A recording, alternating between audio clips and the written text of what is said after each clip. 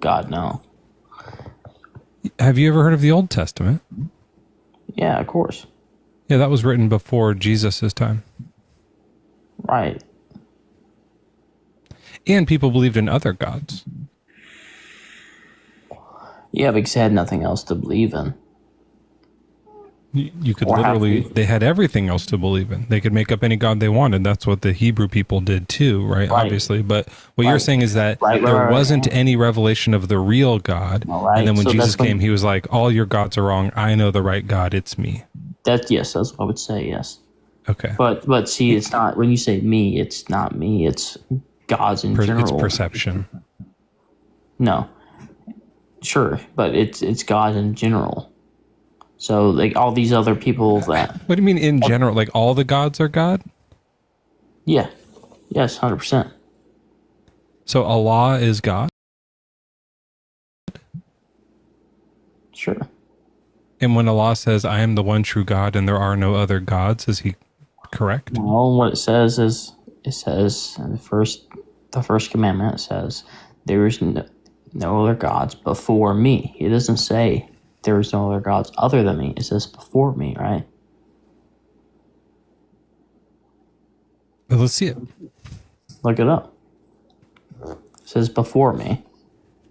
The Bible never says there's no other gods. Is that true? I haven't read it. I mean, look it up. There shall not be no other gods before me. Other than I am the Lord your God who brought you up out of the land of Egypt, the house of slavery. You shall have no other gods before me. Before me, yeah. So you can have other gods second. Well, sure, if you want to word it that way, yeah. All right. The Bible clearly states that, so I don't know what the big deal is. Yes, there's other. Well, there's some other times in the Bible where it says there's one God.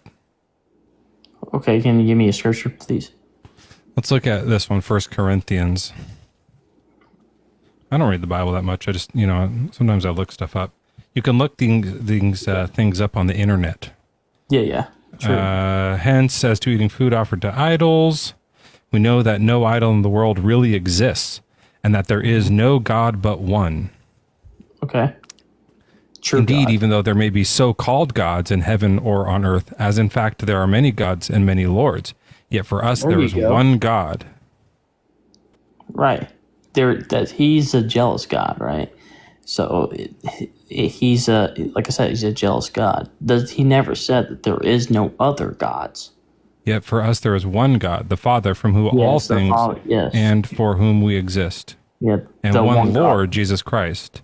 Yeah. Though whom all things and through whom we exist. Yeah. So is this saying that the other gods are not real? No, it's like this. Listen, it's like read that real quick one more time. So let's see what they're talking about. This is food offerings to idols.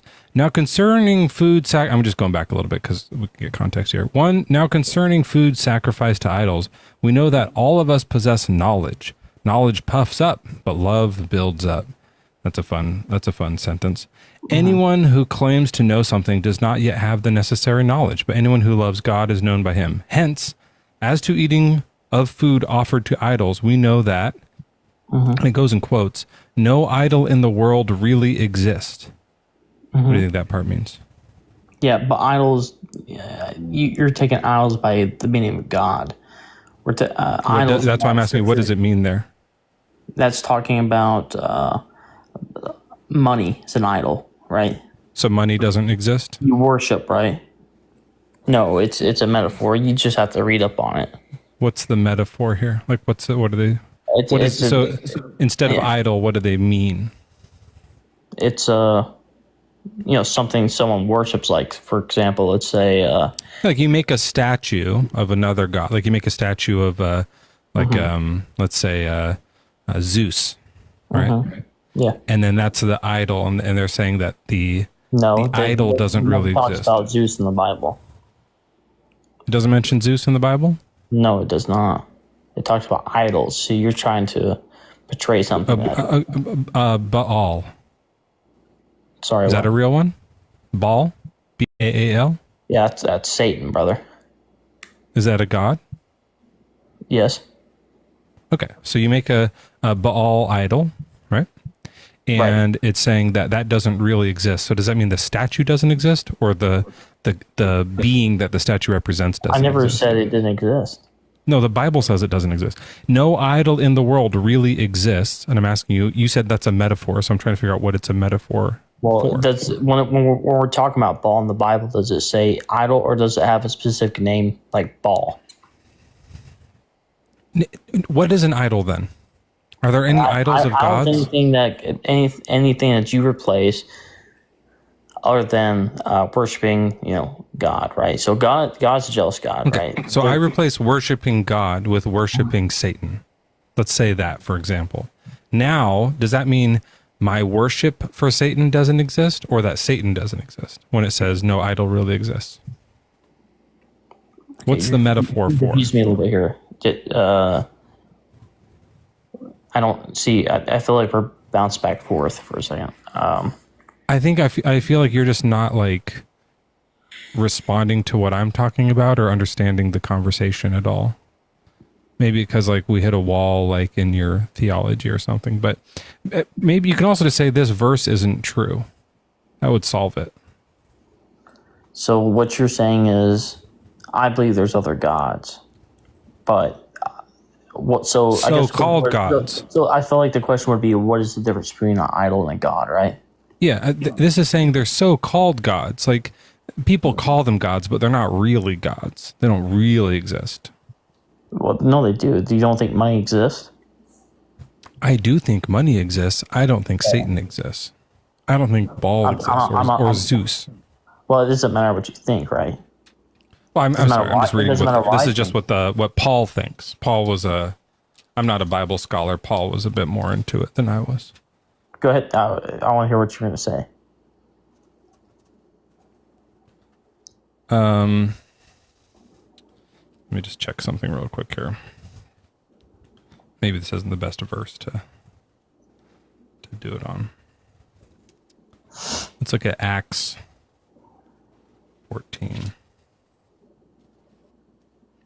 What is it? 14:12? Okay. When the crowd saw Paul had gone, they shouted in the Lycaonian language, "The gods have come down to us in human form." This is what you're talking about. There's multiple gods, right? Barnabas they called Zeus. There's Zeus mentioned. And Paul they called Hermes because he was the chief speaker. The priest of Zeus, whose temple was just outside the city, brought oxen and garlands to the gates.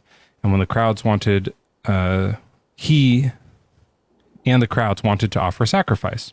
Okay, so here's some other gods. Zeus and Hermes mentioned in the Bible here. Are those real gods? What scripture is that? Let me look that up real quick. This is in Acts 14. So some people think that these people are really gods. So they're talking about Zeus and Hermes. But they're saying, why are you doing this? We're mortals just like you. We bring you good news. So they're saying we're not those gods. But people believe those gods and they're making like sacrifices to them. So do you think that makes them real? I was talking about the Greeks. Yeah. Religion, right? So yeah, the Greek people believed in Zeus and Hermes. Are they real? Right, but God never mentions, hey, this is his name. This is the other god's names. No, it does not. Okay, so how many gods are there? Hell, I don't know. Give me a few examples of other gods God does mention that are real ones. He doesn't. I mean, I guess if you want to take it that way, then I guess he would say Zeus and Hermes is a god, right? Right? Oh, shit. Oops. Accidentally, I was trying to turn his volume up. Sorry about that. Nicole, welcome in. What's your age and religion? So I'm 41 and my religion is Christian. I hope you're a better Christian than that last guy, because that guy was completely nuts. I don't know if you heard any of that. Well, I was listening. I actually just jumped in right in the middle of it, but I was trying to kind of clarify about like the gods thing. So my belief is that there is only one God, Jesus, his Father, and then there's the Holy Spirit, which is the Trinity. Also, Wait, which is the one that's the God?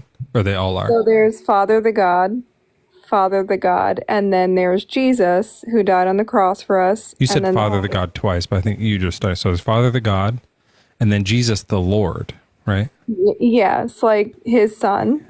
Yeah, And then he's the not Holy- like the King God. He's just like a Well, he's like a demigod. Like he's a half God because he's half human, half God well, I think of it as this way. genetically. Yeah.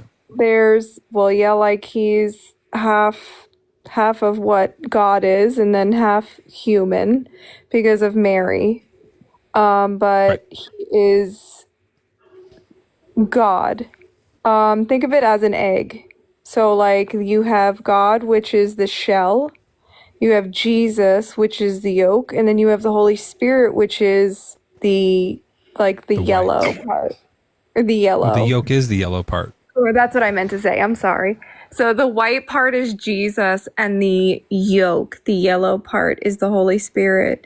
But you can shell's separate, right? But if you think about it, they're all one.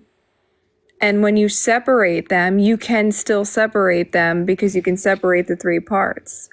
I don't mean this in like a rude way, but deviled no, eggs right. are like the best kind of eggs. I'm not saying that like to scare No, you they're about the great. devil, but like They're great. they're way better than like Yeah. raw eggs. Yeah, I totally And you get know, you stir it in like with the mayonnaise and stuff. Right, right. Okay, so do you think one of those three parts of the egg made the universe? Yes, so I believe that God made the universe. And it's the Father? Father, yes. And was Jesus like already there in your mind, or do you think he didn't exist until like God like impregnated Mary?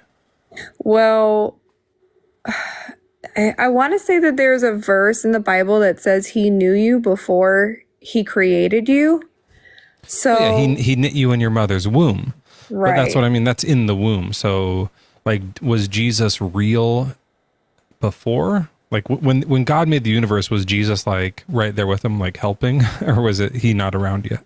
So there is a book that I read, and it's about a woman who went to heaven. And we, as humans, are made before even conception happens. So there's like a room that's full of souls that were already made. And when we basically are conceived and come to earth, that is when basically our life really starts, is then.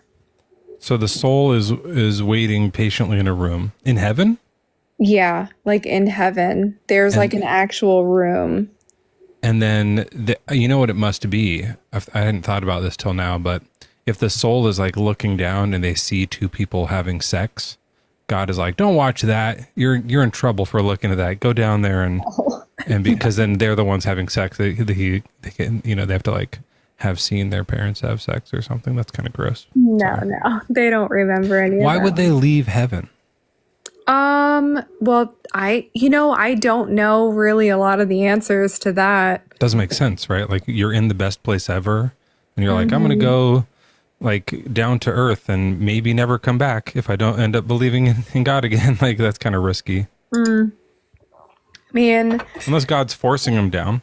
well, he does give us all a chance to want to choose him.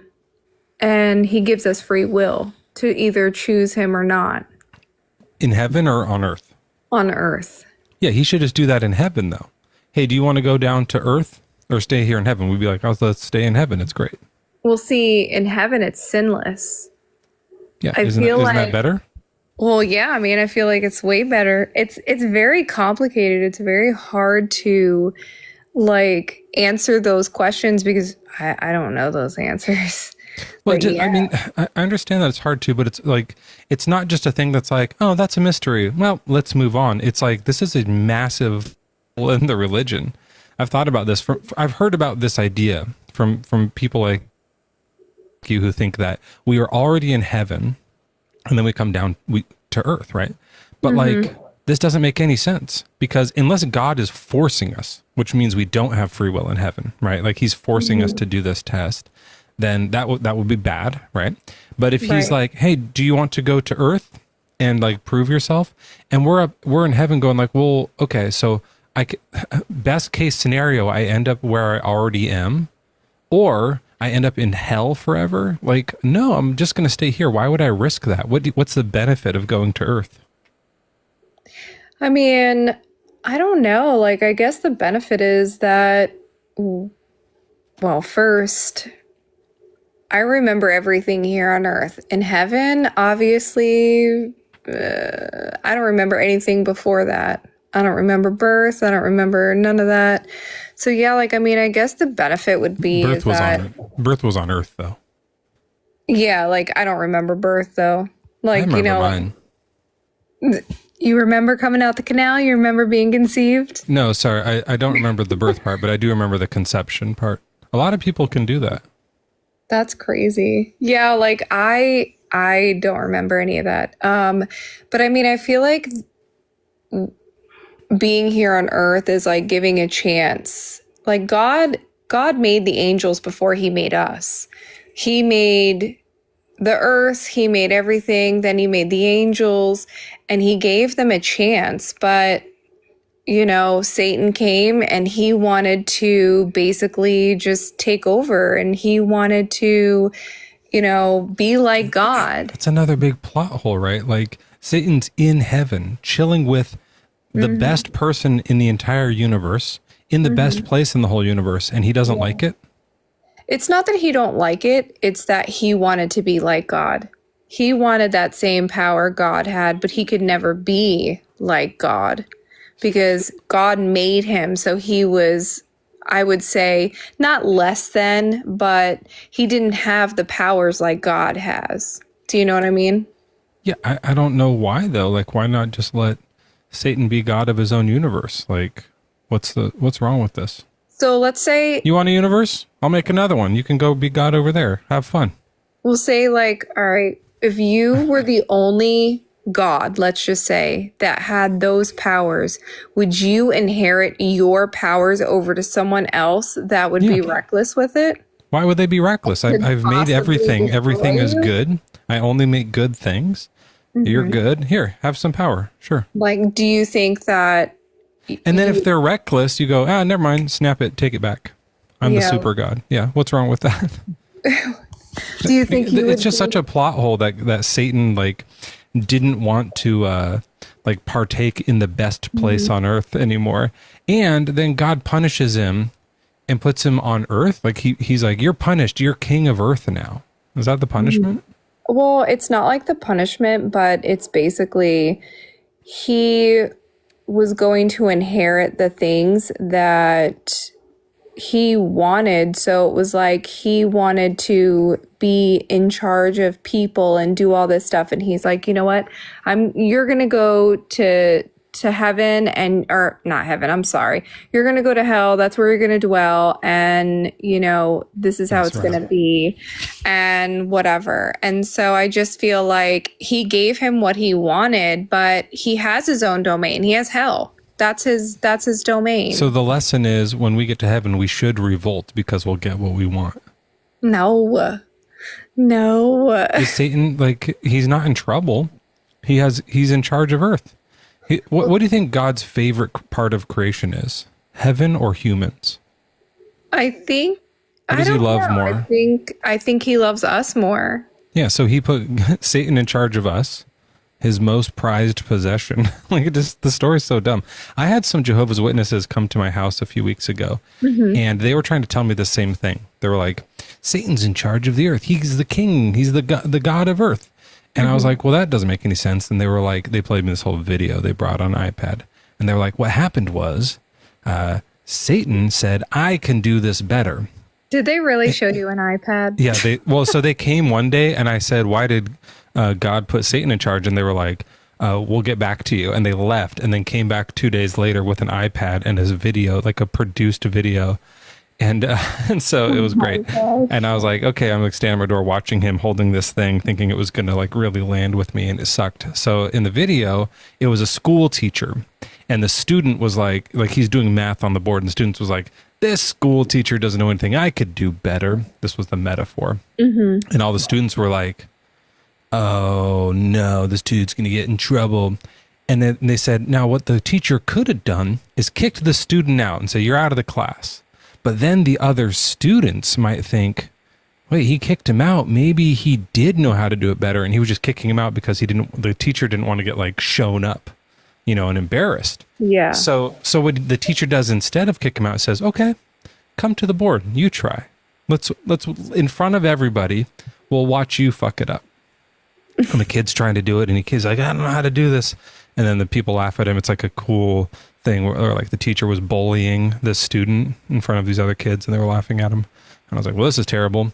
Also, like, so not what happened, like so irrelevant. And then they tried to give me this other metaphor of like, it's like if, like they were trying to be more personal to me. They were like, it's like if your neighbor went around the neighborhood and said, hey, that guy beats his kids, like pointing at me. Saying, he's a bad parent. He beats his kids. And so, but if I was like, just shut the doors and never said anything, then all the neighbors would think I do, right? So I had to like do something about that. And I'm like, first of all, he's God. He can just telepathically tell all of the other angels watching, like, this guy's an idiot, I'm the real God. And they'd be like, okay. So, but what I also said is like, so that's what I'm saying. You want me to give, like, in that metaphor, I'm God and my kids are humans and my neighbor is Satan. And so I put my kids, like, someone comes around and says, this guy beats his kids. So I go, here, you raise them then. What the fuck?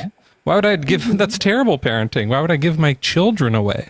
I would just say like, no, I don't. And then go about my business. It doesn't make any sense. It's like the worst thing God could have done, like to deal with this mischievous Satan character, is put him in charge of all the humans. That was like just an absolute misfire on his part. Also, I mean, obviously it's like, this is like mythology, right? Like this stuff isn't real, Well, I mean, I think that God just gives us free will. I mean, I know that if I was like, oh, well, I want to do, or I want to follow Satan or, do all these crazy things or whatever and just go do whatever, I know that when I choose that, I'm choosing death. And if I choose the Lord, then I'm choosing life. But that road is very narrow. It's hard to stay on. You think God is omniscient? Can you give me a definition? Yeah, sorry. That means he knows everything. Like he knows how many hairs are on your head. He knows the future. He knows the past. I think he knows all of that stuff. Can I draw something for you? Sure. This was my last drawing. That's great. What is that? I don't remember what this was. Is that a satellite on the head? Yeah, this was a different. This is like where someone was saying, "Oh, here, let me turn off my." This isn't the one I'm going to draw for you, but I always leave my last one up. And this guy was like a robot, and someone was like, "Well, you don't want people to take your free will away, then we'll all be robots." This was like, like if someone was going to murder your child or something, or whatever, something like that. And it was like, well, I could turn the guy into a robot. And he's like, well, then everyone would be robots. Your kid would be a robot. And I was like, okay, so you could have a robot kid or this chopped up kid. That's what I drew right there. Oh my gosh. And he chose, I think he chose chopped up kid. I don't remember. Calm down. Okay. But that's not what I'm drawing today. This one will be slightly less gruesome. Awesome. This one's just going to be a graph. Okay. And let me just like start a little part of it here, and then I'll do some of it on camera. But this is something I think about when people talk about free will and God. And so what we're going to see here is two options for a person. I'll do it as simple as I can. Okay. Let's do this one first. Okay. You see that? Yes. Okay. So, oh God, let me turn my microphone. Okay. So this is the person, Okay. and they can choose one or two. And look, I even made them colorful. I mean, come on, that's nice stuff. Right. All right. So you have free will. There's nothing else making you do anything here. It's just you get to pick. It could be an apple or an orange. You know, apple, orange, or it could be like to believe in God or not believe in God. Like Right. it could be like whatever. It's just a variable here. Do you want to just for fun pick one? You don't have to. Sure, I'll pick number 1. Okay. I'll just so we remember. Put a little check here. Okay. Which way do checks go? It's mirrored, so I and now know, I'm it's doing like it kinda backwards. hard. Yeah. Now I have done this again down here, and this is like a different type of universe. I'm gonna add one little component to this universe, and we'll see if this changes now. Okay. You freely chose one. Mm-hmm. Now in this universe we have God, Okay. and God is omniscient. He knows the future. Right. God knows with 100% certainty that you in the future are going to choose 2. Mm-hmm. Can you prove God wrong? Yeah, I think there are ways that you can either change his mind or prove him wrong. So then he isn't omniscient. He doesn't know everything. If you can surprise God, he's not all-knowing. Well, I don't think surprise God, but I think there are cases where, and I could have swore that there was something in the Bible where like God was like actually thinking about something, like not like, oh, you know what, he has a point, and like Yeah, he does with Moses. That kind of happens, but usually Christians will say that he always knew what the future was going to be. yeah, like If he knows with 100% certainty you're picking 2, and then you pick 1, that means you've broken logic. There are no logic is false, right? 100% means 100% certainty. Yeah, and He's sure I've it's 2. thought about this too. Like he knows where I'm going to go. He knows what I'm going to pick. He knows what's going to happen in my future. He knows like everything. And it's like, well, do I make my destiny or does God make my destiny? Well, you're still choosing, but he knows your choice. Right. That's how I would phrase it, but you don't have to. I mean, if you want to say that you can because if he knows with 100% certainty that you're going to pick 2 and then you pick 1, he's going to go, what the fuck? Wait, what? Like that's going to throw him off. Like I thought for sure. That doesn't make sense. That's not an all-knowing God. Well, it does say that he is an all-knowing. So I'm guessing that if we have free will, and he does give us free will, because I know that he is a gentleman. He doesn't push himself on us, and we choose whether or not we're going to pick him or not. Just Mary, with Mary, he kind of did like force himself on. Yeah. Well, I But mean, that's we don't have to go down that road. Yeah. well, I mean, He's a gentleman to men. Yeah. well, he's a gentleman. Like he doesn't want to push himself to be like, you have to choose me. He's not like in front of you being like, you have to choose me. It's either you choose me or you choose Let's just that. make this apples or oranges to make it easier though. Like if you're just going to choose an apple or an orange and God knows you're picking oranges, can you pick an apple? Yeah. Okay. So God's not all knowing. So that's fine. Like that's a fine thing. When you remove God knowing everything, that makes the story more compatible, right? When you have all of the omnis, that like omniscient, omnipotent, benevolent, these all mean like all powerful, all knowing, all good, all omnipresent everywhere, right? When you have all those, God cannot exist. Those contradict each other. So if you remove or like lessen some of his powers, like weaken his omniscience where like he can be surprised now, then that like solves some of that problem, right? But see, you think about it, like he is God, and you would think God knows everything, omnipresent, all Well, of not the future though. And like I think that, there is like maybe not even an endless possibility with God. He could do anything and everything. He is God. So, Well, but he can't know the future with certainty, according to you. That's all we're saying. So like what we just learned is that like omniscience isn't the right word. Like he's semi-niscient. He's like got a semi, you know, like he's partially knowledgeable, but not all knowledgeable. no, I think he's all knowledgeable. I mean, Okay, well I you think, can't say that if he knew with 100% certainty you were going to pick two, that you could surprise him and pick one. You could prove him wrong. That makes that impossible.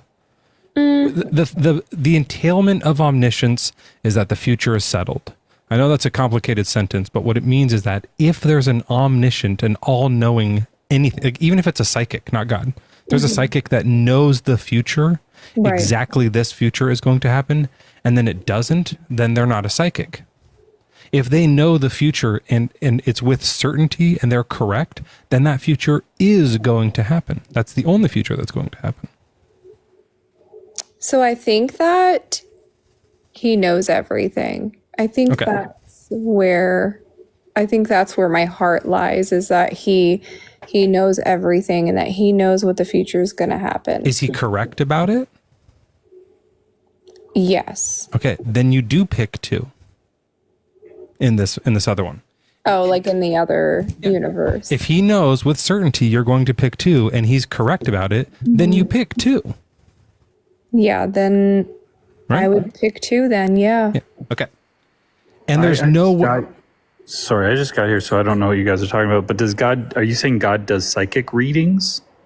Well, No, that's a different guy I've been bothering there's a guy on a live who does psychic readings that I've been bothering because he's a con man. Now this is at first she was saying, now Is God's a con man, maybe? Is that Well, what's being said I here? mean, Like, I I just got here, but I just thought I'd just like well, get you're in on the interrupting, conversation. Joel. I mean, this was going really good and now you're like, Yeah, I just thought I'd participate, but okay. no, Joel's my best friend. We do this all the time. He'll be back. oh, okay. So now he knows with 100% certainty you're going to pick two, so you're going to pick two, and you can't have picked one. And what happened? And there could be any number of other options, but if he knows it's two, that's the only option. So in that case, if he's omniscient, even though you can see this choice, it's not an option. Now that's fine. You still picked two. Right. God knew you were going to pick two. In this one, you picked one. Okay, let's just erase this. Now, I'm going to change this just a little bit. Okay. Imagine, we don't need the check. Imagine for a second now. It's the beginning of time. There's no universe. There's no galaxies. There's no stars or any of that shit yet. No Higgs field, no gravity, nothing. Just God. Right. And God is thinking to himself, I'm going to make myself a universe and there'll be humans in it and there'll be a Nicole in it one day. And before he makes the universe, since he knows everything, literally everything, he knows that if he makes the universe one way, Nicole will exist. And if he makes it a slightly different way, Nicole won't exist. So he makes it the way, he's like, I'm going to make it the way where Nicole exists. And he can see all these infinite different timelines that could happen with the slightest way that he creates the universe. And in one of the ways, everything is the exact same except Nicole picks one. And in one of the ways, everything is the exact same except Nicole picks two. All the other things in history happen. All the other things are exactly the same except this one little change because he can see infinite things. And he goes ahead and chooses to create the universe where you pick two. Now who picked two? Well, he did. Yeah. So if God knows everything and created the universe, then free will cannot exist. You're not really making the choice. It feels like you are. But, it's a con. Well, I also do. It's just something to think about. Do you believe that God is in control if you allow him to be in control? No. I'm going to invite Joel back up. I don't know if he wants to come back up, but now that I landed that point. Okay. So sometimes he comes in and just like changes the topic, or he tries to be quiet. Here he is. Hey Joel, sorry about that. I think you misunderstood. I was saying, can you please say some more on that? Joel? Sorry, I feel like, am I breaking up here, or are you, or? Oh, there you hear are. me? Oh, Yeah. shit. That sounds great. No, we're not breaking up. That's not. Oh, he has bars. Okay, I thought he was breaking up with me for a second. Can you hear me? Yeah. Okay, can you hear me? Is it fine now? Yeah. Can you drop Nicole, because like I don't like how she's making you treat me. No. Like I feel like she's like influencing you misunderstood, you. Joel. We were saying, can you? What do you think? That's what I was trying to say. I think you misunderstood. I was saying, what are your thoughts on this, Joel? My thought is that like this bee below me has been making you treat me badly. Like I come up here and like I can only think there's only one difference, and it's just this other person on here is, I think, a bad influence on you, making you treat me badly already. No. You misunderstood. We were being really friendly to you. Nicole's great, by the way. Oh, thank you.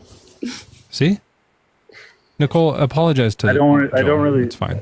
You don't have to talk. I don't really want her to talk at me. Okay, well, you're being overly sensitive. Look, I'll tell you what. Let's just get back to the conversation. Take this energy that you have, Joel. Take this like energy and like bring it to the live tonight, because it's feisty and I like it. But just like maybe point it at like if some like conspiracy theorist comes out or something like that, maybe save it for them. Okay. Well, I'm gonna stand by and I'm gonna listen, but like I'm on tenterhooks. I don't know what that means. Yeah, me neither. Okay. Sorry, I was just laughing at something Nicole said earlier. So Nicole, oh shit. Now we don't have free will, and that's a big problem. But you were saying, do you think God is in control of the universe or something like that? Do you believe that God can be in control of you if you allow him to? Like your finances, let's say your house situations, your like different things, like do you believe that he can support you financially and help you in any way? Like how do you view that? Well, just to be fully clear, I don't believe God exists at all. Okay. The example I was showing with the free will thing is like, if there was a God, an omniscient, like an all-knowing God who made the universe, then for sure there's not free will. If not, maybe we have it. Like it becomes a different conversation. Like maybe we do, maybe we don't. Maybe compatible is like there's somewhere in the middle.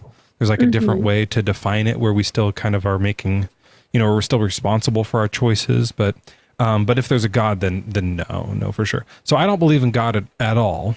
But I was just bringing that up for people who do believe in God and free will. Well, that just doesn't make sense. Those things aren't compatible. So no, I don't think so. But in the story of the Bible and the Christian story, yeah, I think people could like say that God is in control of everything. Now, there was one thing I did want to say. When that other guy was on, he was talking about Baal. Yeah, that guy also said God was a duck. Just I don't know if you heard that part, but that guy was an absolute. Can we say? Are we allowed to say crackhead? I don't know. Is that like something? Joel, do you know if TikTok likes the word? He might be flagged for that. What's the word? Crackhead. Shithead.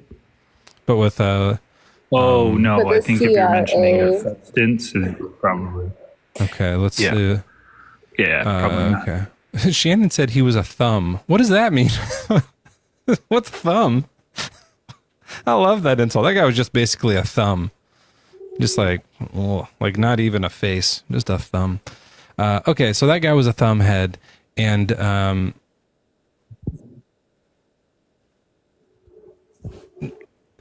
oh, yeah.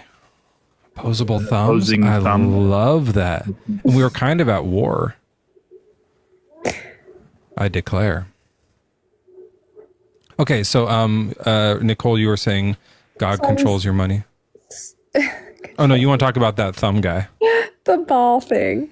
So what he was talking about is he said, well, I think Baal is a god or something like that. And he was talking about He thought Baal was Satan. No, that's a demon. That's what he said. He said Baal is Satan. No, Satan is Satan, but Baal is actually one of his demons. That's Okay. what we believe. So, like, all these gods and stuff, like, as a Christian, we believe that there's no other God but God and Jesus. So, we basically believe that if there's any other religion or any other God, those are not gods, those are demons. That's what we believe. Right. I know that's what you believe, but like that's all like mythological, right? Like, that's not a real. Demons aren't real. Oh, they're real. Oh, they are definitely real. What do they do? Well, in hell they torture people, and here on earth they can torture people also. So In your dreams, they can come to you in your dreams. the all good God of the universe lets demons just like run rampant on the earth and give people nightmares. Why doesn't he get rid of them?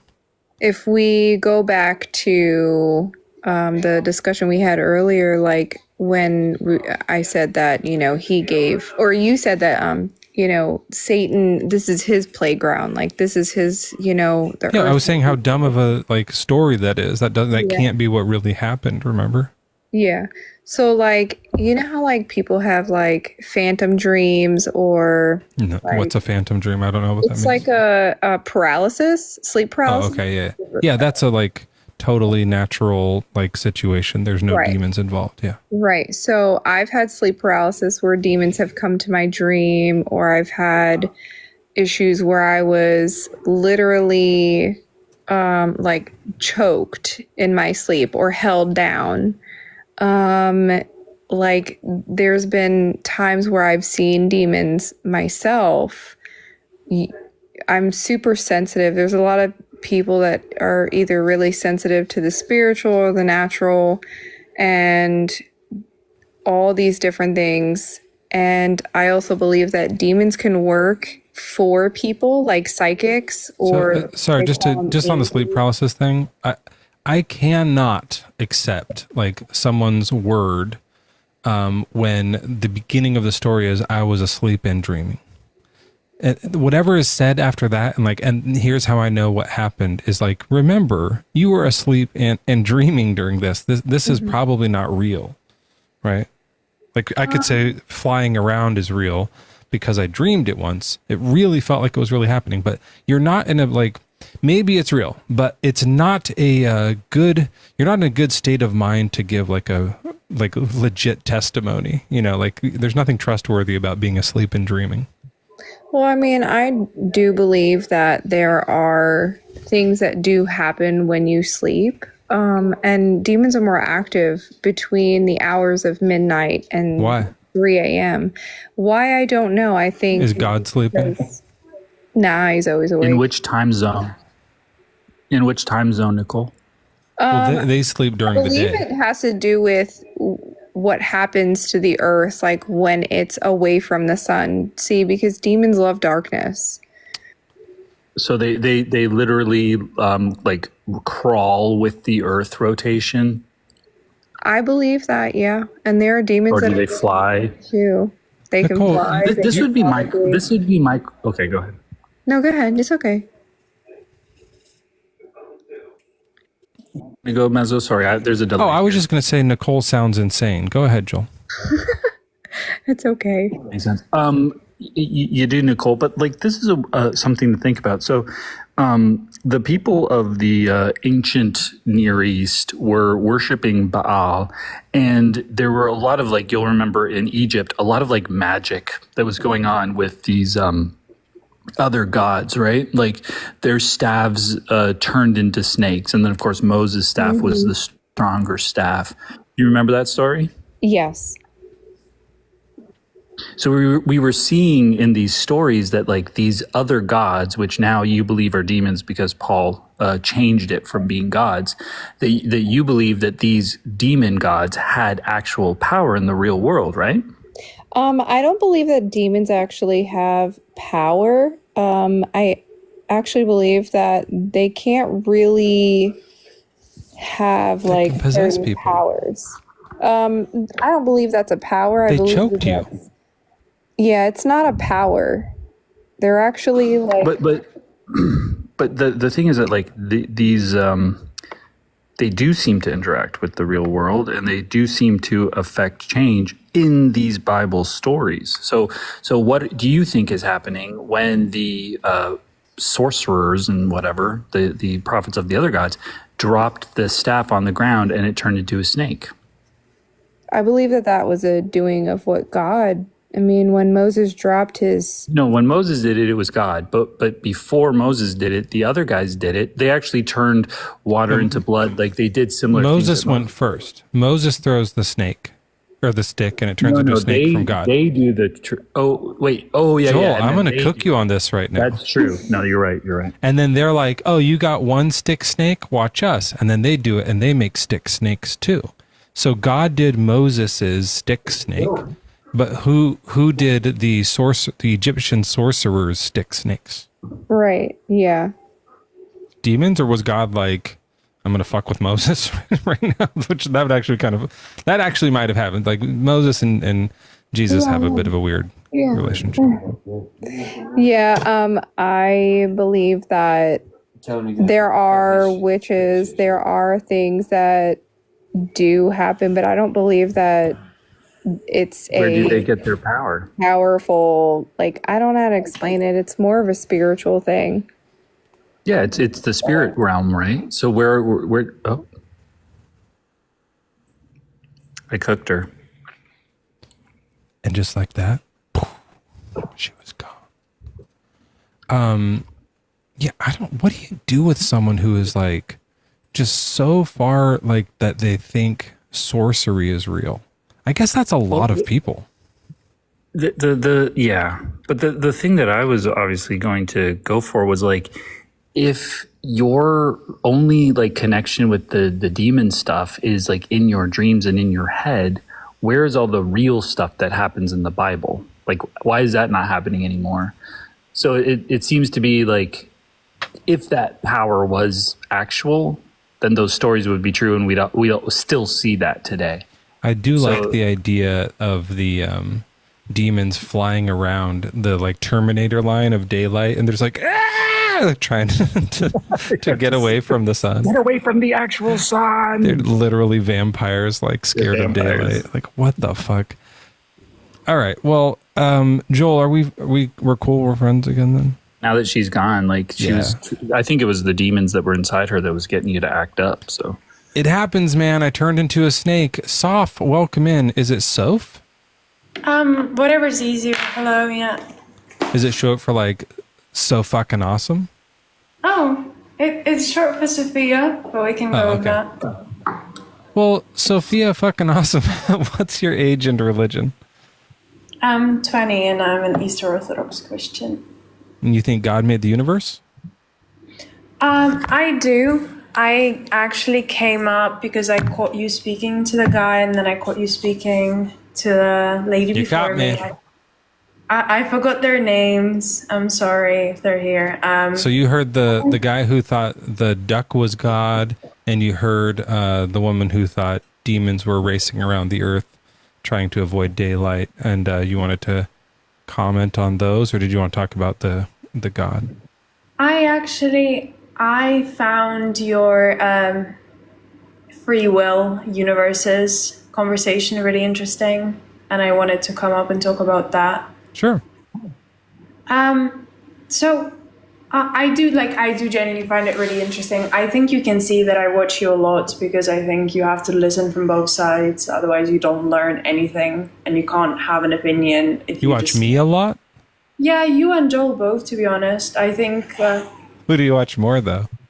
Like, I mean, if you had... Like, if like, you don't have to say, but, like, who do you think you probably watch more? You know what? Actually, what I'll say is Sophia fucking great. I would just, like, tell Mezzo that you watch him more, because I don't need... Like, I'm sure it is me, but, like, I don't want him to feel bad on his live, and I'd hate to, like, upstage him on his own live. So just go ahead and tell him you watch him. I'm with that. Yeah, I'm going to sign off on that.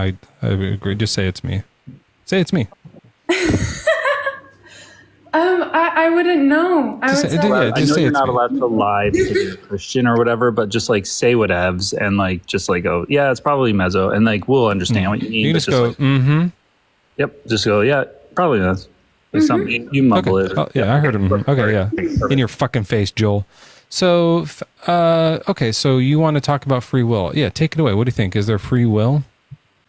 So I found that conversation really interesting, and I wanted to kind of pose your opinion on this. So, what if, let's presuppose that instead of like creating so many different universes where eventually the previous guest picks two, there is one universe that's created with infinite possibilities within it anyway, right?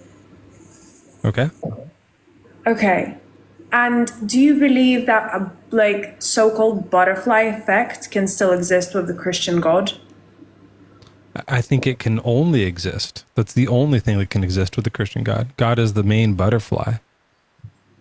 Okay, so I would just kind of say that every single action that the previous guest takes, we can change the hypothetical that we're talking about so we don't have to talk about her. I don't know if that's rude. Every single action that the previous guest takes will change. Let's use that Joel aspect. just to be safe. So Joel's going to pick either, cake or pie. Yeah, and let's say we say he picks pie, right? Like, God knows he's going to pick pie. Let's say that's the outcome. Even if there was infinite possibilities, he knew which one was going to happen. If he knows the future, he knows of all the infinite possibilities, which one Joel's going to pick.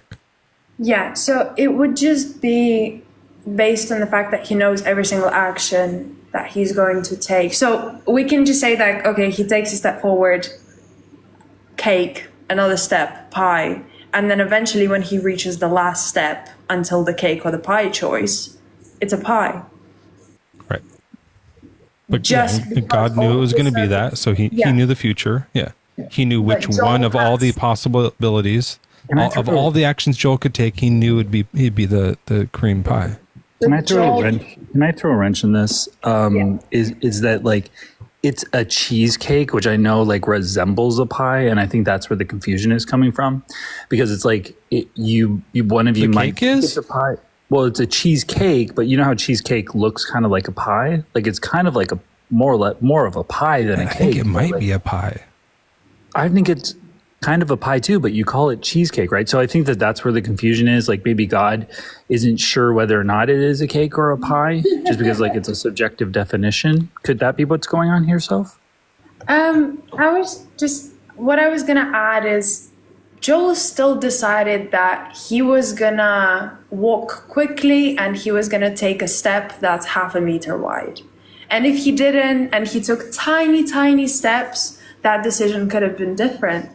But God knew that Joel was going to take these large steps because of He's a big step. You have to, because his swings so much, he kind of has to like move around it, you know. It's my gait, and there's like a momentum, there's a velocity because of, what's going on. And so like I swing forward and then I have to lurch forward kind It's of hard for him to slow down too. Like the momentum yeah. gets going. You gotta plan like 8 steps ahead.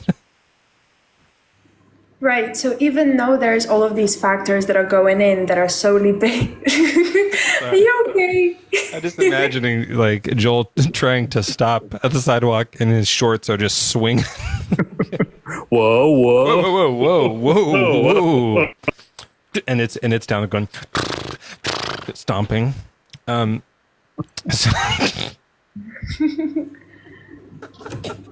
So everyone is also imagining that now. And he has to avoid the sunlight. True, Gemini. True. Keep it in the shorts. Ezekiel have such an Ezekiel piece. Am I right? Right. Yeah. That's why you walk like a horse. So, right. So God knows that if God could have sent a bird, right? That like made Joel like go, whoa, that bird went there, and it slowed him down just enough that it altered the future in a way with the butterfly effect that he ends up picking like getting caked instead of the pie, right? And so he could have done that, but God lets the steps happen, right? Yeah. But don't you think God does intervene? I would kind of suppose that it would be a similar thing. So let's say there's a path that you were meant to take, but something meant to, like determined to? well, So God wants you to? not determined, but just like let's say God knows your path, right? And then something, I don't know. I don't know how to explain it. Let me phrase it right. It's not about intervention. Like it was going to happen anyway. What I'm trying to say, which is hard to phrase, is would you really call something an intervention if it was meant to happen? So my intervened with my sleep. Well, no, I set it up. Yeah. So the story I think about a lot, like the biblical story I bring up in this case a lot, is when Jesus goes to some church place and there's these like there's like a crazy guy, right? He's like losing his mind out front, and they're all like, "Oh, this guy has a demon," and he's just going like not really saying or anything, but just kind of screeching off. And Jesus goes, "Be gone, demon," or something like that, and then he's fine. No one asked him to. He came and he did an act that took away the free will of the demon and the guy, right? Because the guy didn't say, "Please take these demons out of me." Jesus just did it without asking. Okay, so the guy, we don't know if he wanted the demons or not. God made the choice. God did the action. No one said anything. Now, I get the idea that like God knows, so maybe he knew the guy wanted him gone, so he helped him with like retain his free will. But you can't help, like when there's two beings in one spot, you can't help one of them get free will without taking the other's free will away. Maybe it's fine that for you if like demons don't have free will. Is that like he can take demons' free will away? Maybe. I would say, yeah. I would say, well, one, I would suppose that a person doesn't want a demon, and God does know that, right? And I am fine with demons not having free will, but I would also add...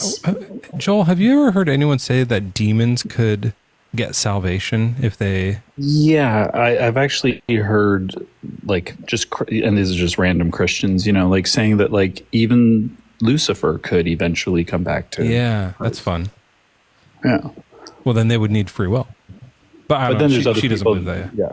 But then there's other people that are like, no, that he's locked in. And then the angels in heaven are now locked in and they can't change their decision. Oh, really? It's like, one simple thing happened. Yeah, and then God was like, no, these are mine, these are the bad ones, and you guys are locked into your roles because that's convenient. He should have done that before. Yeah, locked them all into the good role. Before, yeah, it's so stupid. It's just a dumb story. Yeah. Like these. Sorry, Sophia. Every now and then Joel and I have to be like, "What are we talking? This story is so silly." It's like it's kind of a funny story. But you were saying something interesting about it. Okay. Just to go back to the point, so I can address things like one at a time, so I don't get lost. So the thing I was saying about the previous things, I would kind of suppose that. Do you not think if you have a demon who's overtaken you in some form way, that's already suppressed your free will? Like, do you think you are still acting upon your free will if you have a demon? Yeah, that's why I'm so like, and it doesn't have to be a demon. Like if a person kidnaps me, my free will has been taken. Should God come and let me go? Help me get free? But if the kidnapper's holding you and the police asks, do you need help? And you say no, that wasn't what you wanted to say. It's what the kidnapper made you say. So if the person doesn't say, I want the demon gone, it's not that he's not acting as his free will. It's that his free Let's will use a kidnapping because you don't care if demons don't have free will. So let's say that Joel kidnaps me and puts me in his basement. And I don't have a phone or anything. And I'm like, let me out. I don't want to be in here. And Joel's like, you have to be in here. I'm keeping you in here.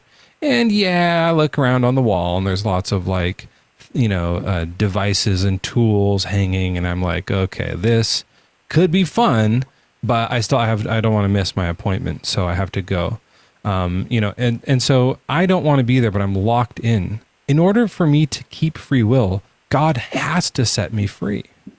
He has to convince Joel to set me free. He has to break one of our free wills. Right? Because mine's broken right now.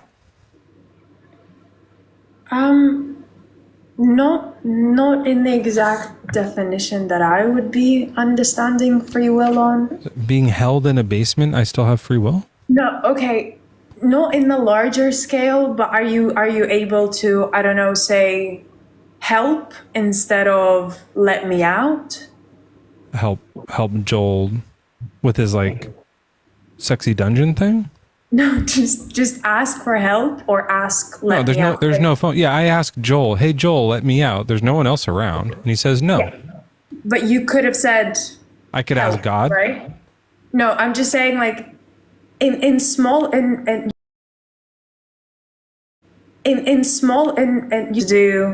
you can choose how to escape. Like you still have free will over your actions, I'm right? tied up, right? This really happens. I was actually just watching a movie recently that was like based on a true story, and there was like it was about someone who was like locked up in a basement, which is why I thought of it, and it was really sad and terrible. But That is really sad and terrible. so this really happens, and they're trapped, and they don't have free will. They're chained to a wall. They have the free will to, say help or please help. Yeah, they have like those options, but no one's going to do it. They don't have the free will to go get pie or cake. You know what I mean? Like they don't have. Is that what you mean? Free will just means you have at least one option. Because if that's the case, and that still counts as free will, then all evil acts should be eliminated. God should be like, you can all choose cake or pie, but no one chooses murder anymore, right? It's not about having two options. It's about the fact that the fact that you have free will does not mean that the things that you will materialize into reality, right? And two, it doesn't mean that your free will is always active. Like your free will can exist, but be suppressed by external things like Joel kidnapping you into his dungeon. But then why doesn't he stop kidnappers? Why doesn't he stop rapists and murderers? He could just for a moment, taking your free will away, don't do that. And then once you're out of the situation, you can have it back.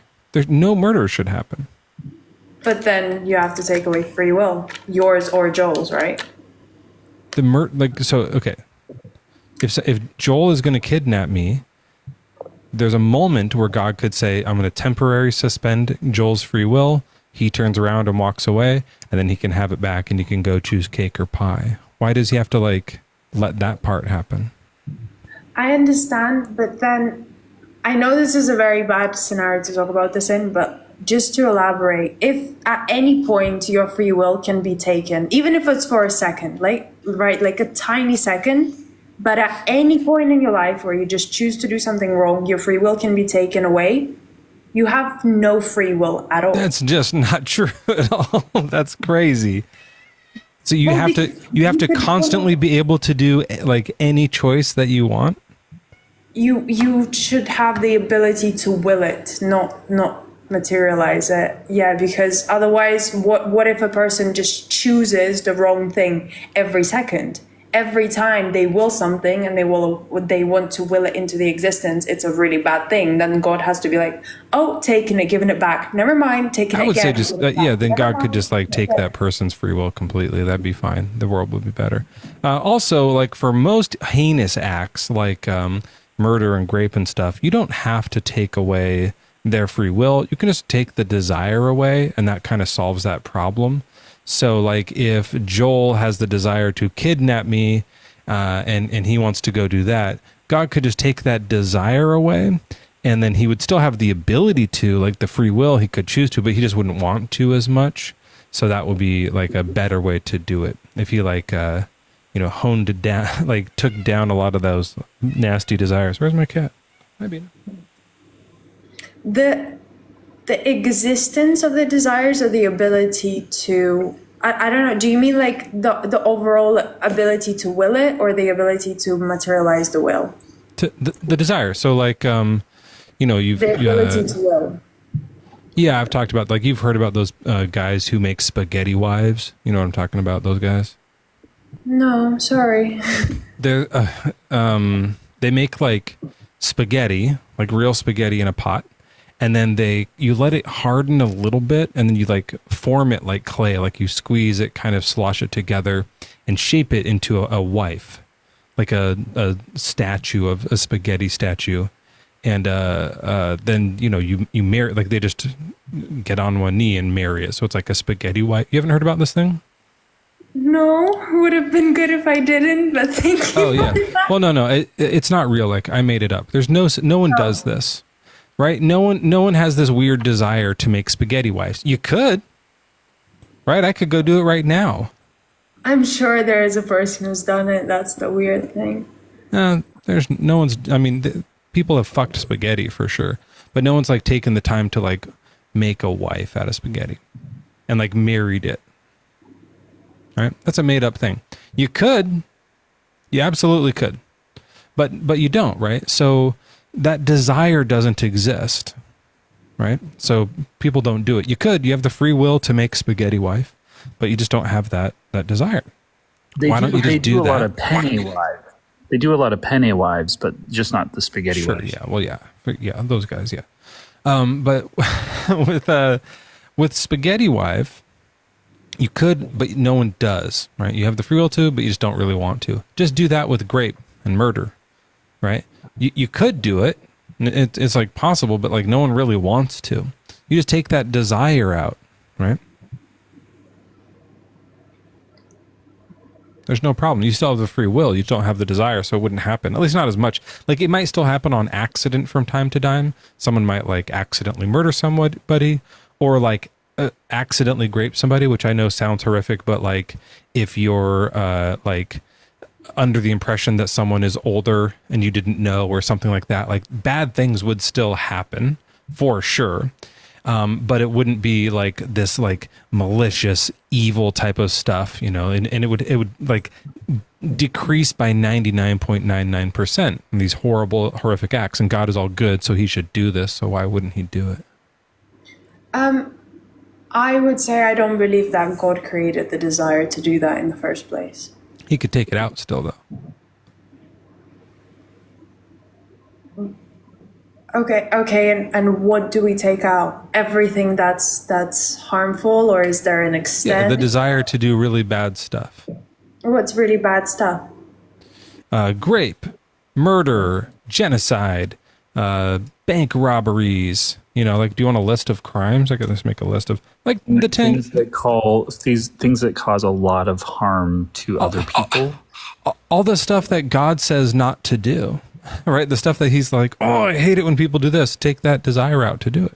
And so if we go back to the example of the kidnapper, I'm tied up, Mezzo's tied up in my sex dungeon, and he doesn't have the free will, or the ability, I should say, to act out on any of the things. Now, this is like kind of the two things that I'm hearing. So the one is Mezzo doesn't have the ability to act out on anything. We think that that's taking away his free will, but you're saying no, his free will is over his attitude.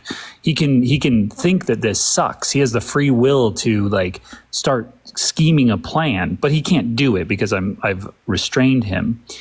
But that's still free will. But then if God will remove the desire, so change the person's mind, well, that's infringing on free will. Okay, well then why doesn't God just like give them the desire, that they can have the desire, they can be able to do, they can be able to go to do it, but God stops them from doing it. So he restrains them in some way by maybe freezing up their limbs. Or give them the desire not to. He could instill with them a desire to let people out of. Yeah. But I don't know if like, I feel like Soph's thing is that like, as long as you have you can change your mind or have an attitude, like as long as like you're still able to want to do something wrong, or that like that's still free will. Like I just want to point out, if someone's restraining you. This is a hypothetical. Like I would be honored to be invited to Joel's sex dungeon. Like I just want to make sure like that's clear. I don't like, I feel like the wrong impression was coming out. Like this is just a hypothetical where I'd be like, oh no, I don't want to be in here. I want to be in there. No, I know that. I know that. So what do you think? What's like, which part of this doesn't make sense to you? No, I understand. I think what Joel said was quite good, because I do kind of within myself agree that to have free will, you need to be able to will something. Am I boring you? I'm sorry. No, but just have a good, nice talk with Joel. He was better than mine.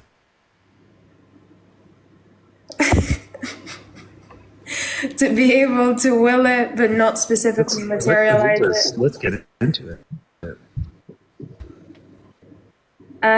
So I do understand what you're saying. I think that's actually a really good point. I think if there was a way to restrain it without, I don't know, any harm, I could understand that point. I really could.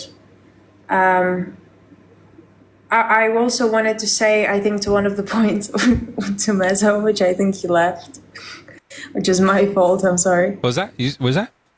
Yeah. So, I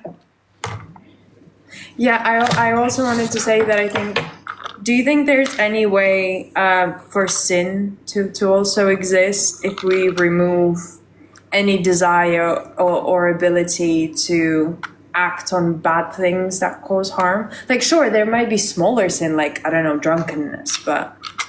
Yeah, look, and I think that'd be fine. Like, I think we'd still have struggles. Like I said, and thank you for asking, there would still be some stuff that wasn't perfect. There'd still be some spaghetti wives here and there. It'd just be so much less. This isn't, like, what we see around us isn't what you would expect to see in an all-good world. Because God could very easily remove the desires, and we'd all still have free will. You're the case study for this, right? Like, you don't have the desire to murder anyone or grape anybody, and you still have free will. There's some, like, a little bit of lust here and there, probably. Like, I heard the way you were talking to Joel, it sounded like you were, like, flirting or something with him, and like, I don't know. So, like, you probably have, like, some smaller things here and there, but not like these like dark, horrific bloodlust. You know, it's more just like body stuff. So I think that you could still live. We could still have free will. Just the world would be so much better and have so much less dark evil in it. And he doesn't do that for us. It doesn't make sense. It's a big problem. It's a big flaw in the whole story. But I do want, just so you know, I do want to move on a little bit because we have a bunch of people in the guest queue. But I would love for you to come back because you've been an absolute delight to talk to when you were speaking to me. Yeah, absolutely. No worries. I get that. And I would love to come back too. But I hope you two have a lovely night or day. I'm not sure what it is where you are. We'll do both. Oh, yeah. We'll do all night and then tomorrow too. And then the next night, no promises. Yep. Perfect. I want you to have like a lovely week. Thank you. I Not want you this to week, like next, like 2 weeks from now. Okay, I'll put it in my schedule. Okay. Okay. Well, all right, bye. thanks, Soph. Thank you for chatting with me. Yep. I thought that was pretty good. I think that was My pretty internet. good. Yeah. I think it's pretty good. My internet is such shit right now, so I apologize. I'm just all over the map. Hey, how's That's it all going? right. Gospel AI, are you a real person? Yes, I am. It just has to do with some of the content that I make. You make like Bible stories with AI or something like that? I just make short clips of things that are in the Bible to give imagery so it's easier to see. I would like to, maybe I'll make some requests, but first, how old are you and what's your religion? I am 30. I'm a Christian. Okay. Yeah, I'd love to see some of the stuff. Although, which AI thing do you use? I started using VO. Yeah, maybe they could do like the Song of Solomon stuff. Yeah, if you could do all the hot stuff, that'd be pretty dope. I'd probably watch those. Don't do any of the other Old Testament stuff though, because it's pretty gruesome. I don't think I want to see those ones. Joel didn't. Joel left. I don't think TikTok would allow that. Yeah, the Old Testament is horrible, but it's also where it says, in the beginning, God created the universe. Do you think that part's true? Yes, I do. Why do you think that's true? I think that logically it makes sense based on a couple of reasons. I would go for, well, first point I'll make is that this conversation we're having right now, would you say it's logical? Not yet, no. Okay. I mean, I would agree we're not there yet, but the whole question of did God create the universe is a logical question. The very ability to question, I think, is cognitive thought. What logic did we just use? So the ability to ask a question. I think, is consciousness. I think it's Would you just agree with language, right? Like you just learned the language. Like a parrot can ask a question. By copying us, though. Yeah, I think that's what we do too, right? Like we learned how to ask questions from our parents and stuff. And then where did they learn to ask questions from? Yeah, their parents. I mean, just you like just it's go something back that and like back and back and slowly emerged out of like brains getting more complex over time. You know, like evolutionary emergence kind of thing. I don't know, or maybe it's like consciousness, but I don't know what that is. I guess. Well, I think consciousness, to kind of define it, would be rational thought, ability to question, knowing oneself. I guess what I'm getting at is that personally, I think it's logical that because we have consciousness, that it comes from consciousness rather than non-consciousness leading to consciousness.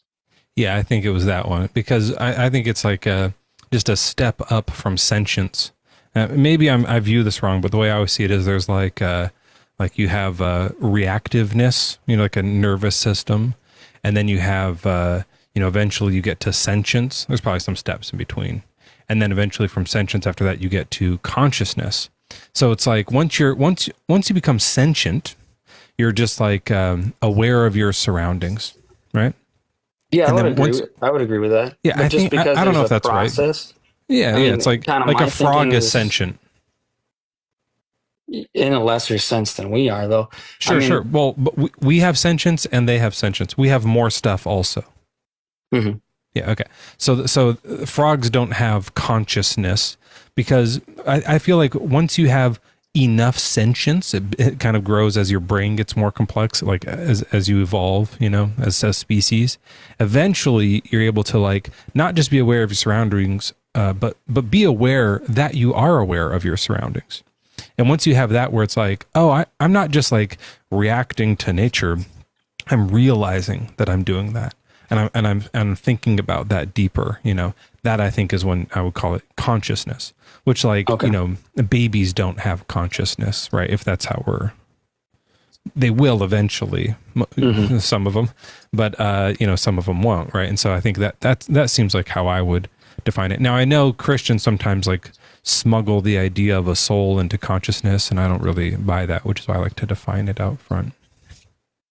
Okay, yeah. I mean, I agree with you saying it is a process, and I think that the frog not having sentience, if I said that correctly, as you were saying it, and that we do, lends more to the Christian argument of it being. Well, I said the frog does have sentience, but not consciousness.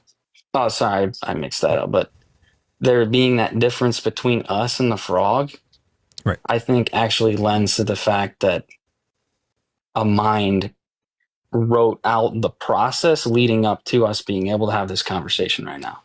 Well, I mean, I think that's like assuming that we're the ultimate species, right? And also, we don't know if dolphins are also wondering this, and crows are wondering this, and bonobos are wondering this. Elephants, like for sure, we know are, but like with some of the other ones, it's like, oh, maybe they are like wondering about these things too, you know. So we don't know if we're the only consciousness because we only talk to ourselves. It might be. That's a fair point. Neanderthals were. Neanderthals seem to do. I mean, there's a lot of signs that point to that. Like once you start making art, there's something different, right? There's something that's changed. Like now you're just like making a design, and we found Neanderthal art, which is fascinating. It's really cool. And so they probably did. I don't know about the Denisovans. They might have been dumb. I'm not sure. We've also seen there is some like fish that make art. So, yeah, hard to tell where the line. The point is that it's this blurry line, right?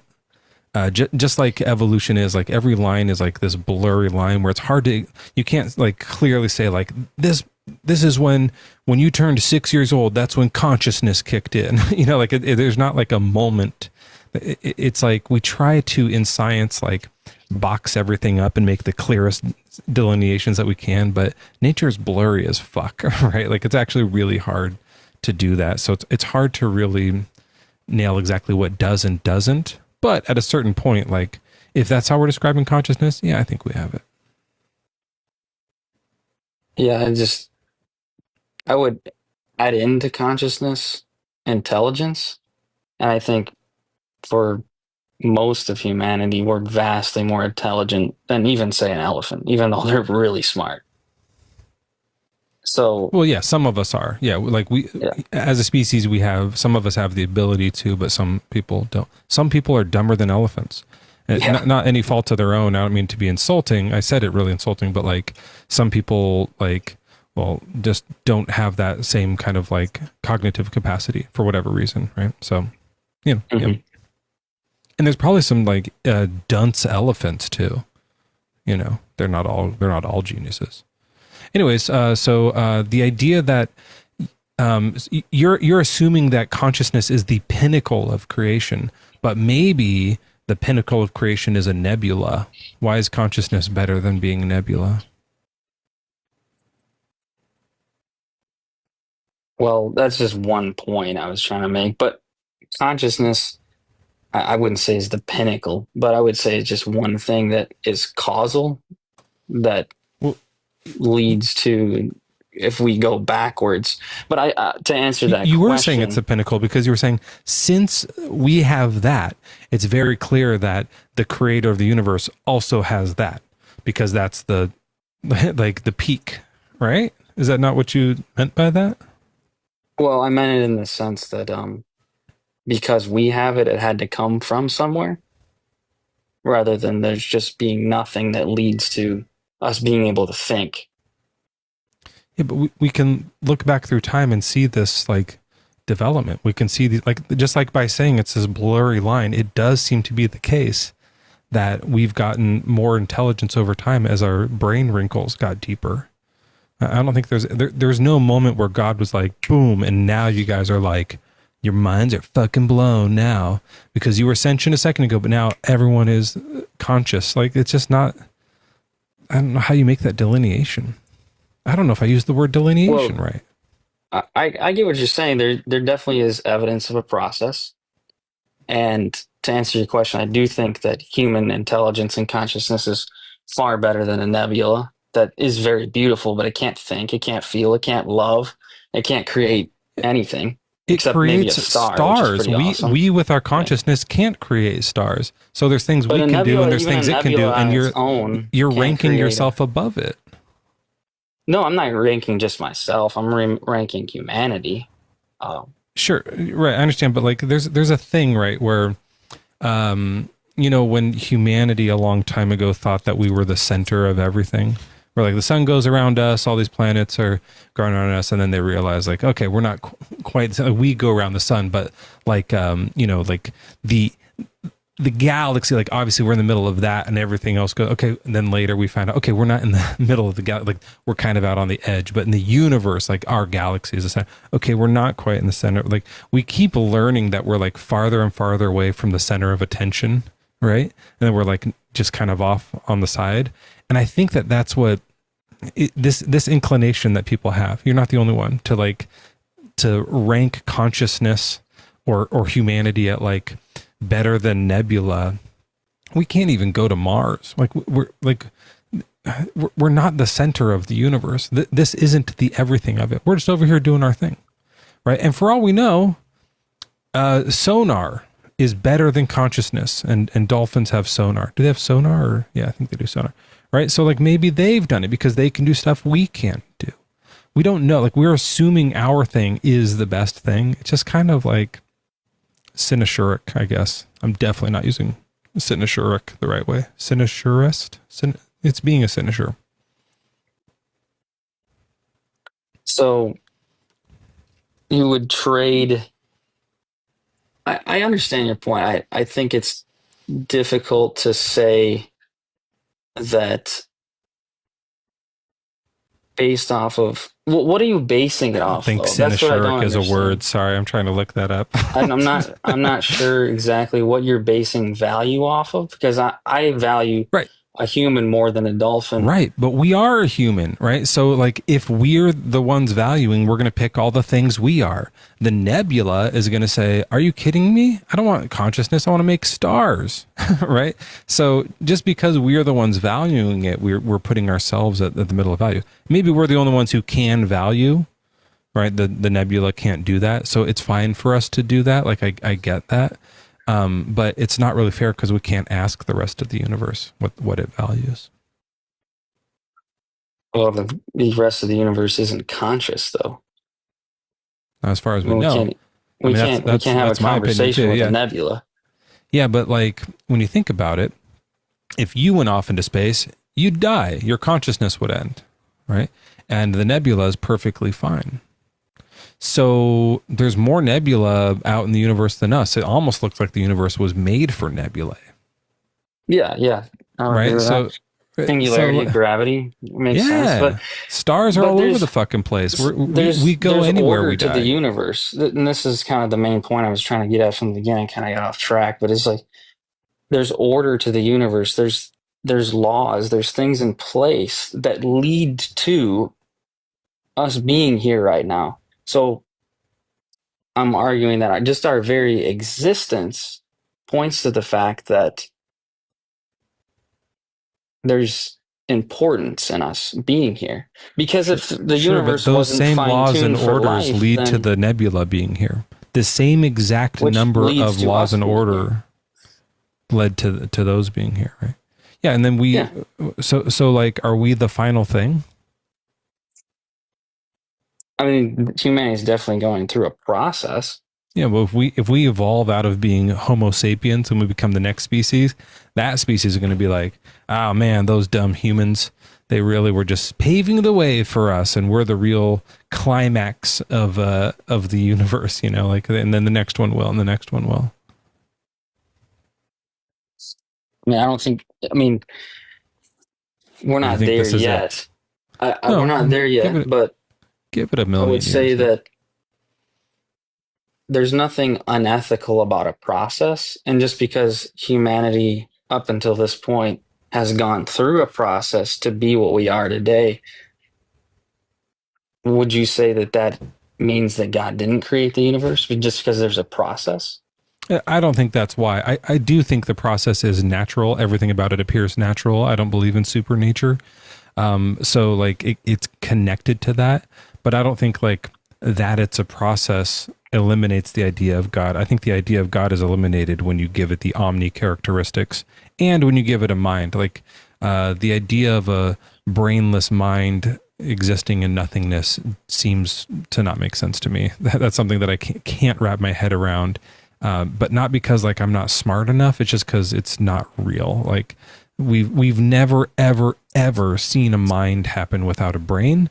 So to assume that one could happen without a brain, without space, without like nervous system is just like out. Like, come on, like it's just so difficult to believe. And that the people who wrote the Bible 4,000 years ago guessed it right. That they were like these illiterate shepherds kind of like wrote down this idea. I guess they weren't all illiterate because some of them wrote, but they came up with this idea and they just nailed it. It's just so impossible for me to believe. That's too hard. I mean, to assume that God is made out of the same stuff as we are, and then to discredit him as from existence just because he doesn't have what we have, I don't think is a fair point. Well, weren't we made in his image, according to the story? In some sense, I would agree with that. I mean, that's what it says, made in his image, but yeah, I just don't think that doesn't mean like if you write. So if I draw a picture, I'm a terrible drawer. No shocker there. I draw a 2-dimensional picture on a piece of paper, right? And it doesn't have everything in detail like I have it. Doesn't mean that I don't exist. It just means it's a lesser image of myself. Right. Because God didn't make God. God's not making God. He's just making a creation.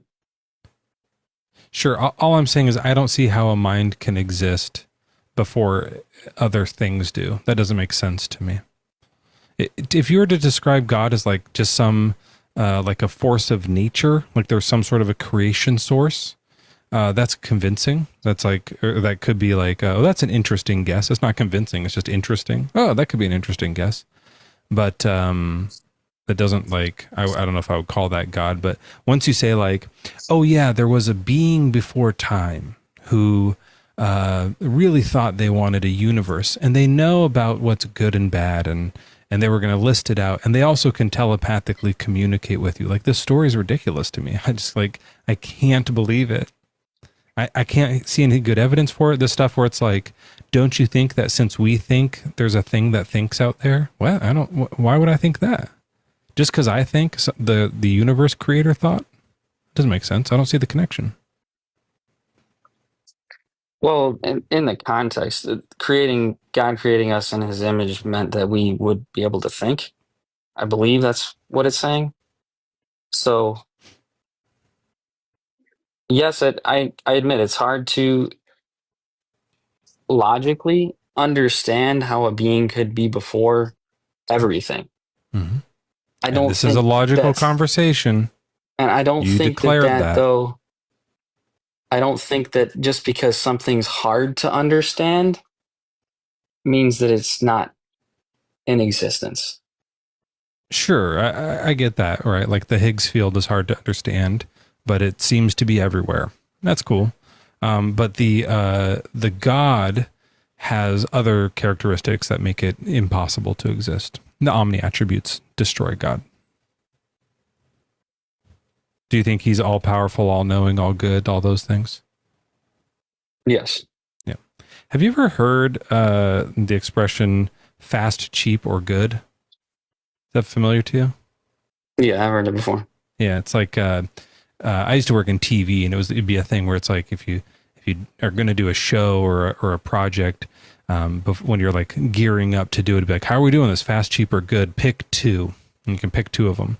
So if you want fast, cheap, good, so you can do fast and cheap, but it's not going to be good. You can do fast and good, but that's not going to be cheap. You can do cheap and good, but that's not going to be fast, right? It's like, it's this kind of like fun thing to think about, like which thing do we want to kind of sacrifice here? Like what's more important to us? And I think with God, you get some of that too, with the omni attributes, right? You get, okay, he can be all good, but then he can't be all powerful. He can't do everything because he can't do bad things, right? So they kind of, if you just have one, then I can like conceptualize that. Like the Higgs field is everywhere. It's basically omnipresent. Well, I'll argue with that he can't do bad things. I'll argue with that because just because somebody doesn't do something doesn't mean they can't. So you can still be all powerful and have the ability to do something and choose not to. Right, but if he chose to, then he would lose his omnibenevolence and cease to be the God, right? Yeah, and which he has not. Yeah, right. So that's, I mean, so he can't do it, or else he won't follow. And by the way, also all knowing, right? But some things to know. Well, being all good, I would say, is powerful. Being all good is powerful. What do you mean? So you're saying that because God can't do something evil makes him not all powerful. Yeah, or neutral, right? He can't just braid someone's hair. That's kind of like not a good or a bad thing, and he's good only, so he can't do neutral things or evil things. Well, why wouldn't he be able to braid somebody's hair? Why is that not? It's not like a morally good act. What if they want their hair braided? Well, then he could. And if they don't want their hair braided, he can't do it? Then he can't do it. Why would he want to then? In order to be able to have all powers, yeah. I don't know what he wants to do. It doesn't make sense. But the other thing I was going to say is with omniscience, by knowing everything, there are some bad things to know. So you can't know everything and be all good, because if you know some of the bad things. Okay, I see what you're saying, that it's contradictory. Yeah, they start to cancel each other out, and you have to like pick which one you want to lessen. But I would say that doing bad things isn't power. You're defining power as being able to do anything. I would say power is being able to choose not to do something. Sure. So he's not omnicapable. Not being forced to being a slave to doing just chaotic whateverness. Okay, so he's not omnicapable, but he's omnipotent, which means the things that he can do, he does to the most ultimate power of goodness. And he's everywhere. That's one of them too. Do you also subscribe to he's everywhere? I would subscribe that he has the choice. So he's to not be everywhere or not everywhere. Okay, so omnipresent isn't one of the ones you use. Okay. Yeah, a lot of people he is both. I think God is both. He's be both omnipresent and not omnipresent. That's a blatant P and not P. That's a contradiction. Like we're having a logical conversation here. Well, if he's all powerful, then he can do both at the same time. Right, and that's why I think he's a contradiction. Omnipotence itself is like self-defeating, is contradictory because of this like thing that you just brought forth. And you have to start, dealing, if you're like putting God outside of just basic logic, you have to start dealing with the like dumber questions, like if God can make a rock so heavy he can't lift it, Yeah, so, I get what you're saying. Yeah. So either he adheres to logic or he doesn't. If he doesn't, he's not real. He doesn't exist because he's impossible, right? If he does, then neat. There's some stuff that we can figure out about him, but he's not going to be all good, or he's not going to be all knowing, or he's not going to be everywhere. Like you said, he's not omniscient, or he is omniscient, but he can't be both. That's the problem. You keep saying he's both, so it's not logical.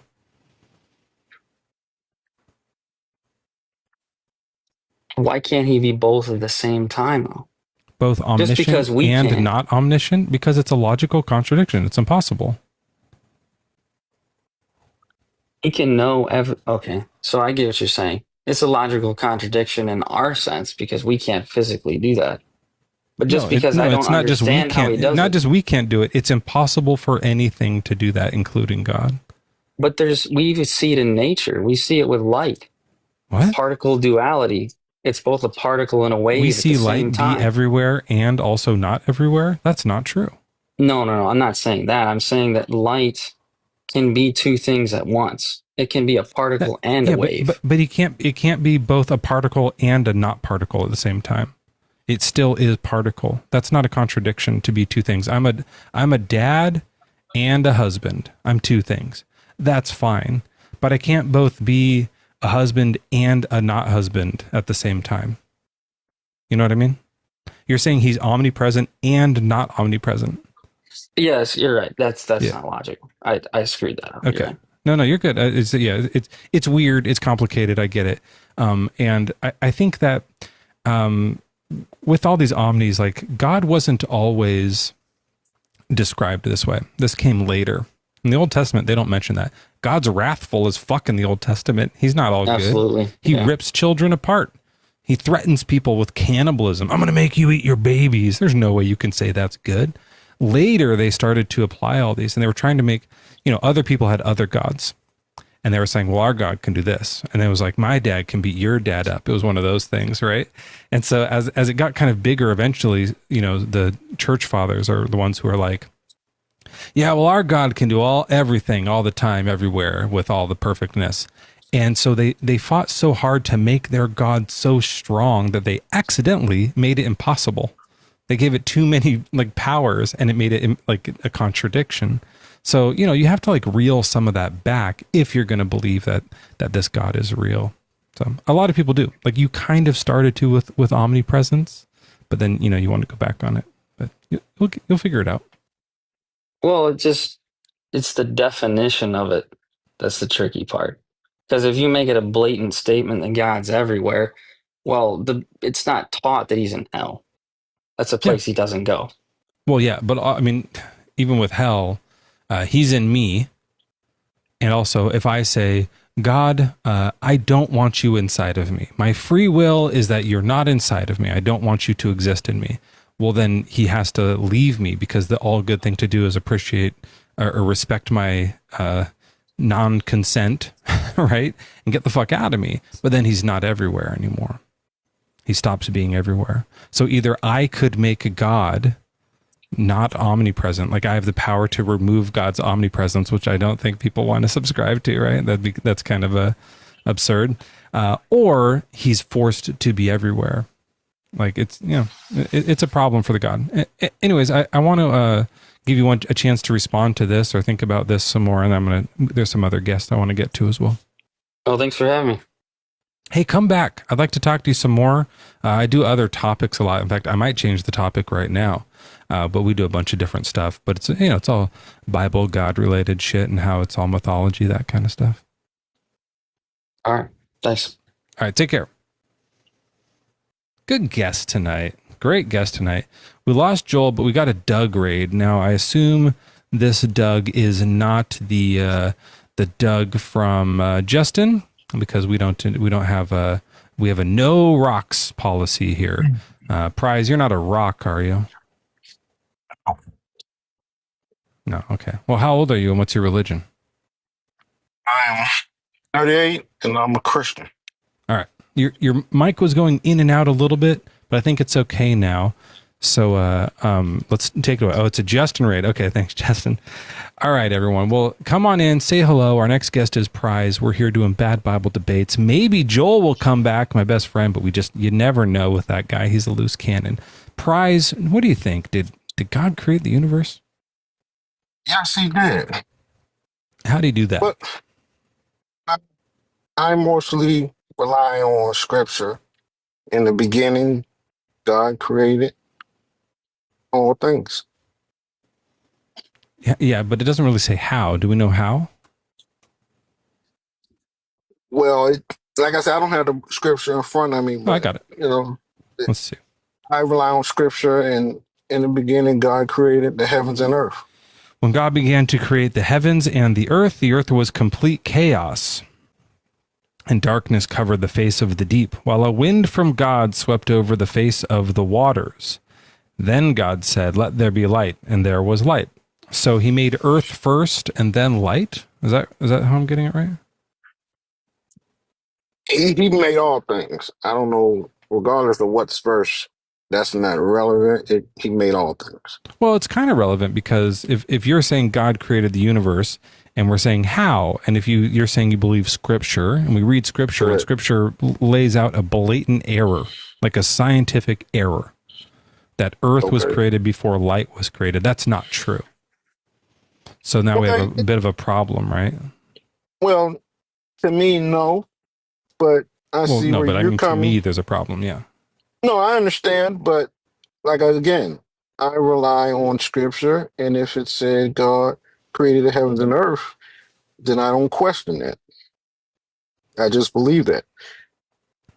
Why do you just believe it? What, because what if it's wrong? Like you could be being tricked right now, you know? Yeah, but as a believer, we walk by faith, and when you walk by faith, it's so you don't. Dangerous. Well, when we walk by faith, we don't have to understand it. We walk by faith. We walk because we believe what he said. What if he said something like really bad? You would just be okay with that? Yeah, like for example, I know I know this is going on another topic, but the topic about the free will, the young lady who came up a couple people about 30 minutes ago, we do not have a free will. Right. So yeah, I agree with you. So therefore, and I know it's TikTok, I don't want to use certain words, but certain evil events, God is in that. Yeah, like he caused the Holocaust. Correct. Yeah. And you still like him? Yes. Yeah, that sucks, man. Like that makes you like a real piece of shit, I think. If you're like, oh, the guy who started the Holocaust, I like him. I'm going to pray to him. That makes you like a Nazi kind of. Like I don't like that. Well, I'm not here to please man. And let me explain. So because of sin, evil things have to happen. We are That's in a not sinful. True. Well, based on scripture, it is. Right, but are you saying like God doesn't have free will? No, I'm saying God is in the evil. Right, but does God have free will? God creates us, so he That's knows that's all things. interesting. He makes knows all. us. He knows all things before we do it. Matter Right. of fact, he enables So us. that's why we don't have free will. Correct. Yeah. But does he? Does he have it? Of course, he's omniscient, omnipotent, and omnipresent. And free will is included in that. So he could have made the universe that does have the Holocaust and the one that doesn't, and he chose the one that does, right? No. Oh, he didn't choose. He doesn't have free will. Let me explain. Everything was predestined before the beginning. By him or by nature? By him. Okay. So therefore, there's events that have happened. For example, Katrina. Katrina. Sure. Okay. That he made that. Correct. That was already planned. And he could have made it where it didn't have to happen because he has free will. He could have chosen it to be different, but he chose Katrina. No, it was only one way. Then he doesn't have free will. If there's only one way, God doesn't have free will. Again, what I'm trying to tell you is all things were created before all the events were already by in motion. God. Yeah, right. So so at that moment when he's about to create everything, he can foresee, because he knows the future, a timeline that has Katrina and a timeline that doesn't. And which one did he pick? Katrina, right? Again, I know, and I see, and I understand where you're coming from. Don't get me wrong. I just stand on the side that says, if it happened, that's the only way it could happen. Right. So God doesn't have free will. That's what you're saying then. No, I'm saying if God it happened, God couldn't have made it otherwise. Correct. And it was God's plan for it to happen that way. Right. And it had to be his plan to have it happen that way. He didn't have a choice in making it happen a different way. So regarding the choice, like, again, I don't get into that. I just know if it happened. We don't have to get into that. Yeah. I know if it happened, it was God's will. But what I'm saying, so it wasn't his choice. It was his will. Like he wanted Katrina. Correct. And can I explain something? So in the scripture, to murder, like I said, because he's a piece of shit. Yeah. And you still like this guy? No, I love him. I don't like him. I love him. Yeah, that sucks, man. You're garbage. You're garbage. That's gross. Like to say like the guy who started Katrina, I like that guy. Like that sucks, man. Like you got to live with yourself. Like you got to sleep at night. It's okay. By the way, Prize, it's all right to say I don't like that Katrina happened. You can say. Can I explain myself real quick? I don't know if I want to, because like I think you're gross. No, I just want to explain. It's the reason behind it. So again, are you all right? Are you having an episode right now? No, as a believer. Where are you? Are you safe? Yeah, as a believer, I just want to explain. So, as a believer, we understand we live in a sinful world. Okay. Amen. And sin is the reason why these evil events happen. Okay, if you go in the beginning of scripture, when Adam fell, he brought sin in the world. And because of sin, you have these evil events, you have death, you have these disasters.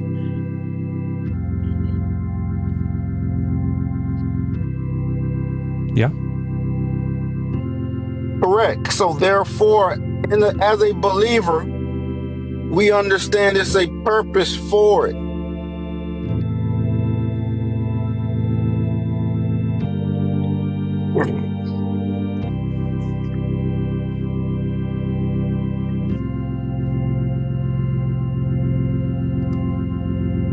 All right, ladies and gentlemen, pass around that tithing plate. Get yourself some money.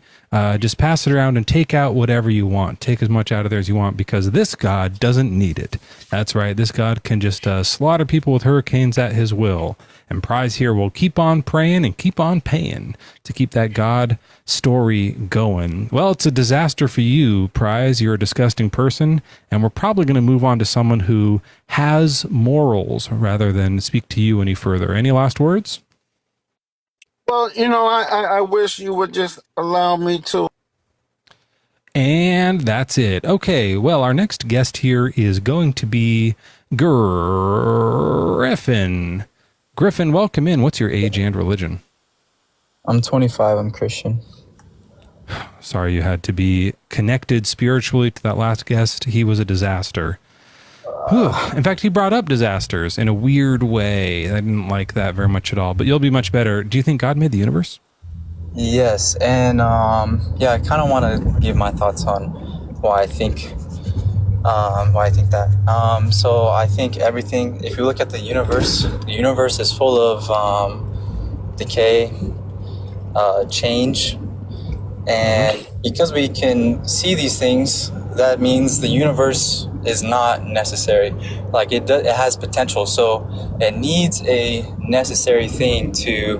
What do you mean it's not necessary? Like the universe could be here or not? Yeah. How do you know that?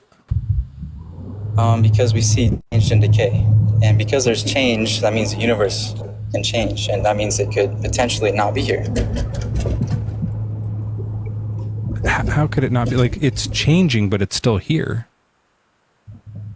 Well, we have. Is the universe decaying? Like it's getting smaller? You mean? With it expanding. That sounds like bigger. It is getting bigger, but we saw that there's at least I know, like we see in this singularity, like we just don't know what happens before the Big Bang, but what looks like that's not the decay part. What's decaying?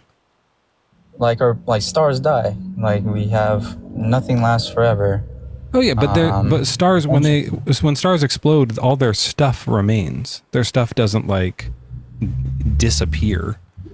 I mean, I guess it disappears and like you can't see it in the visible spectrum anymore, but it doesn't like dissipate. It doesn't like not exist anymore. It goes off and its matter recoils into other things. That's how we got here, from star explosions. Yeah.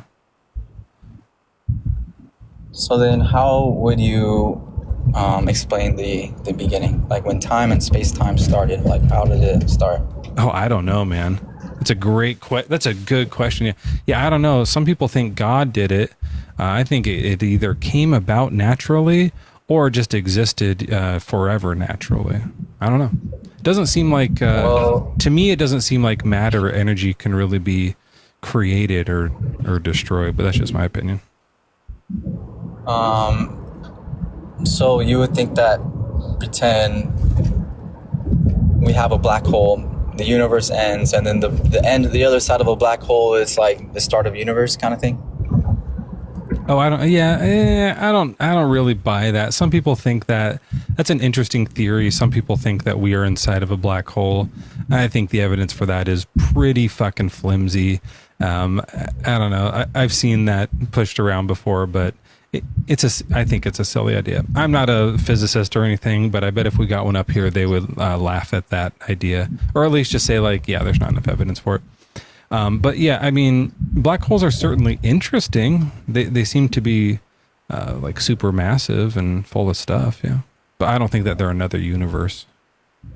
But I kind of like want to keep talking about this and bounce ideas off. Eventually, this is good. Go for it.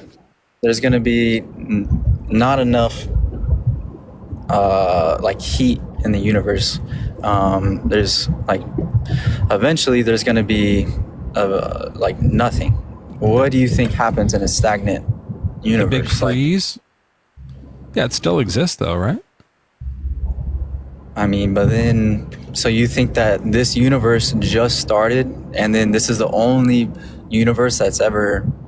Well, I don't think so. No, I mean, look, I don't know for sure. I don't think anyone does, but it does seem like the evidence is pointing to there being like a oscillating universe size, right? Like it seems like it's going to expand for a while and then crunch down and then expand again and then crunch down and kind of like going back and forth, doing this.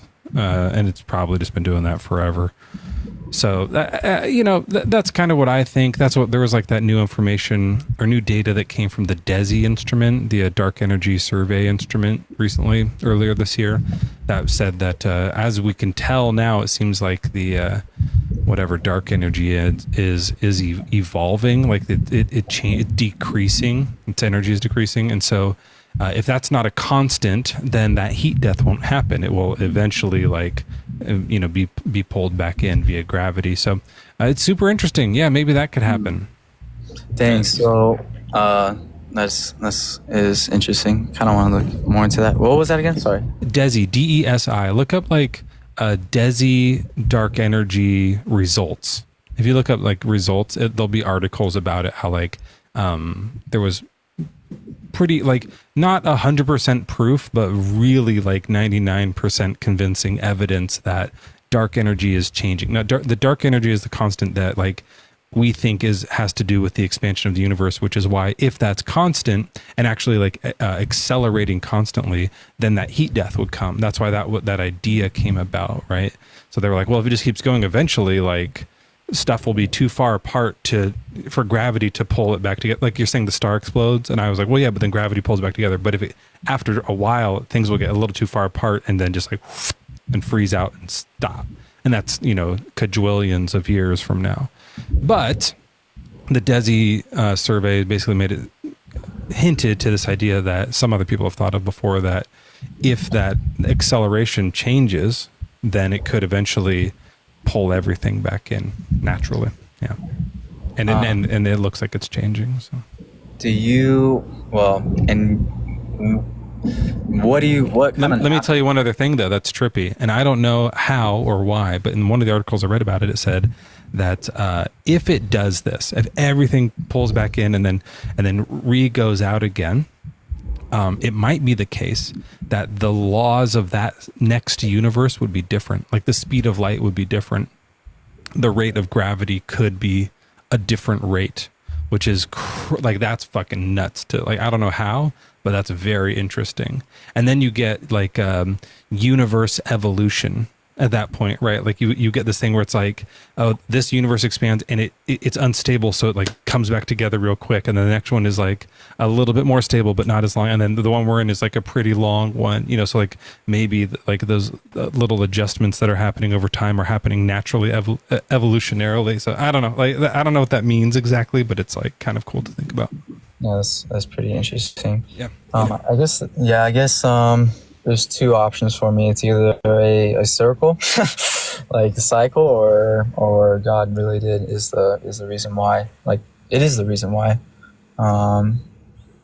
Well, how would God do it? Look, all this stuff is interesting. There's all these, scientific explanations trying to figure out how did this happen? Are there quantum fluctuations happening at the beginning of time that are helping expand the universe? There's these really cool things, and then the God one is just yeah, or God did. God wanted to. There's no explanation involved. What if all that is still possible, and that's just the way that God created it? Because he has to follow natural logic. So what if we do find that this universe, and then he's out, anything that created us would have had to be outside of time. So, yeah. Well, I mean, I don't know. I don't know if that's true, but I know your point. Yeah. Some people have a problem with that, and it's well, whatever. Yeah, I mean, I do. Being outside of time doesn't make sense to me. It seems like you'd be frozen and not able to do anything, but we can move past it. I don't mind. We don't have to get into that. You think that this, you think only this universe has ever existed? It just expands, gets cold, then it becomes some sort of singularity, and then it just explodes again. And then yeah, I mean, so I call it the business, and that's not a technical term, but this is the observable universe, or the universe as we know it. This one we're in now, it doesn't even have a name. We just call it universe. If there was a previous version of a different universe that came and went and took 50 billion years to do, probably longer, I would include that in the business, right? If heaven and hell are real, that's part of the business too. Like absolutely everythingness. I refer to it as the business. That's all I mean by it. But the universe, this particular one, yeah, like, I don't know, maybe there was more, sure. Then that would be part of the larger thing. I guess if there was more, though, then that means that something that means there is stuff that is outside of our time, right? Like if there is more, then the time just keeps on going back forever. Oh, okay. I thought you were meaning like multiple universes at one time. Not. I don't know. I think that is like hard for me to understand. Some people think that happens too, but I don't know how that works. Okay, so then you don't think that there's anything outside of our space time. No. But then if things change, then there really is no such thing as time. Things changing is time. That's exactly what time is. In the new universe, like that's like saying if there's an animal that looks like a horse and has black and white stripes, then that means there's no such thing as zebras. That's exactly what it is. It's not like you just described time. Things change. You nailed time. That's exactly what it is. Well, okay, that's fair. But then also, I kind of like just thinking about it. Like, why would it always work that way? Like, why would something always get frozen and then work to where it like reheats itself? Like, what's the point of a unit? That sounds like a living universe. Yeah, it sounds like it's breathing. Yeah, no. I don't know. I mean, cycles always, like, we always try to like anthropomorphize or personify whichever one that is. There's subtle differences and I always fuck them up, but yeah, I don't know, like, who knows why, but like, it's the same problem for God, right? Like, if you add God in, it's like, why is the universe doing this and why is God doing this? Like, you're just adding more to the riddle. Like, you know what I mean? So like, we have this big riddle. What the fuck is happening in this universe? Were there more universes? Where did this all start from? Are we alone out here? These are great, interesting, fun riddles that like have perplexed humanity since it started, and here we are still dealing with it. But when you add the God in, you're not adding any solution, is because there's no like, now here's how God did it. He used this particular magic spell. Like, he breathed it. That's not what you really mean. Like, that's metaphor. So you've added no explanatory power, but you've added a ton more riddle. Now there's a like telepathic being that doesn't want us to have sex before we're married. What the fuck? Because these stories are like so old, and we don't even think the same as these people. Yeah, and they're the ones who came up with this idea, so we should scrap it. I think I just don't think it's necessarily talking about scientifically why we're here, but more so in a relationship kind of way. Like, we see relationship within everything, within your dogs, your material things, your friends, your family. Like, you have relationship with literally everything. And I think that's just kind of like one of the strongest arguments, at least in my opinion, for why the Christian God is God. You mean like a loving relationship, like a that type of relationship, or like a physical, like you're talking about like the interactivity of material parts? Both. Some people love their car and they spend thousands of dollars on their car and they just want to be in it all the time. Some people do the same thing for their garden. Some people do the same thing for their family. Like, it's just anything that's part of this world, you can have a relationship with. Sure. I think that's exactly what you would expect to see if it was all natural. Right? If the universe existed naturally and we evolved as beings with that like complex social structures, then we would have like love for each other and stuff around us. Like, I don't know what God adds to that. Well, I guess that's kind of a different argument. I was just saying that's like why I think it's the Christian God rather than some other God. Just because based off of the relationship that we see. Like, I'm not really talking about like proving. Does that make sense? Like, I'm just picking why Christianity is the God that we're talking about, as opposed to like Islamic God or something like that. Yeah. So the Christian God's an absolute asshole, though. Like, if you're like from the Bible, you're saying that the reason that I love my pets is because the the God who like slaughtered the Amalekites is real? Like that, I don't understand the connection here. No, You just well, mean Jesus, right?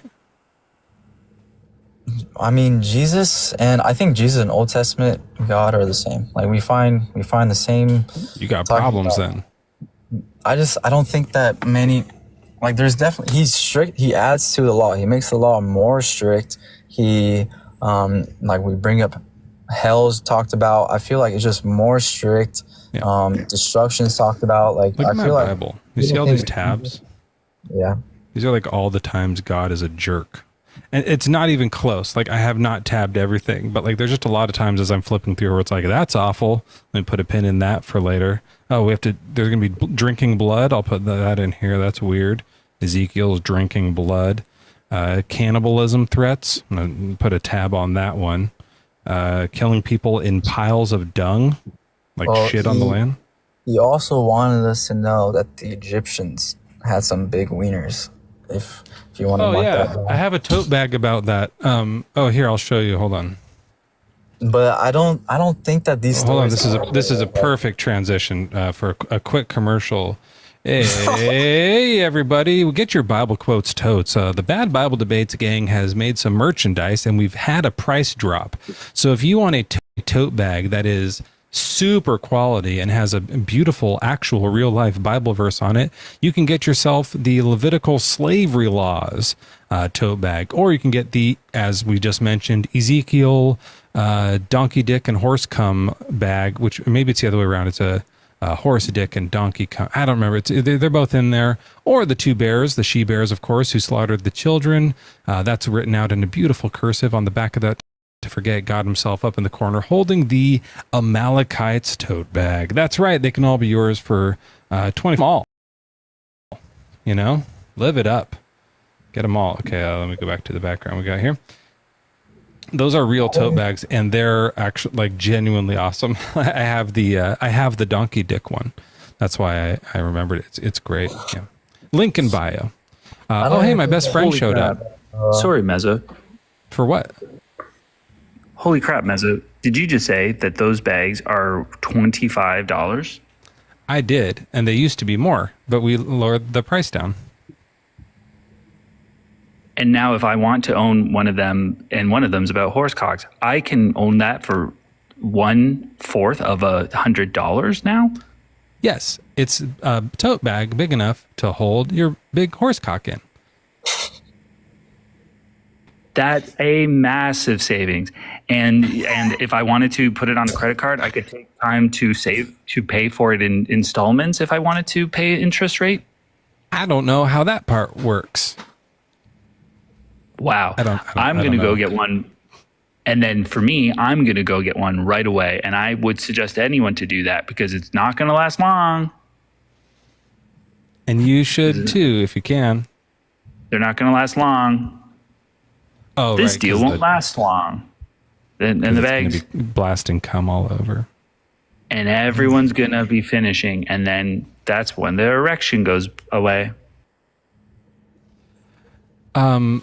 Griffin, sorry about that commercial break. We know we have to pay the bills here. And Joel's my best friend / co-worker at the Bad Bible Debates podcast, which maybe you'll be on someday. This has been a lovely talk, and we don't have to stop now. Just letting you know I'm enjoying it.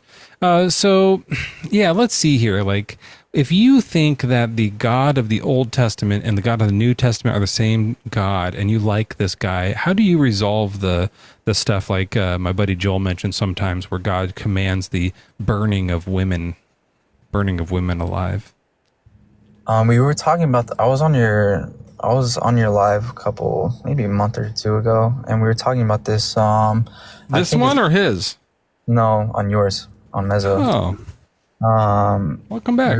I was talking about progressive revelation, and I think that these people are dealing with their culture time, and they're acting in a way that they think that God would want. I don't think God necessarily interacts with people like how Moses throws his staff on the floor, it turns into a snake. Like that stuff is just reflection of the culture and how they do their mythology, how they do their stories. Yeah. talk about different meanings. Also, how I think the Bible is put together. I'll also just add in another thing that that culture and all those cultures around that area and in that time did a lot of was they made up gods. I agree. Yeah. But I don't think it's so like, as in like, I think they're necessary. I think they're all talking about the same God. Like I think that what they think. Well, what I mean is like what we find within, like the Abrahamic religions, what we find across many really like Buddhism, Hinduism. No, I mean like the Canaanites had different gods. The Midianites had different gods. Yeah, like not just the Abrahamic ones. The non-Abrahamics were all the different groups around that area. The Egyptians were making up different gods, and then talking to each other about like ours is the right one. No, ours is the right one. No, we guessed right. And I think the Hebrews are right in the middle of that. What we find is, well, one, brainwashing is wherever you grow up, that's kind of what you're going to believe. Like, you grew up as a atheist, you're probably going to be an atheist. You grew up as a Christian, well, you're probably going to be a Christian. Like, whatever it is, like, you know what I mean? So I think that there's a story in Ezekiel where God says that he answers, he's going to answer these people's prayers because it aligns with his will. And so I feel like... Right. Well, he would have done it anyways if they didn't pray or not. Annie, hold on. We're going to finish talking to Griffin, and then you can be next. I don't think that they would have done it necessarily, like, or he would have done it necessarily. I feel like, well, I guess what do you think God sits up there and is like, oh, I really want to do something. I hope someone asks me. Like, no, he's going to do it either way. Like, everything has already happened to God. Like, everything, like, people within the Christian theology, I feel like, let's say Christianity is true, these people are already in heaven. Like, you're already going to be in heaven. God knows he's in heaven. God knows, like, you know what I mean? So he's outside of time. These things have already happened to him. So things that have aligned in order and according to his will, he's answered. And does that make sense? No. I've completely lost track of what you're talking about. It didn't make any sense at all. I think that God answers things that are according to his will, and it doesn't matter who it is. And so I think that when people have spiritual experiences, they're necessarily the same. As you find that most common practices in religions, like loving your neighbor, treating others with respect, that's very common in multiple religions. So I think that there's a underlying fundamental truth, and I think that's something that God would... To be nice to each other? Well, yeah. Yeah, I think people would do that even without a God, though. Like because we live around each other. If you live around a bunch of people and they're hurting you, you're going to be like, hey, you know what we should do is we should all be nice to each other. I don't think that's like necessarily evidence of a God. That's evidence of society. That's not like a necessary... Bonobos do that too. Example, but that's just like, I'm using that as just like, as something to talk about. Like, I can't think of like an exact example to give an argument off of right now. Maybe next time, but...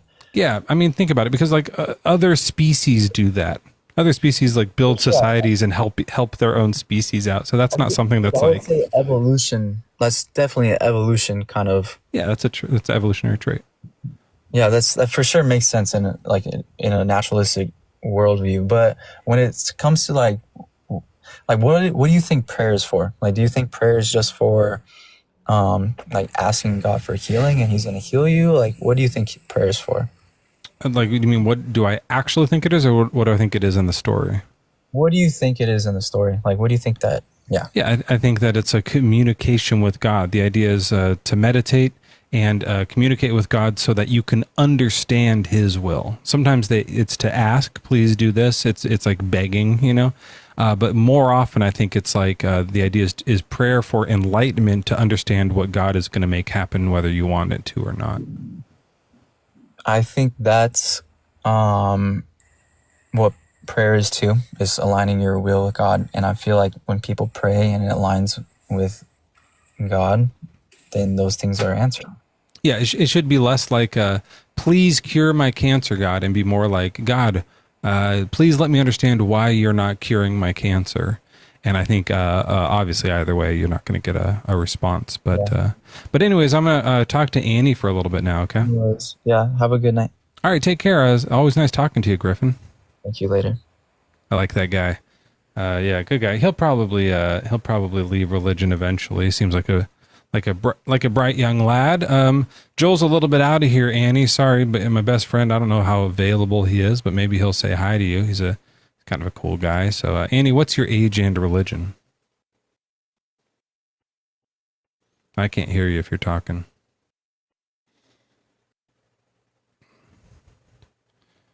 Send you an invitation to unmute, maybe. Maybe that'll work. There we go. Is that better? Hi. Yeah. Okay, I am 43. I'm not really into the religion per se. I just say Christian. I think religion gets into a lot of... Christian is the religion. Yeah, that's the right answer. Christian is just who I am. Religion follows doctrines by man, and I think that's where a lot of crap comes from. You got, I don't know. Like people who follow the Bible or something? No, it's not people who follow the Bible. It's everything but the Bible. Like, let's say, communion. Like the Trinity and stuff like that? Trinity, yes. Yeah. Sir. Yes, sir. The Trinity for sure. Yeah, that's fake for sure. Nowhere in the Bible does it say that. So what about God making the universe? Do you think that part's true? Because it does say that, kinda. It doesn't say universe, does it? It says he makes, yeah. I don't think the word universe was invented yet.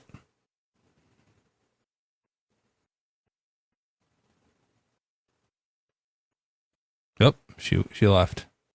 If you're talking, I can't hear you. You have to be able to see me if you want to be able to be heard. There you go. No, there's this thing that popped up. Oh.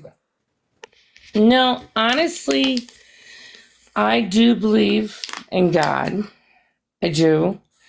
I believe that also, a lot of people say praying, we pray to God to ask for stuff. And no, I don't believe oh God, cure cancer, cure that, cure this.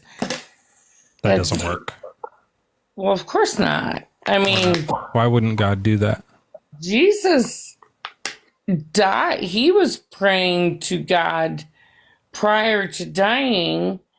God sustain me. He was scared, but Jesus had to do what he had to do. God does not take away the sins of this earth. Right. Why doesn't he cure cancer? I mean, why? Well, we're giving a timeline right now.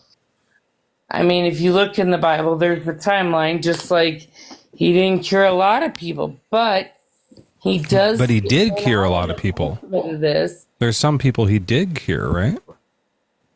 Jesus did as a testament to who he was. But did God ever cure anybody? It depends on, do you think Jesus is God? No. Okay. I agree. No. Oh, okay. So God never cured anybody? Job.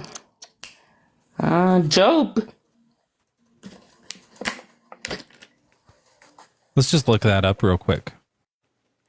Numerous accounts of God healing individuals. Miriam's leprosy. Who's Miriam? I don't know what noise you're making, but there's a lot of noise flipping around. I don't know, maybe your drink is hitting the microphone. A water bottle. Yeah. I know Lazarus some sort of bottle over there. Yeah. Leprosy, but that was Jesus. Elijah raising the widow's son. People's sons getting risen back to life. Hezekiah was healed of a deadly illness in 2 Kings. Yeah, so for sure, God healed some people in the Old Testament. So the actual God, not this fake Jesus God, but the real God, cured some people, but won't cure cancer. And you're saying that's because we're on a timeline or something that didn't make sense? No, when he did it in the Bible, it was for a point. Right. But what would be the point now? Right. Like, what's the point? Exactly. These people are suffering. Let them just deal with it. Right. What would be the point right now? I guess probably to help people who are suffering and in pain. Well, that would be that's the point. what's going to happen. You know, if you look at the end of times, if you look at the way God looks at things, like let's say it wasn't Enoch's brother, one of the brothers. Annie, I feel like you're trying to get away from this question. Maybe I can ask it in a way that makes more sense, Annie. Dead. Yeah, Annie, just try it like this. If you had a button in front of you, and when you pushed the button, it would cure cancer, Parkinson's, Harlequin's disease, and acne. Would you push the button or not? It depends. I mean, if I was God. It depends. No, you're Annie. No, you're Annie. I'm not God. There's not. This Hold is on. not. You're Annie. You're Annie, and you have the button. God put the button in front of you. I'm not God, though. You're not God. You're Annie. No, I mean, I'm me. Yeah, you're Annie. But God's there, and he says, Annie, this button will cure those 4 things: cancer, Parkinson's, Harlequin's disease, and acne. Okay, but what if you're thinking about the other lives in front of you that you want to save? Right, like that's what I'm saying. If you push the button, they get saved. Okay, their body. What about their soul? What? You're talking about no. So sorry. Their soul is still up to them. They still have free will. They can choose to believe or not. But when you push the button, their body gets cured. Would you push it? Anybody would want to cure the body, but I'd be more inclined. Well, not anybody, right? Oh. Like if I'll tell you what. Let's do the soul button. Andy, let's do the soul button next, or do you want to do the soul button first? Okay, anybody's gonna say, "Oh, cure the body." Okay, you got your obvious answer there. Okay, but Annie, God doesn't push the button. He does push the button to cure cancer. Cancer's cured? No, I didn't know that. I'm gonna look up this. I'm gonna actually send an email to Michael J. Fox. He's gonna be super excited to hear this. Michael J. Fox at gmail.com. He's gonna love this. This is gonna be exciting news for him. It says there's no public email address for him. Maybe he has a fan group or something. Parkinson's, doesn't he? Yeah, that's the button cured cancer, Parkinson's, Harlequin's disease, and acne. By the way, for everyone in the chat, if you have any acne, check the mirror. It should be gone. Because Annie said God pushed the button. No, I think you're being sarcastic. Do you want to have a talk? Or do you want to just honestly, it sounds like you're hammered. I don't know if we're having much of a talk, but we can keep having fun. My point is, with God, he's dealing in souls. He's not dealing with our... He doesn't care about that stuff. Little bodies here that are withering away. Okay, so let's do that. Annie, if you had a button that would give every soul salvation... Soul? I'm more worried about my soul than my body. Every soul. All right, you have a button and all the bodies disappear right away, but all the souls immediately go to heaven. Would you push it? Nope. Why not? Do you think every soul deserves to go to heaven? Yes. Why? Why not? It's a perfect place. You think someone that hurts a child? Oh, that was the body stuff. We don't care about the bodies. No. They have cancer stuff. The soul didn't hurt. Did the soul get hurt, Annie? Souls don't get pain. No. The person that gets hurt, that's pain. But what about the person that does it? What's deep inside them? That's your soul. Don't act like you don't understand what I'm talking about. What's deep inside them? Don't act like you don't know what I'm talking about. Annie, if I knew what you were talking about, I would have a real conversation with you, but you're drunk and absurd. If someone were to hurt your family member... How many have you had? Be honest. You're not allowed to lie. Okay. How much have you had to drink? Tonight? Yeah. Nothing. Shit. When's the last time I drank? 6 months ago.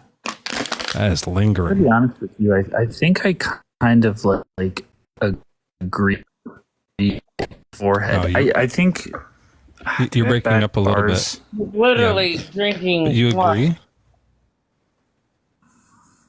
Hold on. Joel's gonna get fired from his job for trying to like go find an open Wi-Fi space. I don't think you're trying to be open. I think you just want to be right. I'm not even making any claims. No, you're saying like, what am I trying to be right about? Go to heaven. Okay, I will make a claim. Your worldview is disgusting. What you're saying that you wouldn't push the button to save people, Annie? You wouldn't push the button to save people's lives? Makes you disgusting. That's terrible. You're terrible. Yeah, you're right. Oh, really? I would push the button. Absolutely. Absolutely. Button? Yep. I think people, if they're real, if souls are real, I would let souls be in heaven. In fact, you know what I would do? I would make an infinite number of heavens, and I would give each soul its own heaven. Okay, so you think Bundy... And you know when I would have done it, Annie? I would have done it at the beginning of time. I think we have the answer. I think we have the W here. That people get to go to heaven? Bundy should go to heaven. I think he should have been in heaven before he did anything wrong. I would have put people in heaven before they do bad things. Explain that. Explain that. Yeah, absolutely. I got you. Okay. Imagine with me for a second. Close your eyes. It's the beginning of time. The universe is just about to be created, and I'm God. I push the button. Everyone is created in heaven, and everyone lives happily ever after. Name one flaw in this plan? Then why create Earth? Don't create Earth. Just only heaven. Okay, well then I guess we don't have a problem then. No Earth, no Adam and Eve, no sin, Perfect. Nothing. We're good. Yeah, sounds good. Isn't that a better plan than what God did? Are you God? In the hypothetical, yeah. Okay, in a hypothetical, that's what your small mind, your human small mind. Isn't it embarrassing? My human small mind came up with a better plan than your omniscient God. What a dick. What an idiot that guy is. You can't even beat me. You couldn't find one flaw in my plan? Your flaw is you're Joel, not are you back, by the way? I don't know if you're around. You're just saying they're going to float around and be perfect. Yeah. What are they doing? Okay, because it just happens to be the top of the hour. Oh, that's right. Hardly noticed. It is the top of the hour. That's right. It's 1:17 a.m.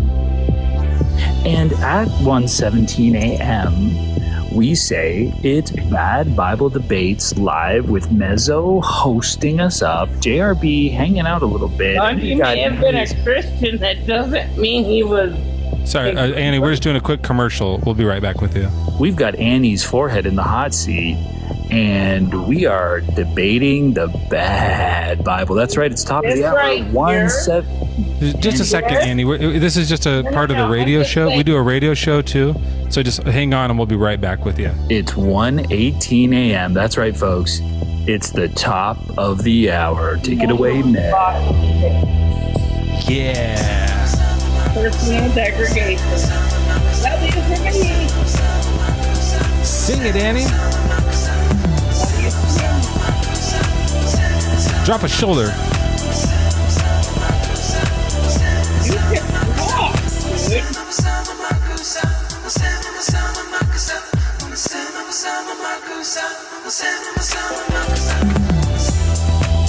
Oh, hell fucking yeah. It's Bad Bible Debates, and we're back here. We've got Annie's forehead in the hot seat. Let's all make her a little bit more comfortable. Degradation equals loss in a debate, period. And sorry, were you saying something?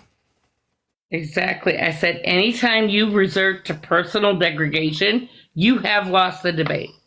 Oh, well, you suck. That is... He wasn't degrading you. He wasn't degrading you. That's not a word. Forehead. I mean, come on. You guys grow Oh, no, he was just saying because the way you hold the camera. Annie, it's just about your... Okay, my forehead. Oh, are you saying... Wait, hold on. Are you saying that we're like little babies? Are you saying we're young little babies? Are you degrading us right now? It's a fucking win for us. We just won because you just insulted us. You insulted our maturity levels. That's a big W's. W's in the chat for maturity. Grow up. That's a loss. Fucking baby, Annie. No, I'm a fully grown adult boy. Can I get some baby bottles in the chat for me and Joel for being fucking babies? This is crazy. Who are you? How old are you? Hi, my name is Mezzo, and this is Joel. We're best friends, and we do Bad Bible Debates. It's a podcast where we bring up people like you, and we. But you're obviously very young. Just explaining to you. How old do you think I am? 28. Annie.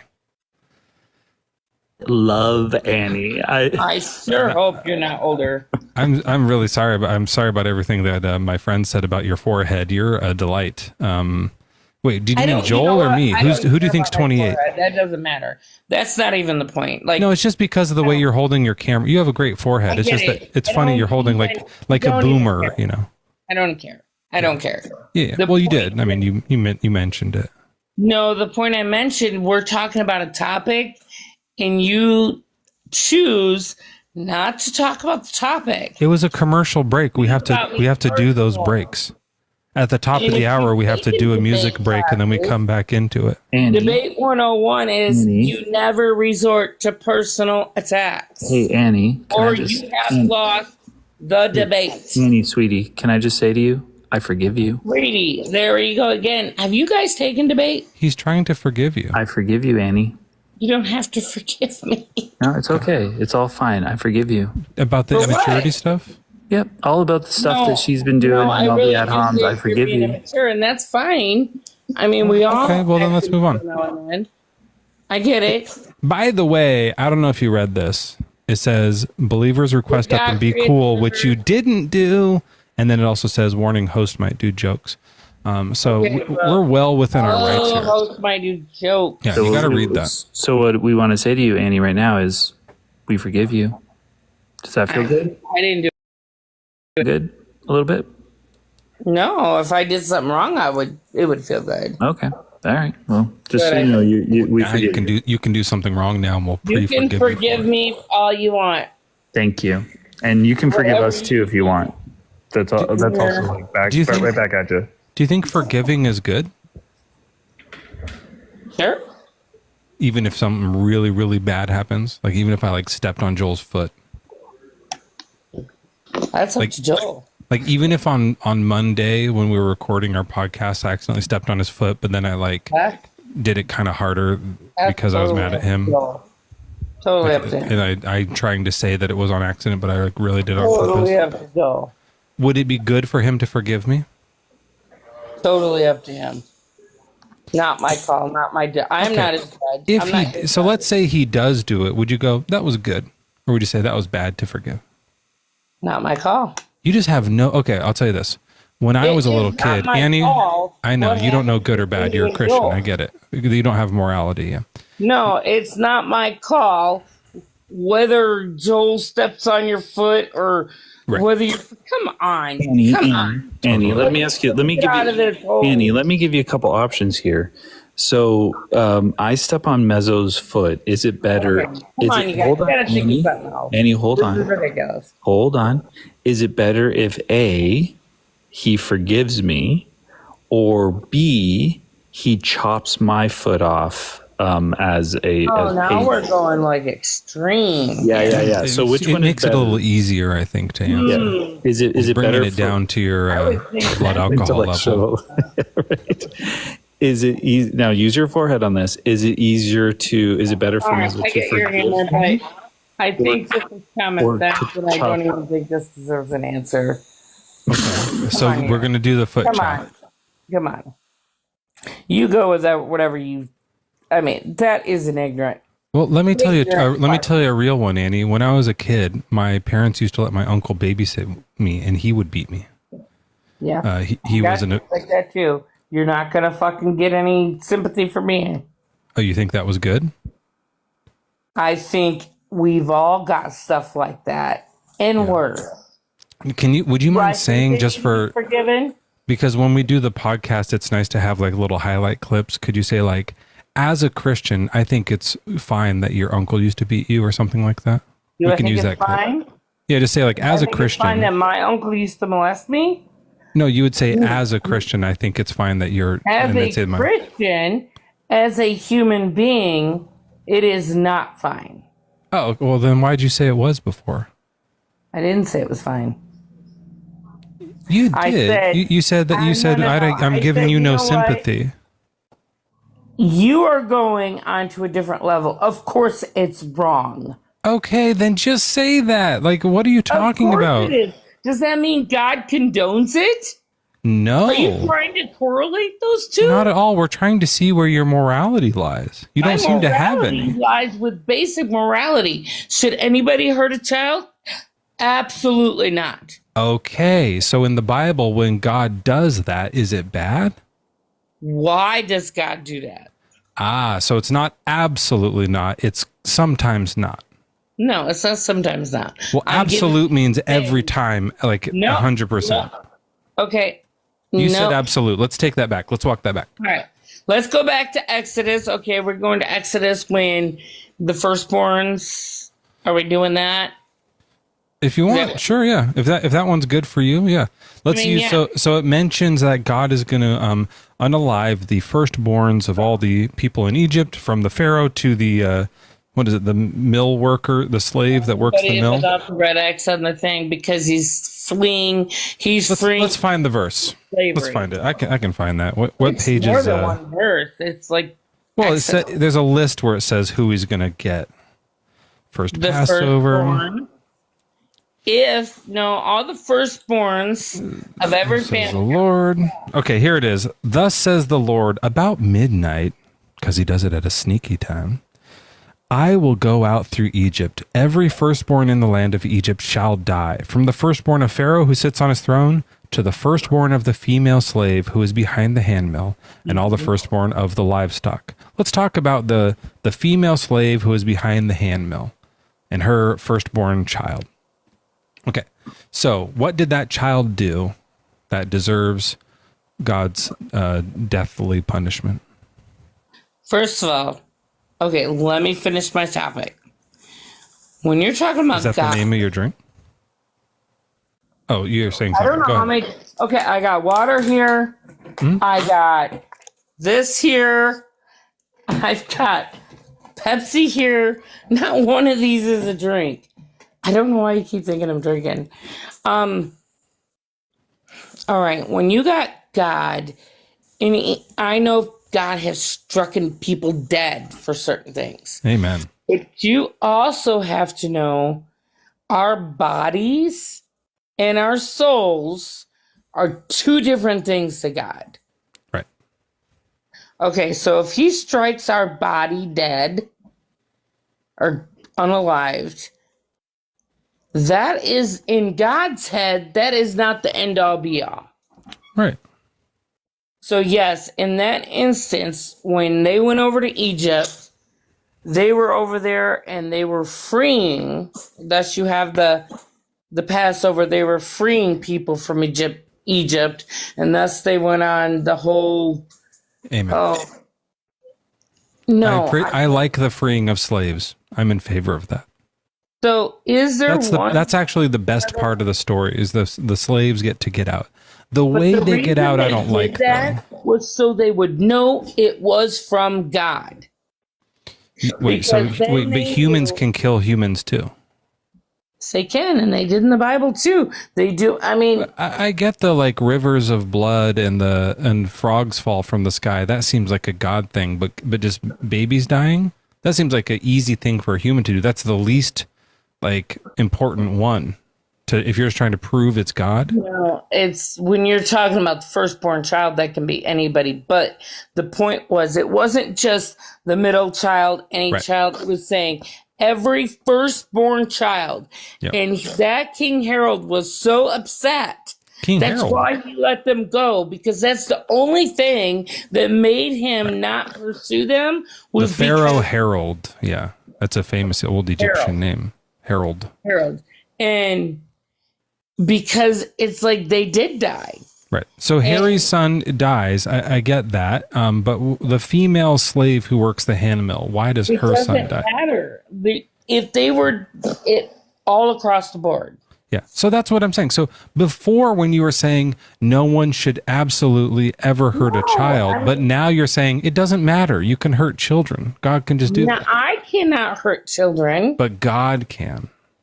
God is God. And I think... I understand that God is God, but is God good? To raise that child back and save their soul. Okay. What about the mother of the child who died? What about her? Does she not mourn the loss of her child? I'm sure she does. Do you think God enjoyed seeing his son getting tortured? I don't know. It doesn't seem like he's very empathetic. He doesn't care about the flesh. Have you forsaken me? No, God is like, no, I haven't. You're fine. I don't care about the flesh. That doesn't matter to me. That's why I killed all those kids in Egypt. Who cares? Mean it doesn't hurt him. Have you ever had? Oh, it does. So when he that's interesting. So when he took the lives of the firstborns in Egypt, he was sad about it. Do you think? Have you ever had to make a decision that you knew was the best decision, but you still didn't like to make it? No. Really? Give me an example. Okay, so like if I had to like slaughter a bunch of children, but I knew it was the best thing to do. Not even slaughtering. It's like, let's say you had to fire an employee that you cared about, but there was another employee that was being mistreated and you had liked both of them. Do I have unlimited resources in this hypothetical? Because I would just start a second company and hire the one employee over there. I'm talking about personal experience. No. Oh, okay. Yeah. So with God, that doesn't really work because he has unlimited resources. He could just give you a different job or not kill the kids and have you get out of, out of slavery anyways. I mean, he could do whatever he wanted, right? And what did he want to do? Kill the he wanted to kill the baby so that Yep, that guy sucks. Okay, do you know why Jesus died for our sins? Do you know what that saved us from? It was like theatrical. No. Do you know what it would take? Bjorn's firing me? No. Sorry, someone in chat just said no. That doesn't check out. in Judges and in Exodus, they say all the things you have to do to be made holy. Like the crazy stuff because we're imperfect. Jesus, like that's why I always tell people, like, if you don't read the Old Testament, you cannot appreciate Jesus's death. Why is your camera on? What's the reason for your camera on? Like, why are you showing us your ceiling? I don't know. Whatever. Turn it off. It's so distracting. I know some people want it on, some people want it off. I honestly don't want you up here at all. I think you've disgraced your religion. I think you've made a fool of yourself on this live. Right. That's why you've disgraced it. What you want is you said you were Christian, but then you don't actually believe it. You say it's like perfectly good that babies were slaughtered. You don't care that like my uncle hurt me. Like you've been a mess. No. Yes, you said all this stuff. I didn't care about your uncle. No, I said that the very first thing is Annie, don't lie or you'll go to hell. The very first thing you say is you'll get no sympathy from me. Fuck you for that. That's not the rule either. Don't lie, you go to hell. Where does it say that? You're bearing false witness upon yourself. Oh, you don't follow the Ten Commandments. You're not religious. I forgot. You will go to hell. Hold on, we have another guest here. Hey, what's your age and religion? I'm 40. All right. Well, what is your religion? I follow Christianity. Okay. You think God made the universe? Yeah, for sure. Why do you think that? It's written everywhere. It's what? It's written everywhere in the Bible. He's gonna act like he can't understand. So if I could go through it. If I go anywhere in the Bible, it'll say that God made the universe. He's gonna intentionally misinterpret. Give me a second. I'll read it out. You just mean in the beginning it says God made the heavens and the earth. No, there's actually many verses. Now he talks about expansions from earth onwards. So I'll give you one now. Why do I think the Bible's true?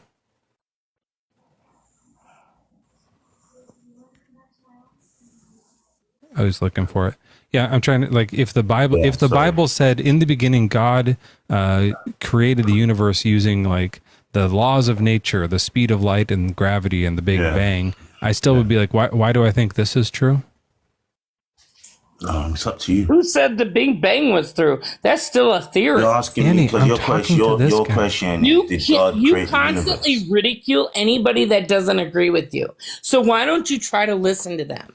Annie, I don't know how long you've been here, but I talked to like 8 people before you, and I didn't ridicule any of them. It's just you.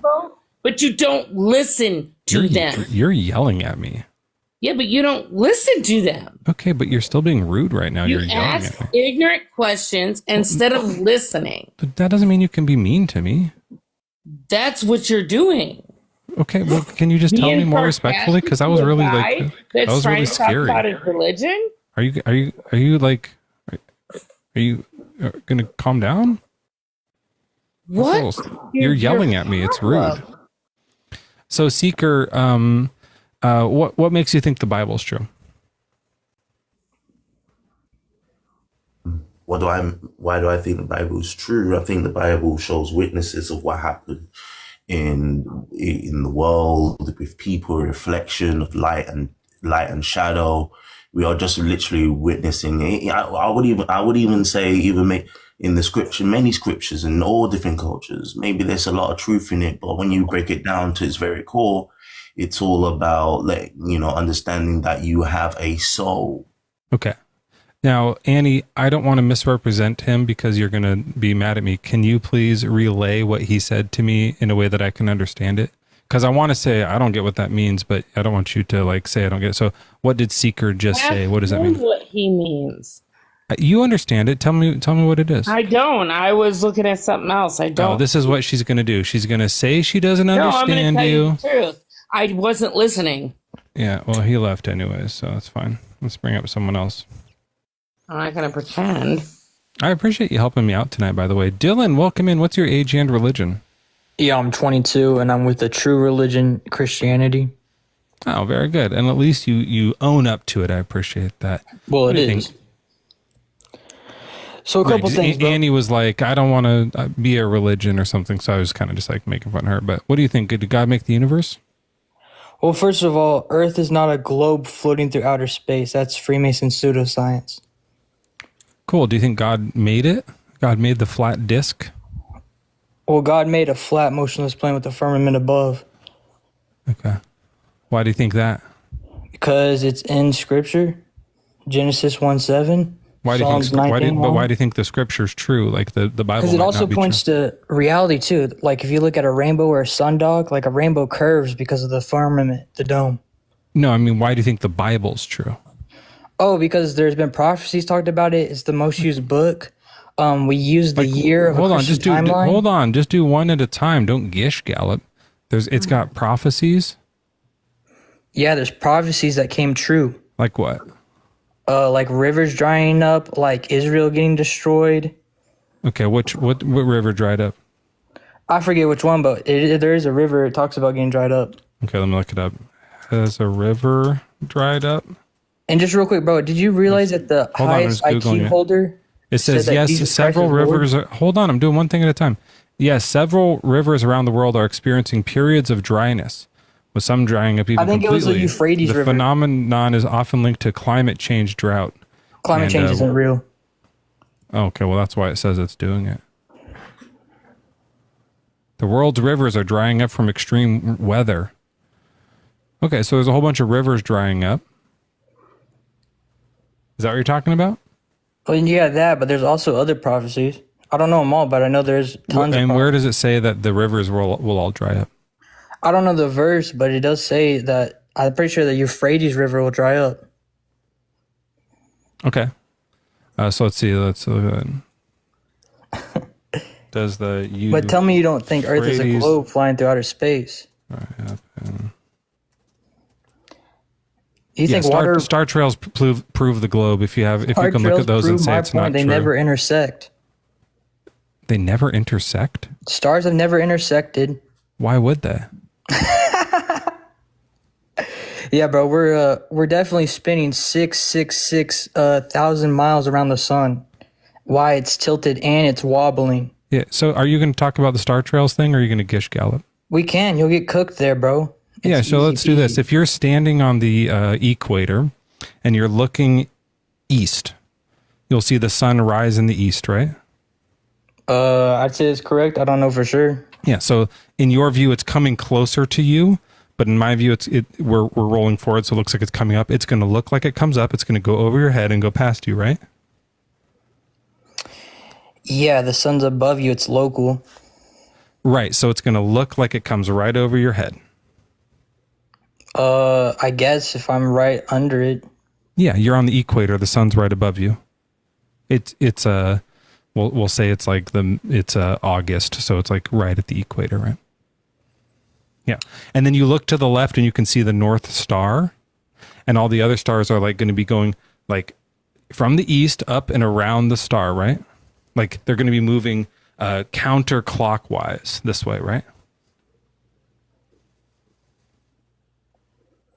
Go ahead, bro. I'm waiting for you to cook me because you're not going to. This is a... Am I wrong about that? Is that not what would happen on the flat Earth? The stars are fixed to the firmament. What happens in reality is... And the firmament's turning, right? Yeah, the firmament turns. Right. Okay. So as the firmament turns, the stars, when you look north, are moving counterclockwise because the they go around turning. Polaris, the North Star. Yeah, absolutely. That's in the middle of the firmament, so they're going around it that way. And then when you look to the south, they're all like sweeping by this way, like left to right, like sweeping by because the firmament's turning that way, right? Bro, the star's going to circle above you. If we're moving so fast through space, it doesn't even make sense, by the way. Dylan, respond to what I'm talking about and stop trying to change the What is your topic, or else you're going to look... When you look to the... If you're standing on the equator and you look south, all the stars that are attached to the firmament that's moving this way are going to move left to right across the sky, right? I guess, yeah. Yeah. I'd have to look at a star trail time-lapse again. Well, the star trail time-lapse don't show that.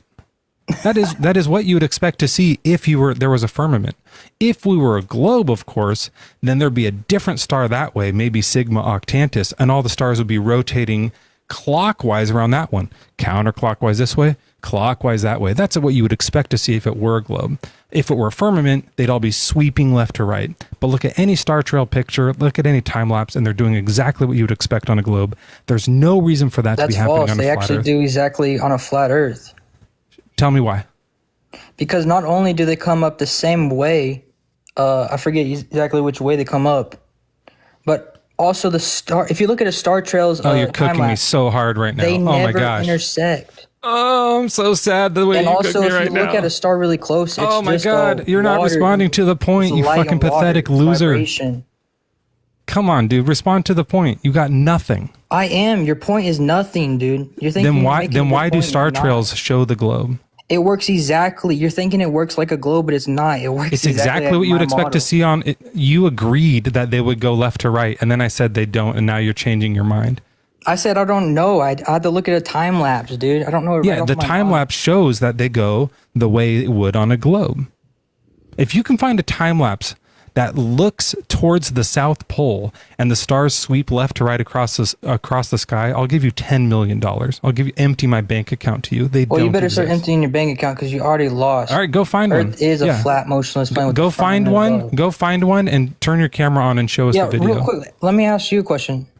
Oh, you're not going to do it? NASA been sorry, you're not going to do it. You're going to change topics again because you got cooked on this?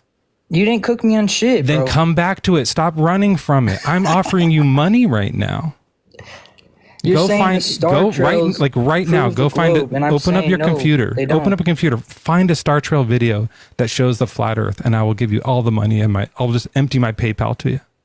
Yeah, bro. What year you think we're going to Mars? Because that'll never happen. All right. Look, when you want to do the star trail thing, we can talk about this. But you said you were going to cook me on it, and now you're crying about it. Trails. You're not doing a question. You're just explaining stuff. The question is, why do the star trails show perfectly what it would be like if it were a globe and not a firmament? And also question two, why the firmament does exist. The second question to that is why do you keep running away from this? Operations of it. Why do you keep running away from this question? I'm not running away, but you're just like thinking you got me and I gotcha, but you didn't. Well, then answer the question. What's the question, dude? Why do the star trails prove the globe? They don't prove the globe, actually. That's not what I said. Yeah, you agreed to it. What it would look like. They don't prove the globe. You can play this back later. You agreed to what it would look like if it was a firmament, and then you can look it up right now and show that and see that it does the opposite. It does what we would expect on a globe. No, it doesn't. Why can you see sigma? Let's change to questions. This is the same thing, but a little different. Why can you see sigma? I'm just wondering why Octantis? NASA has an operation called Fishbowl Dominic 1962. Such a great question. Why do you think that And you can Operation see Deep Freeze? I don't know. I have no idea. Why can And you why see do sigma scientists say the moon octantis is from? cosmic Hold on, plasma? you're not leaving the stars thing. Why do esoteric knowledge and Freemasonry say? All right, if you want to change topics and then that's like you just like gish galloping, that's a way to lose. No, every time you change a topic, you're cooked. Get kicked soon, and y'all don't know shit about this. You haven't said anything. You have haven't no said shit response either. to this thing You're that just saying that the crushes star your trails prove the worldview. globe. They don't. Then prove it. I'm saying the stars never intersect. That's my point. That's If not what we're moving through talking space about. At light speed, they would intersect and we see new stars, but we don't. If they were retard. close, We yeah, if they were on always the go around firmament, the they absolutely would. Polaris But if they were star. far away, they wouldn't. And you understand all ancient civilizations agree with me. Okay, not you. that's another W for me Airplanes because you're use changing flat topics motion. again. Airplanes, that's use another topic azimuthal change. You're equidistant losing maps, again. which are flat Earth Every maps. time you Everything gish uses gallop and flat run Earth. away from the Star Trails thing, you cooked her and cooked her. You got fucking Is your nothing favorite on it, and show you know it. Star Trek or Star Wars? I like Star Trek better than Star Wars for sure. Yeah, it's a lot of Freemasonry in it, but you don't know none of that. No, I like Freemason stuff. I think it's great. Luciferian religion. Yeah, I'm in Like it. faggots. Faggots. I'm are a nice. Freemason. You are? So you're a Well, faggot. hey, you can't say that word. Luciferian? Yeah, now you got to get Jesus. kicked. That's so lame. So there's a thing that these guys do called summing. I don't know if you've heard of summing before. I'm not really a Freemason. I don't even know what they do. Summing is self-unaliving by mod. When they're cooked, they start throwing slurs out just to get cooked. TikTok, we kicked that guy down because he was using hateful speech and also because he was a worthless. Mary dropping $50. Holy moly.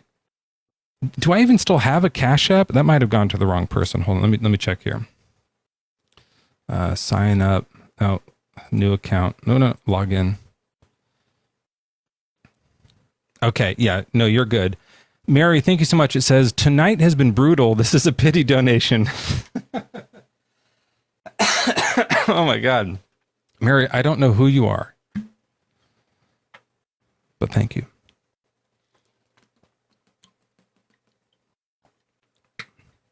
Thank you so much. I appreciate that.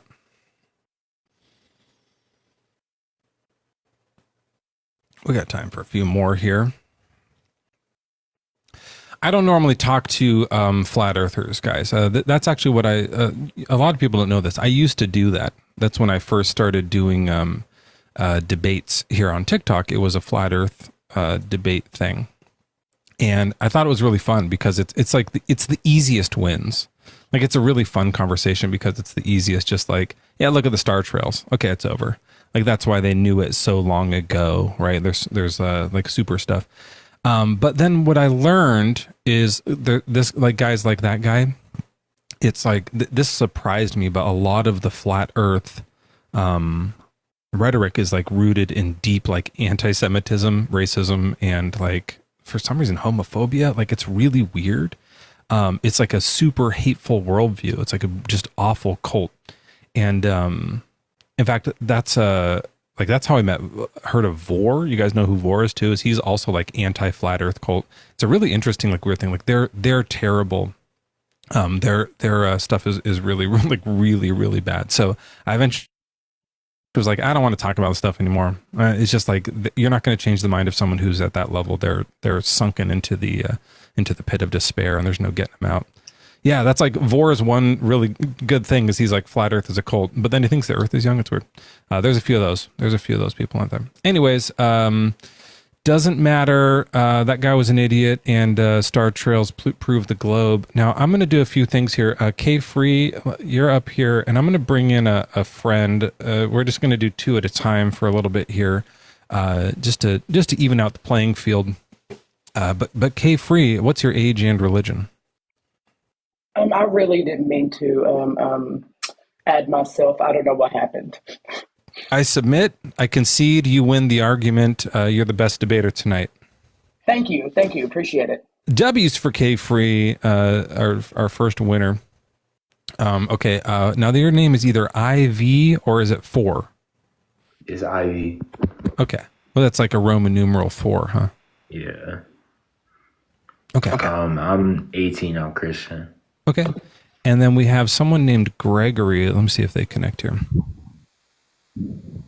I need a cough drop. No, man, I don't want to be up. Sorry. That's all right.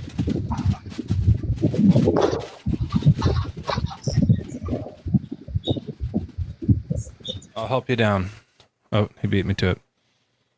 Let's get well, this person's named Atheismo. I don't think they're going to be a believer. All right, we'll get Seeker back up. Okay, Ivy, what do you think? Did God make the universe?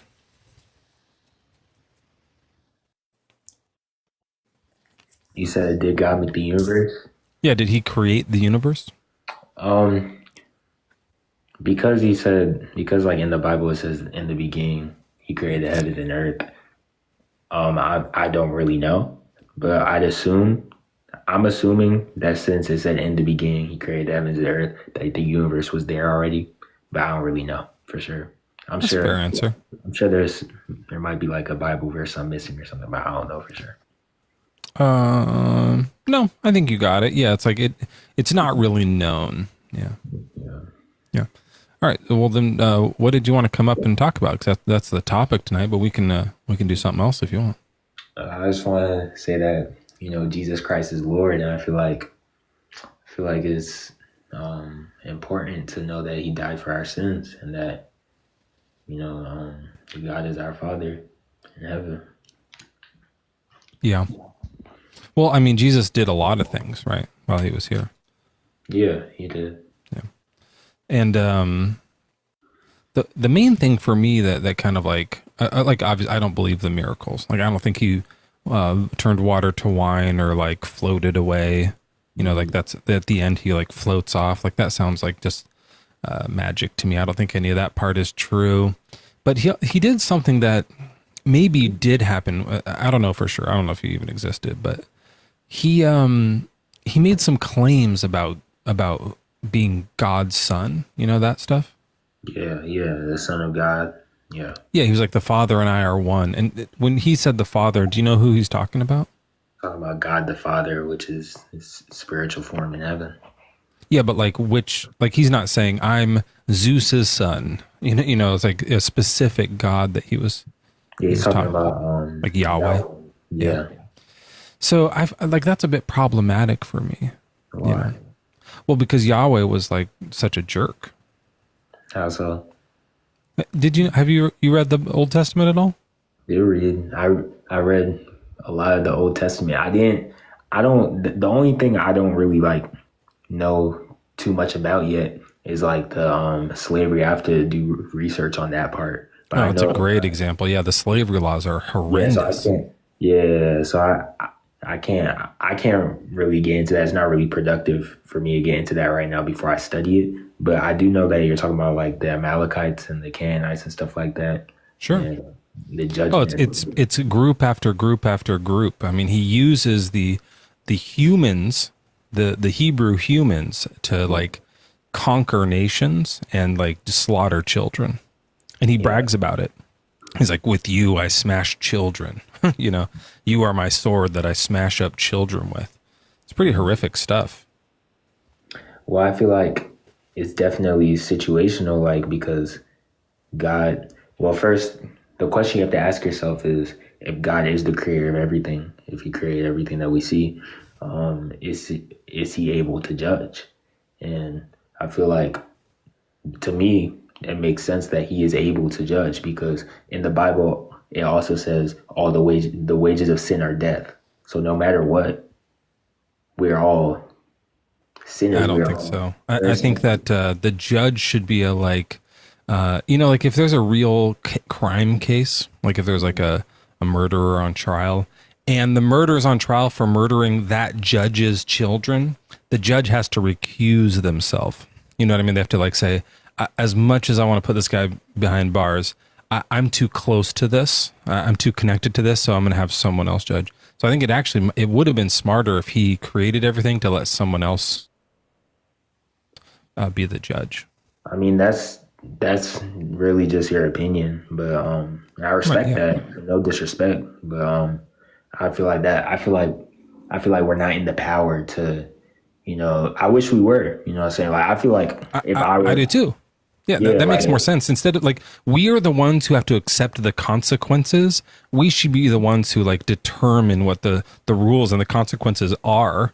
You know, he doesn't have to like face hell ever. He's never at risk of like getting in trouble.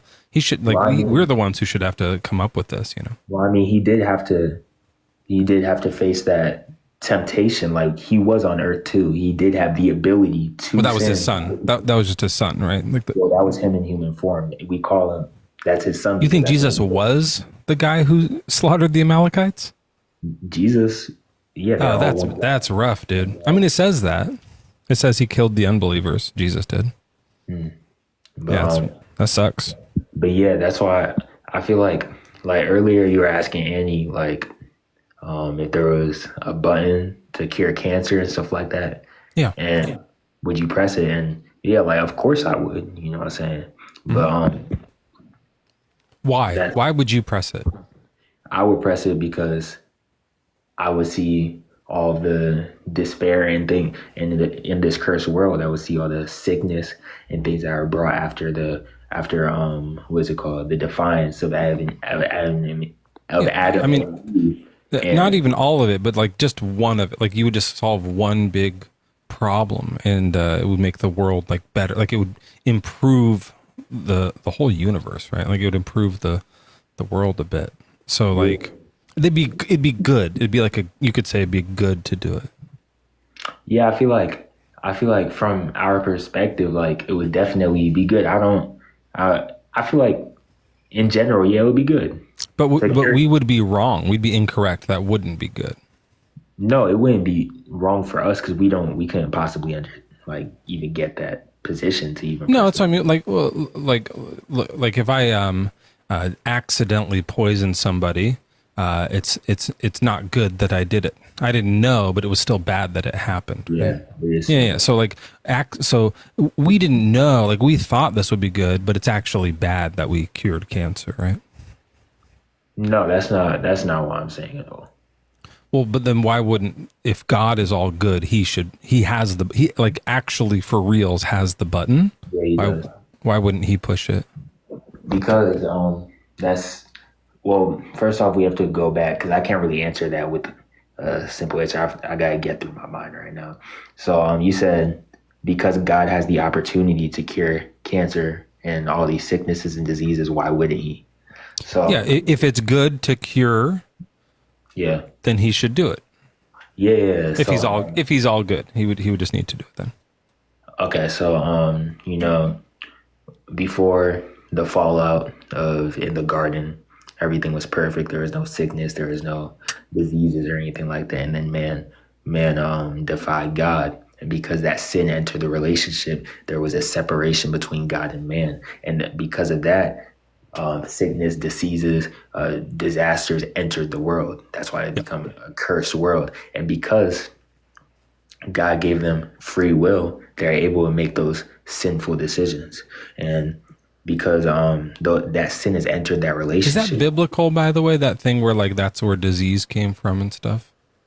What do you mean? Like, is that in the Bible somewhere, or is that just like a kind of extra?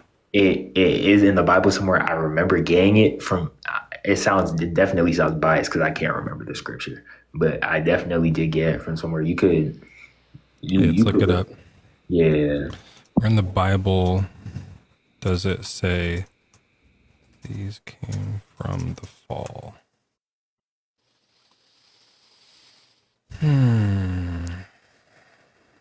Genesis 3. That's it. It doesn't say that there, though. I mean, Genesis 3 lists the curses when God was cursing people. No. Because you've done this, cursed are you among animals. You could look at Romans 5:12. Romans 5:12? Yeah, Romans 5:12. Okay, let's see what Romans 5:12 is. Where's Romans at? It's way in the NT. Okay, and that's Acts and then Romans? Yeah. Romans, and then where's 5? Is that going to be after 4? Yeah, it's probably a little bit before 6. Oh, I see here. Therefore, just as sin came into the world through one man, and death came through sin, and so death spread to all because all have sinned. For sin was indeed in the world before the law, but sin is not reckoned when there is no law. Yet death reigned from Adam to Moses, even over those who did not sin in the likeness of Adam, who is a pattern of the one who was to come. So, let me know when I get to the part about disease. No. So I'm saying it doesn't say word for it, but it's strongly implied. So because of Adam. Oh, yeah. Like old age and stuff, but I'm talking about like the suffering during life. What I'm saying is that because death didn't exist when Adam and Eve were in the garden. You understand what I'm saying? And because of that sin, death entered the world. And it says even the descendants after Adam and Eve who haven't sinned still. Yeah, but they die because if you read in Genesis, they die because they can't eat the fruit.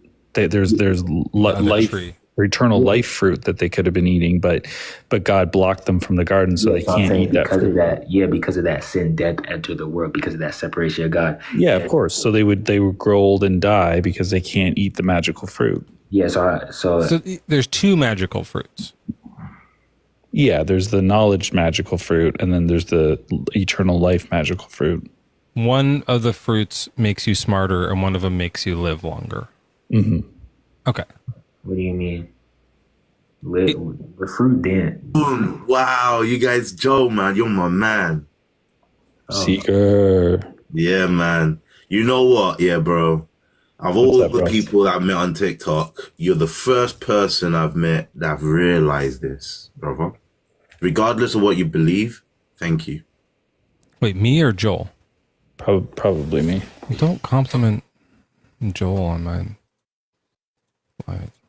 Or just say like you guys are really great together or something. Like, give me some of it. And I'm not even really clear what the compliment was. Like you figured out the Bible. He's impressed that you like. I'm just impressed. Joel has spiritual eyes. Yes, he does. Yeah, without he him reads knowing. the Bible. He has spirit because a lot of people don't catch up. Even people. Well, then let's ask Joel. Joel, next question. Did any of this really happen? No, like you mean the trees, the fruits, and the magic. Yeah, that's nonsense. Because like you got to think about this. Oh wait, before you say that, listen. It's not about if it's real or not. It's the fact that you were wise enough to catch on to that. Not even some priest caught onto that. Which part? The part where God says like you can't reach out and eat. People usually think there's only one tree, and they also think it's actually a fruit. There's no fruit. Okay, well, it says there's fruit. Well, there's magic. No actual. He doesn't name the fruit. It's a metaphor for just regular magic. Not exactly. Magic. So you can look at it in a symbolic way, in literal whatever. But it's more. I would say more symbolic. But it's the fact that you caught onto that. And not a lot of people can. Hey, Seeker and Joel, Ivy here was wanting to learn more about like slavery in the Bible. Did you guys want to maybe explain that to him? Oh yeah, God. The theme of the Bible is slavery. Okay. Yeah, God loves slavery. He wants everyone enslaved. You will be enslaved to something in His view, and a lot of the time He makes His people and other people slaves. He loves slavery. Sorry, I'm just doing a few crab jabs in the Discord chat. 1 second here. Crab jab. When you do command crab jab in our Discord, it just does a random insult against crabs. Okay, that's a good one. Okay, so Ivy, there you go. That's the theme of the book, which is why I think he condones it early on, because he needs it later for submission and stuff like that, right, Joel? Is that what you mean? Yeah, that's basically it. It's all he basically has like everyone turn into slaves at some time so that he can go like, look at the cool metaphor that I did where like you're going to be a slave to sin or slave to righteousness. But like, how could he have done that without like subjecting everyone to slavery for like thousands of years? Right. So he gets the Hebrews out of being slaves. Well, he puts them into slavery. he puts them into slavery so they know how Slavery to is- act like slaves. Yeah, and then he puts them in power to have slaves. to have slaves. Yeah. And then he's like, See? just kidding, you're back to being slaves again at the end. I find, there's a lot of truth what you guys are saying, but it's the way your conclusion. It's funny because I'm with you, then you get to the conclusion, and it's almost like saying the glass half empty or glass half full. I think that what that is, Seeker. That's like cognitive dissonance, right? Where you want it to be. How so? Well, like you can follow everything we're saying, and you go, "Yeah, that happened. Yeah, that happened," and then the conclusion follows. The conclusion we're making follows. But for you, you're just like, "I don't like that. I want to look at it with the Jesus blood-colored glasses that I have on, which is going to make it seem nicer." No, because give me a second. Wait, sorry. The glass half empty or full of slavery? Of Jesus' blood or slavery no, or slave blood. I'm talking in general, just in general. Like you're saying, we're looking at slavery and being like, that's half bad. No, because I now remember. So you looked at something. You remember what you guys said. If it's slavery, I want to say that like I look at that glass as all bad. The whole the whole cup's empty. Before he slips out my mind, please let me just say it. Go ahead. Yeah, he's got a slippery mind. Yeah, I have. Smooth brain. Keep going. Don't smoke too much, kids. Yeah. Yeah. Get a lubricant. Huh? You were saying he has a lubed up brain. Okay, go ahead. Listen. So you guys mentioned about slavery. It was interesting because I thought the same thing. I thought, how can people that were enslaved end up doing it or trying to push it upon others? Yeah. Interesting. Crazy. Yeah. It's crazy, right? Yeah. It seems like they would be like, no. Yeah, you think that, wouldn't you? Well, I think it's because do you have a point, or are you just asking the question? My point is you. Well, I have a point on that. I think they should have been like, no. The point is, to me, the way I look at it is, people make choices, and what we're looking at in the scripture is we are witnessing the choices of mankind, and we are judging. So true. Let me ask you this, though. Do you think that God gave those laws that are described in Leviticus, Exodus, and all the other ones? His regulations, not permission to do. So he gave the regulations for slavery, because this is the thing that a lot man was doing it like, well, Seeker, this is something that like a lot of people don't connect. And you know how I'm good at the two trees thing. Well, this is another one. Oh yeah. So all of the people, all of the Hebrews who ended up owning slaves in Canaan, none of those people were slaves at one point.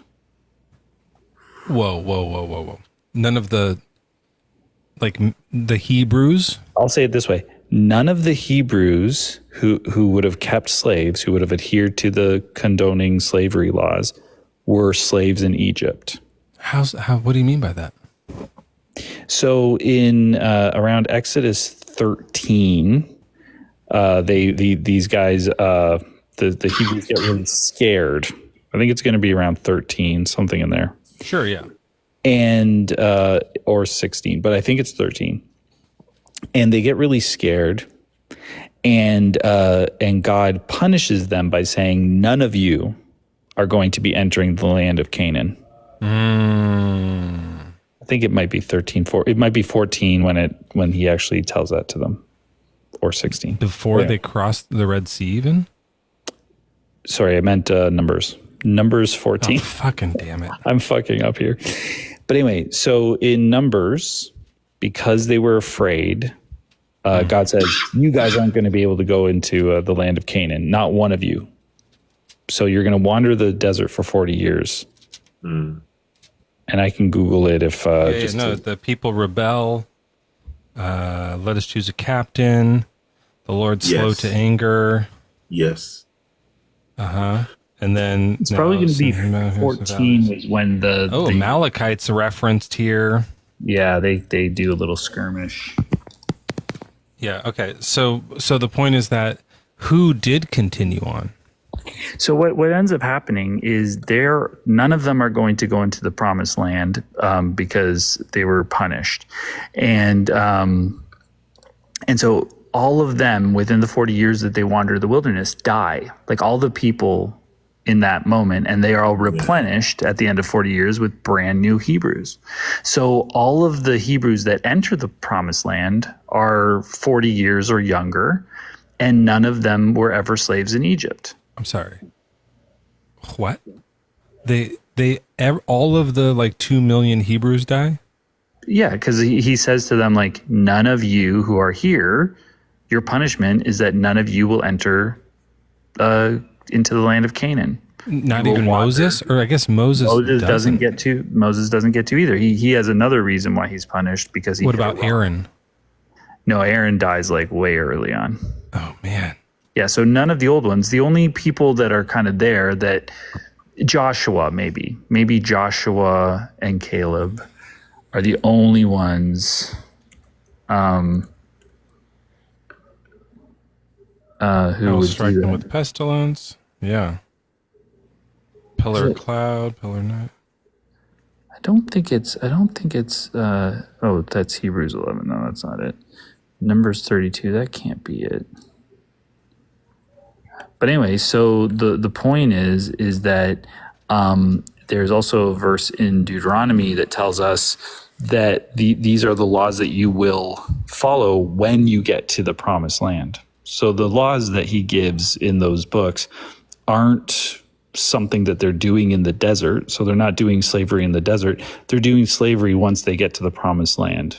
And there's a lot of like house things that they couldn't do in the desert. They have to do them in the promised land.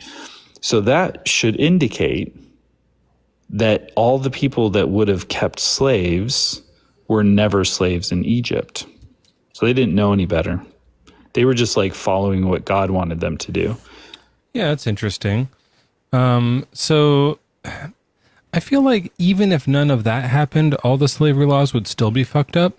But if that did happen, it's like, I think just triple, like maybe double or triple fucked up. How much more? Yeah, because like what the seeker was kind of saying was like, well, everyone else was doing slavery and they were used to slavery. Right. And they knew all that, but it's like, not really. They were like brand new people. This is a brand new generation of people. And God was like, when you get there, out of nowhere, start doing slavery.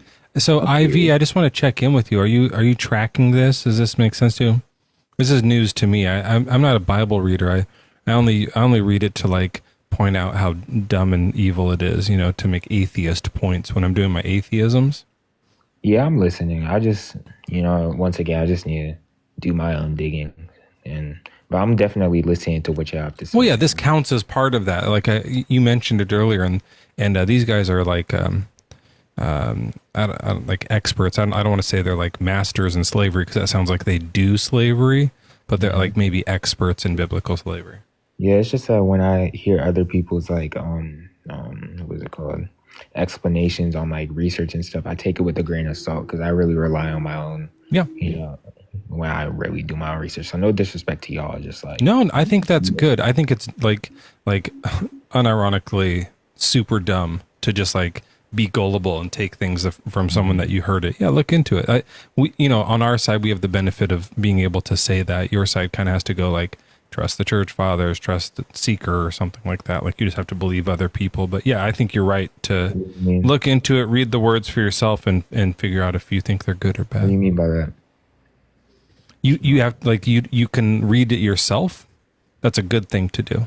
Yeah, you said like trust the church father and trust like a lot of religious people like don't read it for themselves. They just go, well, the church says it's fine. Slavery's not in the Bible, so I'm just going to plug my ears and plug my eyes and plug my whatever needs plugged, and then just keep on going. But if you read it for yourself, you'll be like, oh yeah, this is wretched, like for sure. So yeah, we like that. It's just like the problem is that like just for the members of the cult, they're not allowed to think for themselves. Typically, like when you're in a cult, so we recognize that, and so that's why we figure you wouldn't be able to like just critically think and like Yeah, no, I don't. That's why I feel like I'm definitely not criticizing what is it called, like any branches of Christianity, but that's why I feel like please go for it. That's why I feel like it's more important to focus on like their relationship with Jesus Christ rather than their religion, just like read and stuff like that, and like scheduled prayers and stuff like that. I feel like it's more of an organic relationship. Yeah, but I mean, if you had to poke fun at one of the denominations, it'd be like I'm not doing that. Probably the Pentecostals, right? Probably, yeah, maybe. I mean, it's all, but they're writhing, yeah. They do the voices and the writhing and the tongues and the things. That was the thing that really freaked me out when I was religious, and I learned that there was a church down the street that did that, and I was like, they do what? And they were like, yeah, they like flop around the floor and they speak in tongues. I was like, are they demon? Like I thought they were demonic. Mm-hmm. I was so scared of them. Yeah, no, that's like hardcore for like new people to watch, you know what I'm saying? Like casting out demons and stuff like that. It's definitely biblical. It's just like, it's just part of, you know what I'm saying? Yeah, super creepy. I was a lifelong Christian, and I always found it weird because we weren't charismatic like that. So we would like, even on TV, you watch like Benny Hinn, and people are like freaking out, and it's just like, this feels weird. But for some reason, you don't see yourself in them, even though they're like they're just doing a weird version of what you're doing. We would do, so like when praise songs were happening, everyone would stand up and do the praise song. And then like someone in the church would be the first person to like look around a little bit and then like put a hand up like this. Our God is enough. And then like once like the water broke, someone else would see that and be like, oh, I'm going to do this one. And do both of them. And then someone else is like, I'm going a little higher. And then like, is like, who has the like balls to someone's gonna sway. Yeah, someone's going to sway. And then, but if someone like stepped out into the aisle, everyone kind of be like, don't do that. That's too much. Like we don't do that. Yeah. Like even like when Jesus walked the earth, he wasn't even like offended that he said, pray with your door closed. So because your reward is it was heaven. in church. It wasn't like we were out in the streets doing it, but yeah. Yeah, but still like God, like that's like fake love, like doing it for other people's gratification. Right? Yeah. Well, I mean, I think it all is, but yeah, for sure. All right. Well, Seeker and Ivy, I'm going to switch backgrounds here to talk about how God isn't real. Did you guys want to get in on this at all, or should we move on to our next guest? Maybe I should cycle through and then bring up someone else. Yeah, we could talk about your opinion of God not being real. Sure. God isn't real. By the way, it's not just an opinion. That this one's a cold, hard fact. Well, we checked. I mean, that was something that we had to look into, and we did some. Oh, I can see. Yeah, I can see. It seems like an opinion when you just say it, but we checked. Right, because it's like we're saying, I'm so sorry. It's like I think God is real. No, but like when we looked into this, we did a little background research, and it just turns out that God isn't real at all. What evidence are you like using? Oh, sure. So like the claims in the story of God are that he's this impossible being that can't exist. So that's part of it. And then the other stuff says that like he answers him being an impossible being. Yeah, he has these omni attributes, like he's all good, all powerful, all knowing, all everywhere. That can't happen. That's like physically, like actually impossible. So that's not true. That's the problem when we talk about God. We talk about God and then we limit him to our rules of nature. But if we're talking about an all powerful God, he will be above that, above our understanding. So that can't even possibly be a reason as to why he's not real, because you're just right. Ivy, your mic is a little bit quiet, but have you met my cat? No, I haven't. I have around here in an omni purple cat. Sometimes it comes by here. It's like all purple. You know what I mean? I can't see it, so I don't really know. Well, it's like just you can just imagine it's like from ear to tail, top to bottom, head to toe, inside and out, it's all purple. Its tongue is purple, its shit's purple, its eyes are purple, all of its hair is purple, like its guts are purple, and it's omni-purple, and it's also half yellow. I think it just goes down to it's a belief, right? You can say it's subjective. So hold on, I'm getting some subscriptions here. What's happening? Who's doing subscriptions? How do we find out who does that? 14. This has been a nuts night. Joel, did you hear that I got a $50 Cash App? That's like the biggest one I've ever gotten, I think. What a gift.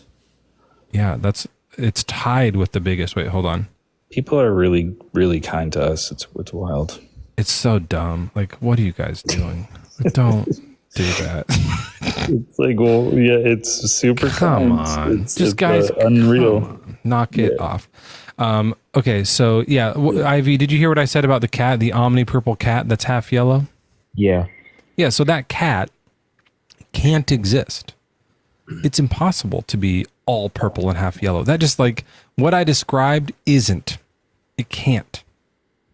Right? So that's what I'm saying with God. Like, I understand his ways are higher than mine and stuff, but there's some things that can't. Like an all purple, half yellow cat can't. It's not that it's like outside the realm of my understanding and there's some sort of thing that could make that exist. No, it's you can tell by the description that doesn't exist. Yeah, but maybe I have a cat, but not as that's described, right? Okay, so what attributes rather than like with the cat, like what attributes are you talking about that with God? Sure, yeah. So with God, he's like all good and all knowing, right? Mm-hmm. Yeah, so those contradict because there's some bad things to know. That isn't like take down how good he is because he knows bad things. What is that? Yeah, it does. If there's things that are bad to know and he knows them, so he's not all good.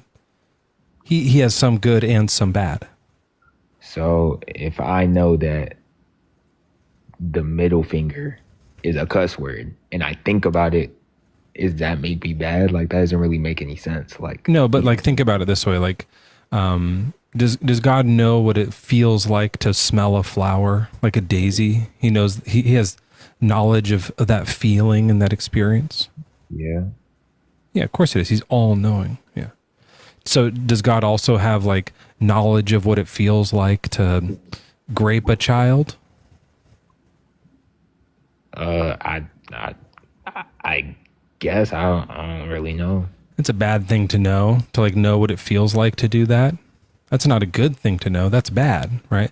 And also it says in the Bible that if you think something in your mind... How does you knowing it make it bad or good? Yeah, sure. In the Bible it says if you think something with your mind, then you've committed the act in your heart. So if he has that thought... He thinks it. Well, then he's not all knowing. Like you have to think to know something. If he's... Would you... Okay, this is... He's not really a strong... Tell me something you know that you haven't thought about. No, this is good. I never had this argument before. I like this argument. It's a bit of a weird one. You never... Because you said because he's all-knowing and he would know what it would feel like to grape somebody. That... I feel like...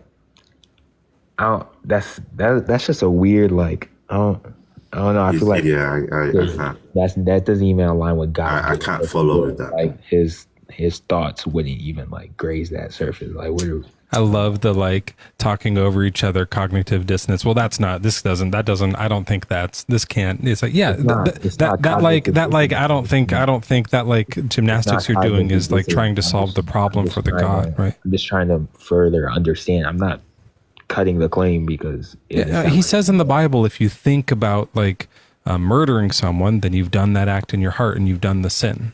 Yeah, but he doesn't think about raping kids. I think he has knowledge of it. I think you can think of things, but when you have an intent of doing it, that's different, right? Does he know what it feels like to have that intent? No, I don't. He's all knowing. I wouldn't know about. Yeah. I mean, he's interesting. Like I'm guessing I mean, I feel like even if he did, I'm gonna be real. does that mean evil? Does that mean bad? Does it mean? This is experiential knowledge. So, like, to have the experiential knowledge of enjoying inappropriately touching a child, like, that's got to be wrong. Like, I don't know. I have no idea what that's like, but God knows. God knows that feeling. Yeah. It's an interesting one. I do. Well, like think about it. I don't like to talk about that one for too long think... because it's super disturbing. But like, it's a good thing to like okay, mull over. Yeah, well, I mean, there's more. If you think he's everywhere and he can do. I'm asking. That was an interesting question you asked. I'm asking you. Have you got an answer to that, or you don't know? Oh yeah, God doesn't exist. Yeah, so it's he's all purple and half yellow, right? No, right. So that's why I said you found a contradiction. He doesn't exist. Or he's not all knowing. Because you said that. Or he's not all good. You have to pick one.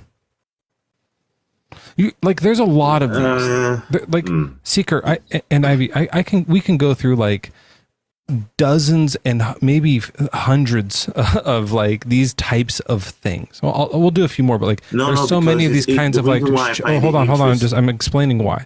Okay. We can go through all of these, and the one solution that solves all of them is that he's not real. That's the only thing. Wow. Like, so you can like remove a little bit of omnipotence, or you can remove a little bit of omniscience, and then the different one comes up and you have to switch it, and you have to like do all these adjustments. The only solution that solves them all is atheism. But you asked the question, you said, does it mean that he's bad? Does that not mean he's bad, or because he knows it? Yeah, sure. Look, if you want to say he's bad too, then that makes this harder for me. Yeah. That makes my destruction of God harder. If there's an all-powerful, half-evil God, yeah. I don't know. I feel like God that knows everything. I feel like his knowledge wouldn't depend on his character. That means he's no. It doesn't make sense. No. Do you think he can do anything? Yeah. Yeah. Do you think he can forget something? Yeah. Well, then he wouldn't be all-knowing, would he? He's all powerful, because if he's all powerful and he's all knowing, why would it not be in his sphere of ability? Yeah, he's all powerful. He can do anything, but if he forgets something, he's not all knowing anymore. So he can't do that because he'll stop being all knowing. He would let himself forget something because he's all powerful. He would then he's not omniscient, right? He just wouldn't be omniscient anymore. But he wouldn't do that. That's what I'm saying. So because he wouldn't do that, that's why he's all powerful. Can he learn something? What do you mean? Like, can he learn a new fact? Yeah. So that means there's things he doesn't know right now? No. How can you learn a new fact you already know? God knows everything. God knows everything. Yeah, right. So there's a list of things he can't do that starts to grow, right? So look, and this is fine. If these attributes are essential, and when I say essential, I'm using it like kind of philosophically, so I'll explain what I mean. Like these are required. In order for God to be God, he has to be all good. That's part of it. As soon as you lose all goodness, he doesn't exist. He's gone. Then then this destroys God, right? If you're saying that, he could be a little bit bad for a little while. He could be a little bit bad. That's what I'm saying. I know. I'm just saying. Sometimes some other people do this. Then cool. Then like you can like make these adjustments and try to figure out what God is really like using this logic. But if it's essential that he's all good, well then you're gonna have to bend to something else. You have to bend his all powerfulness. He can't do everything because he has to be all good. He can't cut a cat in half. He's all good. That would be bad. You see, God is not just all good. God is good. Right. Sure. The difference. So he's not all good. Okay. So he's good and he can do bad. Good. And he can do bad things. This is actually no. You cannot do bad things. God is good. This is a God good doesn't being. Command evil. Seeker, he permits it because that is true free will of choice. But Seeker, this is a good being, an all good being that is pure goodness, that knows what it's like to enjoy touching a child. No, we're trying not to talk about that anymore. No, I know, but you like it just it doesn't work. It's weird, yeah. Or knows what it feels like to, chop a cat in half and squirt its blood across a bunch of kindergartners. Right. It's like that's an experience that this being knows. What did he just say? Is an experience. All good being knows. Mm-hmm. God is everywhere. He's experiencing. I mean, he's seeing, and then everything is happening. He's watching. Right. Yeah. Yep.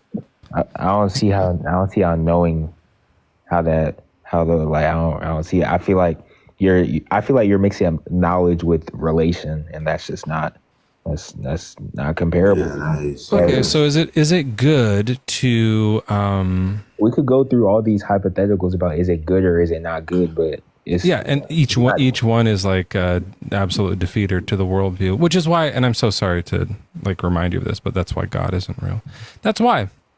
Look, okay, all of the like mental gymnastics and finagling you have to do to try to solve that, you can do on your end. That's like stuff you guys can go do and figure out. Like write down these questions and go try to solve them. You don't have to do it live. This is an interesting one. Does God know what it feels like to look at his brother with hatred in his heart? Yeah. He doesn't have a brother. Oh, I'm thinking you meant metaphorically, like. No, like he knows what it's like. I guess the law is about anybody, but does he know what it's like to have an equal? Of others, brother. What about that, Joel? Does God know what it's like to have an equal or to have a superior? I mean, I feel like he's watching. Isn't that great? That's a new one. Oh, I like that one. Does God know what it feels like to be a subordinate? I feel like it's unproductive to ask these questions. We don't know the answers. Like, exactly. We're not God. So IV, what I'm going to do is, and Seeker, thanks for being here. I'm going to drop you down. We're going to move on to some other guests here. IV, what I suggest you do, genuinely, I know we have a little bit of fun up here sometimes, but genuinely write some of these questions down. If you find one, like if it is a logical one, like can God make a rock so heavy you can't lift it, write it down. If it's something like, can he think about having a boss? Like write these things down a little bit and then try to figure out the answer. Read the Bible, do your own research, look for it. And like, if you come up with more questions, write them down, just keep adding to it. But like after a while, after a certain number of questions, for me, it was 10. For some people, it's maybe Joel said 50. You realize like there's so many unanswered things here. And just remember, there is one answer that solves every single one of them instantly in a moment. And so it's worth considering it, okay? Okay. I'm going to do my research. I appreciate y'all. Y'all have a good night. Hey, you too. Thanks for being awesome. Good guest tonight. Does God know what it's like to be pegged by Satan? Yeah. For sure. And enjoy it? That's one that's obviously. I mean, nothing bad about that, so that's fine. That one's okay. This person has been in the box for a while here, but their name is Atheismo, so I kind of think they'd be a friendly. In the chat, they're saying that they're going to have answers. I think that was this guy. Maybe it was someone else. Atheismo, are you here on purpose? The Atlas guy was yapping. Sorry. Oh, this person's having an operatic moment. You know that my grandpa was an opera singer? Another lie. It's the same one. Mezzo lie. I can play you audio. Good morning. Hold on, I gotta play some audio real quick. Why am I yapping? I did nothing wrong. Hey, you've been yapping in the chat saying that you've got the answers, so we're ready to be I don't have the answers. I have my view. Right, I stated that I have my view and I would like to share. Okay, hold on a second. We're gonna listen. Everything. Okay, hold on. Here's my We're gonna listen to opera for a second. Okay, this is going to be my grandpa, my actual real life grandpa singing. If you talk over it, Atlas, I'm going to hate you. No, don't hate me. Shut up. How are we supposed to know that this is your grandpa? Is he going to be like, I'm his grandfather?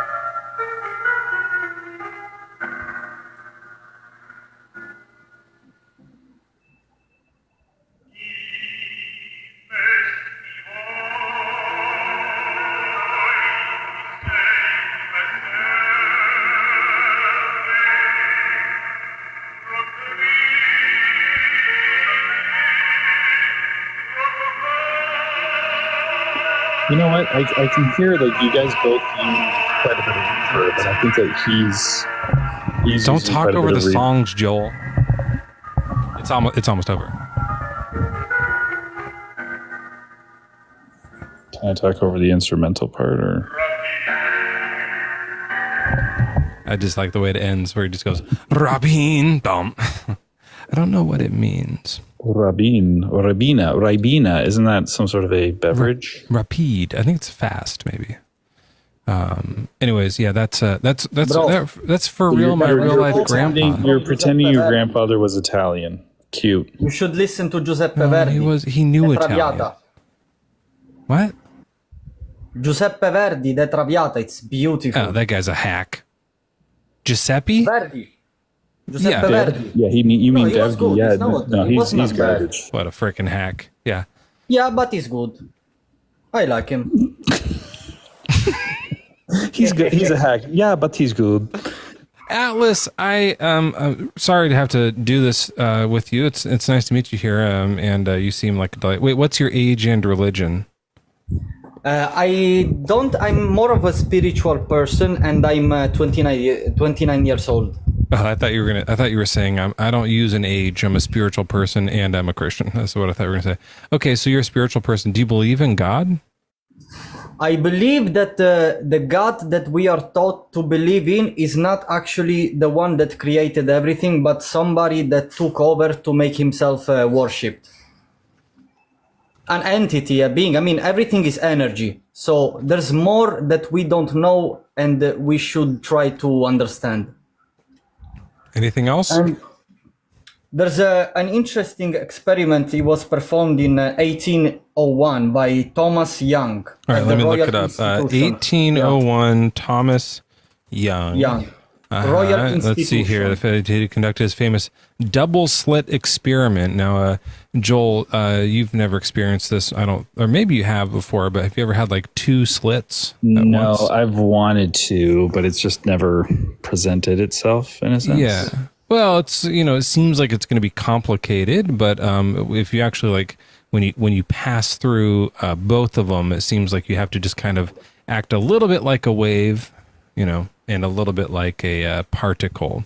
So it's like a frequency and matter. And the frequency that you do it at, like I wouldn't do it more than once a month because it will exhaust you. Yeah, I guess that matters, I suppose. Well, yeah, I mean, you just don't want to be tired for the next one. And the thing is, they find out that when you measure, the particle acts like a wave. But when you start measuring, it's going to go back to being a particle. I always say, don't measure it. Just like you can look at it, or just feel it. Like it'll feel bigger than it looks. Well, if they measure it, then I think it actually starts things off for me. You know what I mean? Like, that's how you do that. It's like, I guess if you want to measure it, and then that while measuring, it's like keep measuring, give it a second. They'll see that it changed, like the double slit experiment. It changes as you measure it. So when observed, changes the behavior. And my theory is, what if an entity started creating through mathematics and geometry? That's so interesting because you got the slits, but you also have the titties. So that's nice. From end to titties. Because I feel like our reality is constructed. It follows a pattern. I'm not feeling that. I'm not feeling like this is a reality That's constructed. Why I'm sharing. We share knowledge and try to debate over it. And you want with the double slits, you want there to be sharing and stuff. Yeah. Mm-hmm. Yeah. For sure. Okay. Well, Atlas, did you have anything else you wanted us to hear? I think we got it. Yeah, I think you got it. Yeah. Okay. I think that's it. And have you no need to go forward. Did you ever have a three-way? Yeah, with the tree and I had a three-way with the tree and the raccoon. That's hot. That's fucking hot. Unsafe, but and the raccoon became sentient, and then he became a star in Marvel. Now they call him Rocket Raccoon. Did you get consent from the raccoon? He raped me. All right, I feel like I gotta go. I gotta let you go then. I think it was Guardians of the Galaxy. The tree with Groot and Rocket. Yeah, I don't think I saw that whole movie. I tried to watch it once, and I have a hard time suspending my disbelief on some of these Marvel things. I know this is going to be not a not a well viewed opinion here.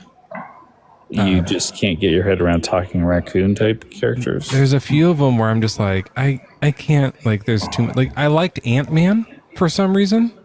I liked the Black Panther. Well, try doing it like a Christian, like believe that it's true before and then watch it with the belief. I tried Thor and I couldn't do it. One of the Wonder Womans was kind of cool, but once it was Guardians of the Galaxy, I was like, I don't know what's happening in this. These people are like listening to like rock music.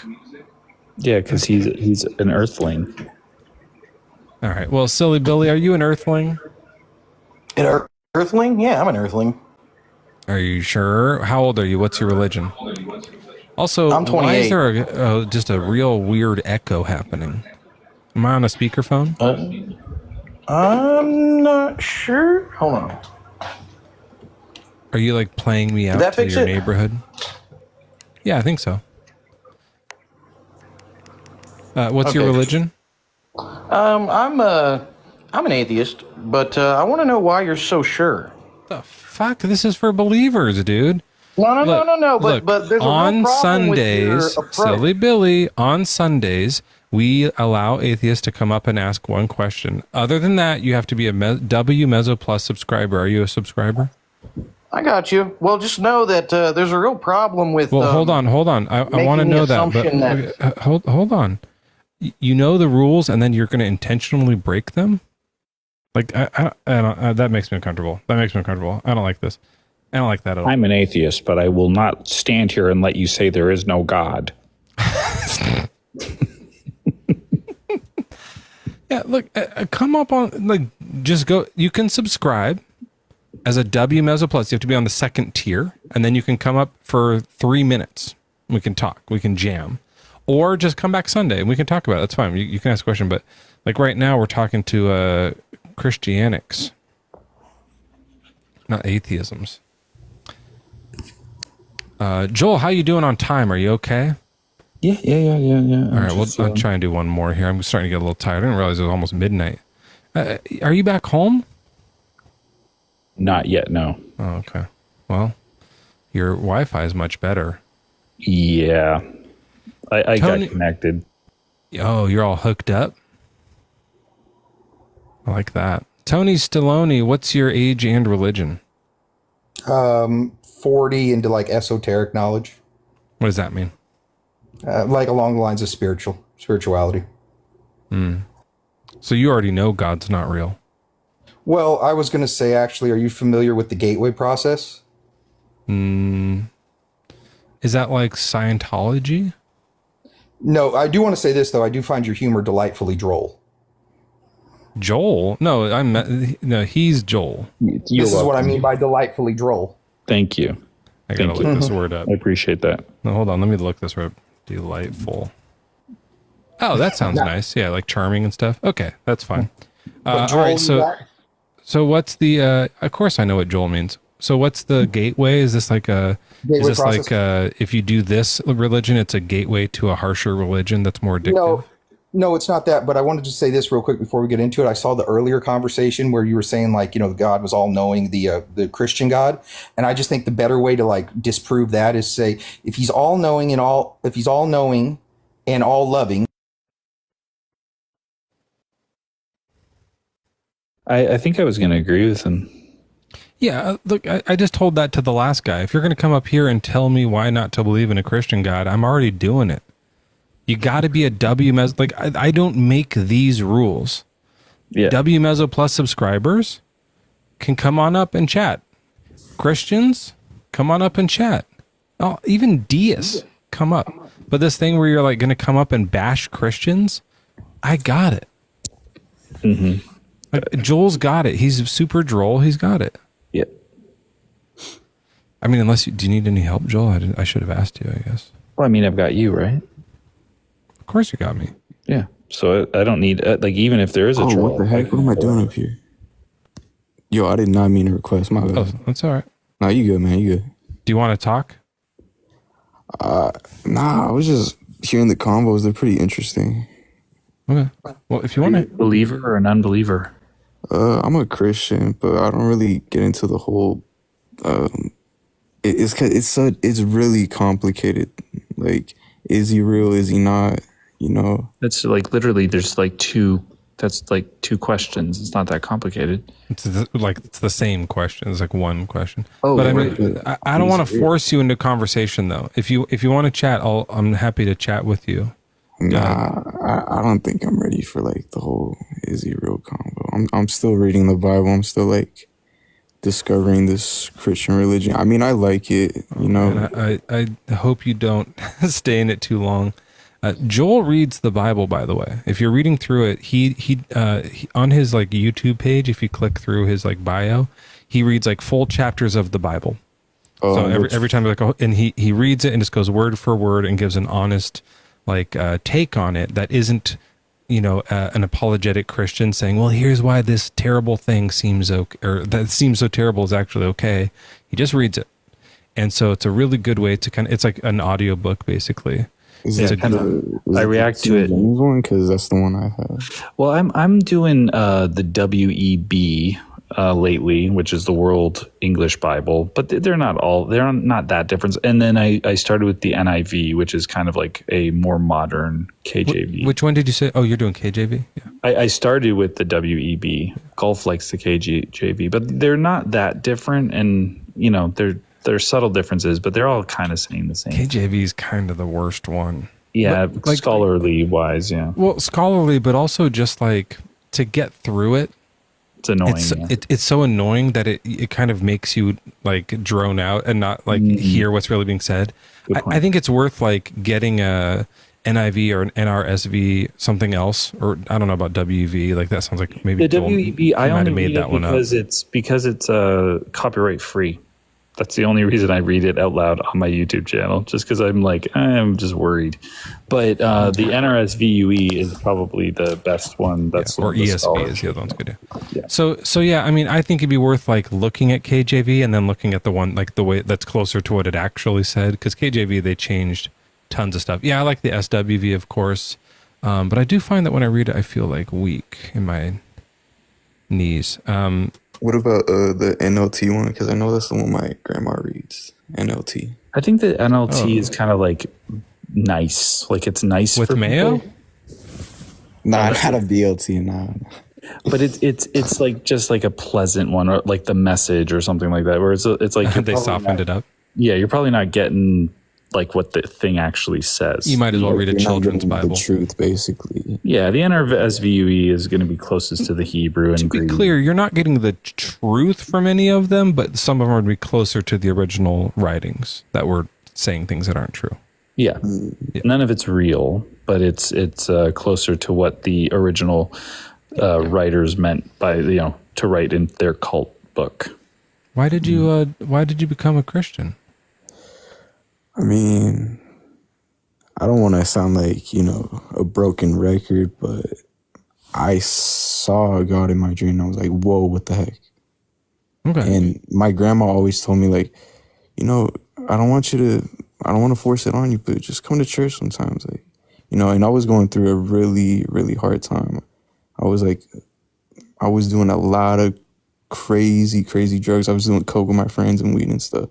And to be honest, I was like disgusted in myself. Like I didn't like this person I was being. I was just doing it to fit in, just to be cool and stuff. And I was like, I want to be better, but I don't know how. And then one day I just saw God in a dream. I was like, is this the answer? Do I just connect with God? And then my grandma started telling me there's a reason why we have sin. And all of that is so it prevents us from doing all these bad things, all these bad intentions that we have. And then I told her, I mean, but is God real? Like we have all these wars, we have diseases and all of this stuff. And I was like, how can all-powerful God let this stuff happen? And then I think the answer she gave me, I don't know. I'm still thinking about it to this day. She We says ask that same question all the time. I don't know, you've probably been listening, but like, we were dancing around with other people and doing different stuff, but like the problem of suffering is why I left. It's like there was a lot of reasons, but that's the main reason. I was like, there is like very clear suffering happening. Like this person over here is sick. They believe people are praying and it's not working. This is a huge problem for the religion, that God allows for pain and suffering. That is unnecessary. That doesn't make sense for an all good God. But go ahead. You were going to say which one it was. Yeah, but the answer she gave me was, she gave me a bunch of things like the fall of sin, the fall of man. And the reason why we have all of these problems is God is testing our faith. Like he's going to see if we, close the door on him and be like, I'm sorry, I can't believe in you anymore. Horrible reason to do it. God, the all-knowing God who knows the answers to whether or not you would survive this trauma, intentionally still puts you through trauma. That's the most unnecessary trauma you could imagine. That's like a haunting thing that like Jeffrey Dahmer wouldn't even do. That's like the most like awful, Yeah, sometimes they think like, well, here's a quick answer, and they just like kind of blurt it out. But when you really like think a little bit about it, it's like that makes it worse. It usually makes it worse. It's not good. Yeah. I mean, but like at the same time though, I don't know. It's just, I want to believe he's there because I really like the concept of sin. Like there's a reason why we shouldn't do these things. Like, because it makes us good people. And like, there's a reason not to be angry. There's a reason not to be greedy. Mm-hmm. There's like a reason to do like all these things, like no drinking, no alcohol, no drugs, any of that. But what is that reason? So that like we become better people. That's what my grandma told me. And I think she's kind of right. Like we shouldn't be angry all the time. Like it's okay to be angry, but not all the time. Because when we do foolish things when we're angry, like you can't lie. I've done foolish things. I've punched I just the gotta wall. let you know, we can offer you that too. Like as atheists, there's absolutely good reasons why to not drink. Joel and I both don't drink. That's right. I used to, but I quit because I realized that my existence was short, and I wanted to live as long as I could. That's a good reason to do it. There's like good reasons not to get too angry from the atheist perspective.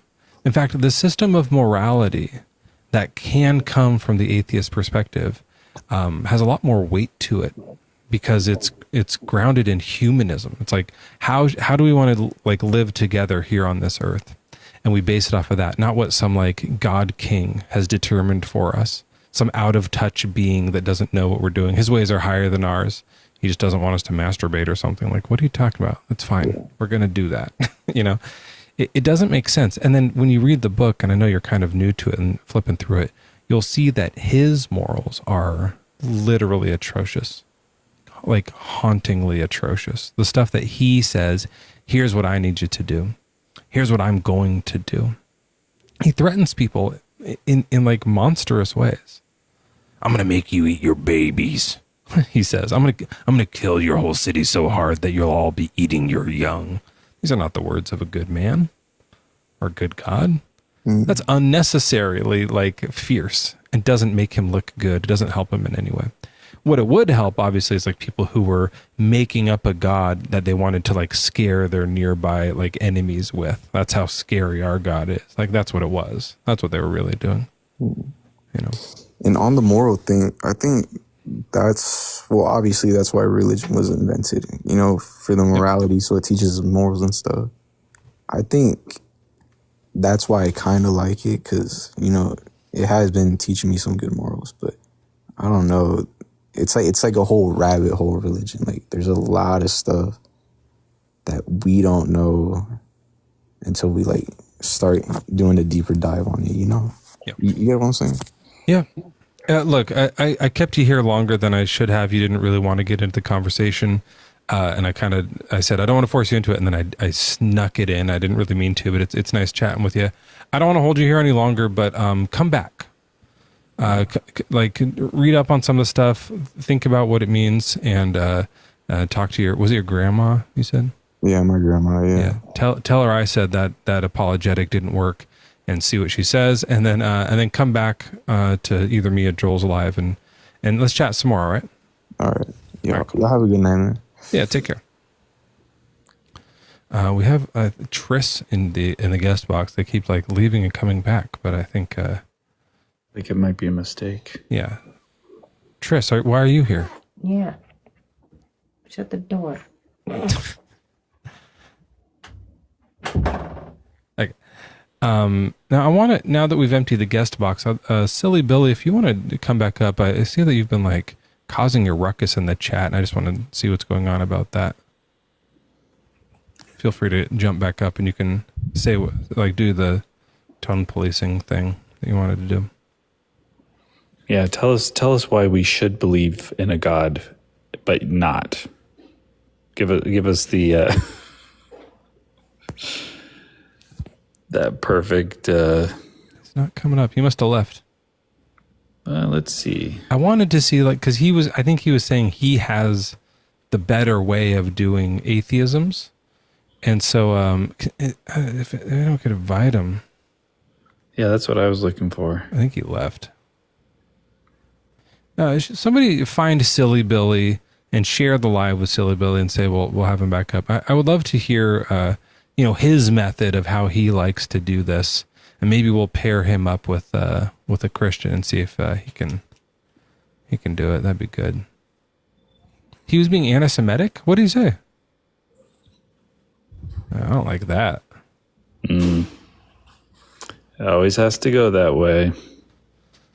Brought out racism. Yeah, I missed all that. I'll have to scroll through the chat. Or I can ignore it. Let's ignore it. Yeah. All right, Joel, we're going to wrap it up here. We're going to call it the end of the live. This live was dedicated to Silly Billy. And we should dedicate our lives more often. We don't do that enough.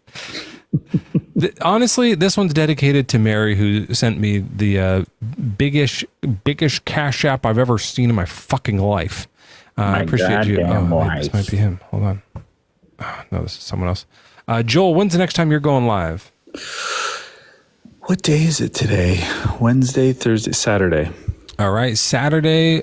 So I'll be live. Oh, I'm not going to be live this Friday. I'm going to be on Thinkers Live this Friday. Thinker's doing a Friday night live, and I'm going to be out with my kids kind of late, so I might join up with her after. Also, I might go tomorrow night. Who knows? We'll see. So come check us out at those other times. Joel, thanks for being here. And I just want to apologize for everyone, to everyone that I wasn't here the whole live. I know that it kind of ruins it for a lot of the people. Hey, Joel. A bunch of flat earthers. When you say Yahweh, does it still make you throw up in your mouth? When I say Yahweh, does it make me throw up in my mouth? Yeah, because you said it was like diarrhea every time you said Yahweh. I've never said that. Are you sure, Joel? You never said on a live that was recorded that I was in you with it, and you said that every time you say Yahweh, it makes you diarrhea in your mouth. Are you sure about that, Joel? You're not going to lie in front of the Lord right now, are you, Joel? In front of the entire planet? I don't think so. Do you know who this guy is, by the way? No. Can you find the clip? No, this is the guy that makes people say Yahweh. He was on Yahweh is God. Jesus he was Christ on Lord and Savior. Born Again live for like 100 hours once. Yeah, I was 4 hours actually. Because she won't drop. Yeah. So you're just here to harass? Absolutely. Up and down.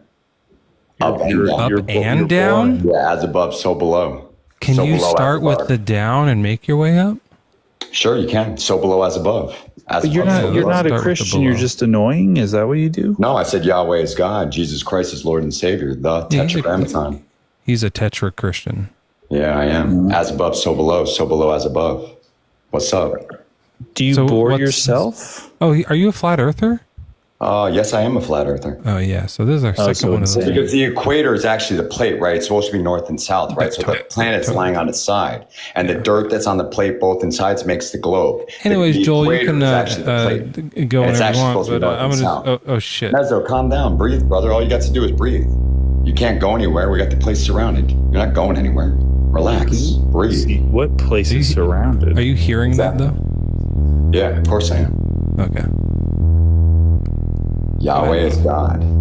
God is Yahweh. Jesus Christ is Lord and Savior. Do Lord it to and the beat. Savior, Jesus Christ. Prove the it. Tetragrammaton. The Prove it. Tetragrammaton. Yahweh. Jesus Christ. Lord. Savior. The Lord. God. Yahweh. Christ. Jesus. Lord. Savior. The God. Yahweh. Oh yeah.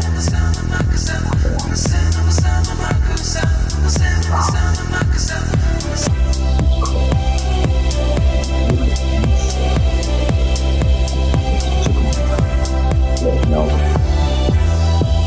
Got your fucking show hand. But not.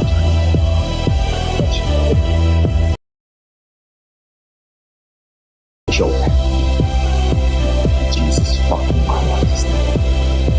No. I don't know. Can you guys hear him over the music? You got to do it a little louder. No, I'm good. We're real good on the planet. Don't worry. Keep going. It's the low vibrations that are really good, not the high ones. It's the low ones, you see. As above, so below. The high and below. So you need them both, right? Yeah, so below as above. Yahweh. Right. Yahweh. It's Yahweh.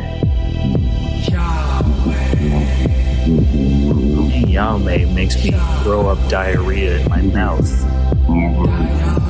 Yahweh makes me diarrhea in my mouth.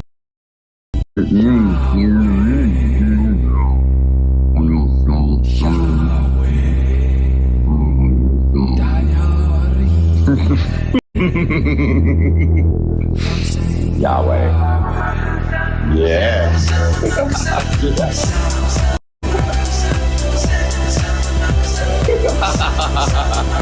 Yahweh. No. Right. Lord and Savior. Shit. Come on, Joel. In your fucking mouth. You got all your videos on YouTube and everything. You're gonna get crucified and shit. Burn in your mouth. That's why you're on mute. So what did I say? I told him, I'm gonna try to wonder how I like this job. He's like, you know, you can buy you can actually more than shit. You know, about the fucking Tetragrammaton. Yeah. No. 3. Christ. Savior. Where am I going? God. Turn the whole building down. Jesus Christ, Lord and Savior. Yeah. Really, you know what I remember though from our first time coming here? One of us stayed on the ground floor. Yeah. And it was lit because... No, I didn't come with Toppy. No, when I came, Toppy didn't Yahweh. come. No way. You guys, Yahweh. You were here, but that was it. No it was way. Your fam, me and Sean. Remember, we came one time with Sean. The helicopter ride. That was literally with Sean. Yahweh. Yes. Diarrhea. You think Zod ever went on a helicopter? Did Diarrhea. ever go on a helicopter? Down your throat, diarrhea. Yahweh. God. Oh my god, look at the stores, guys. They're eating. Jesus. They're eating. Christ. It was actually Jesus a lot better fucking Christ. yesterday. Yeshua. It's Yeshua, you dumb fuck. It's Yeshua. I'm telling you, it was It's better Yeshua. yesterday, man. Like yesterday, like they were twinkling. I still can't. You saw the Milky Way yesterday? Oh yeah, the picture. That was 2 days ago. Jesus fucking Christ, bitch. Yeah. Please hold. Yeah. The following Wednesday subscriber already. you are trying to reach is masturbating. What? Of course you had. No, you didn't have a Monday, Julie. Monday we didn't do anything. All you did was go to Walmart and take a picture. That's it. That's all you did Monday. All I did Monday was nap and eat. Yeah, Tuesday and Wednesday. Down your throat. And we're not gonna have a Diarrhea. Down your throat. Jesus Christ says diarrhea. You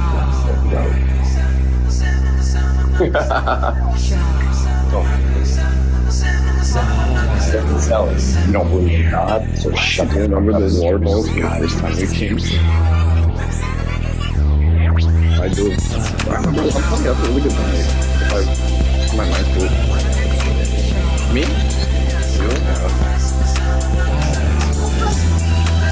What are you doing? Of course they will. Let's go get some virgin drinks. Yeah, they are open right now. Wait, what time is it? Whoa. No. Wait. Jesus Christ.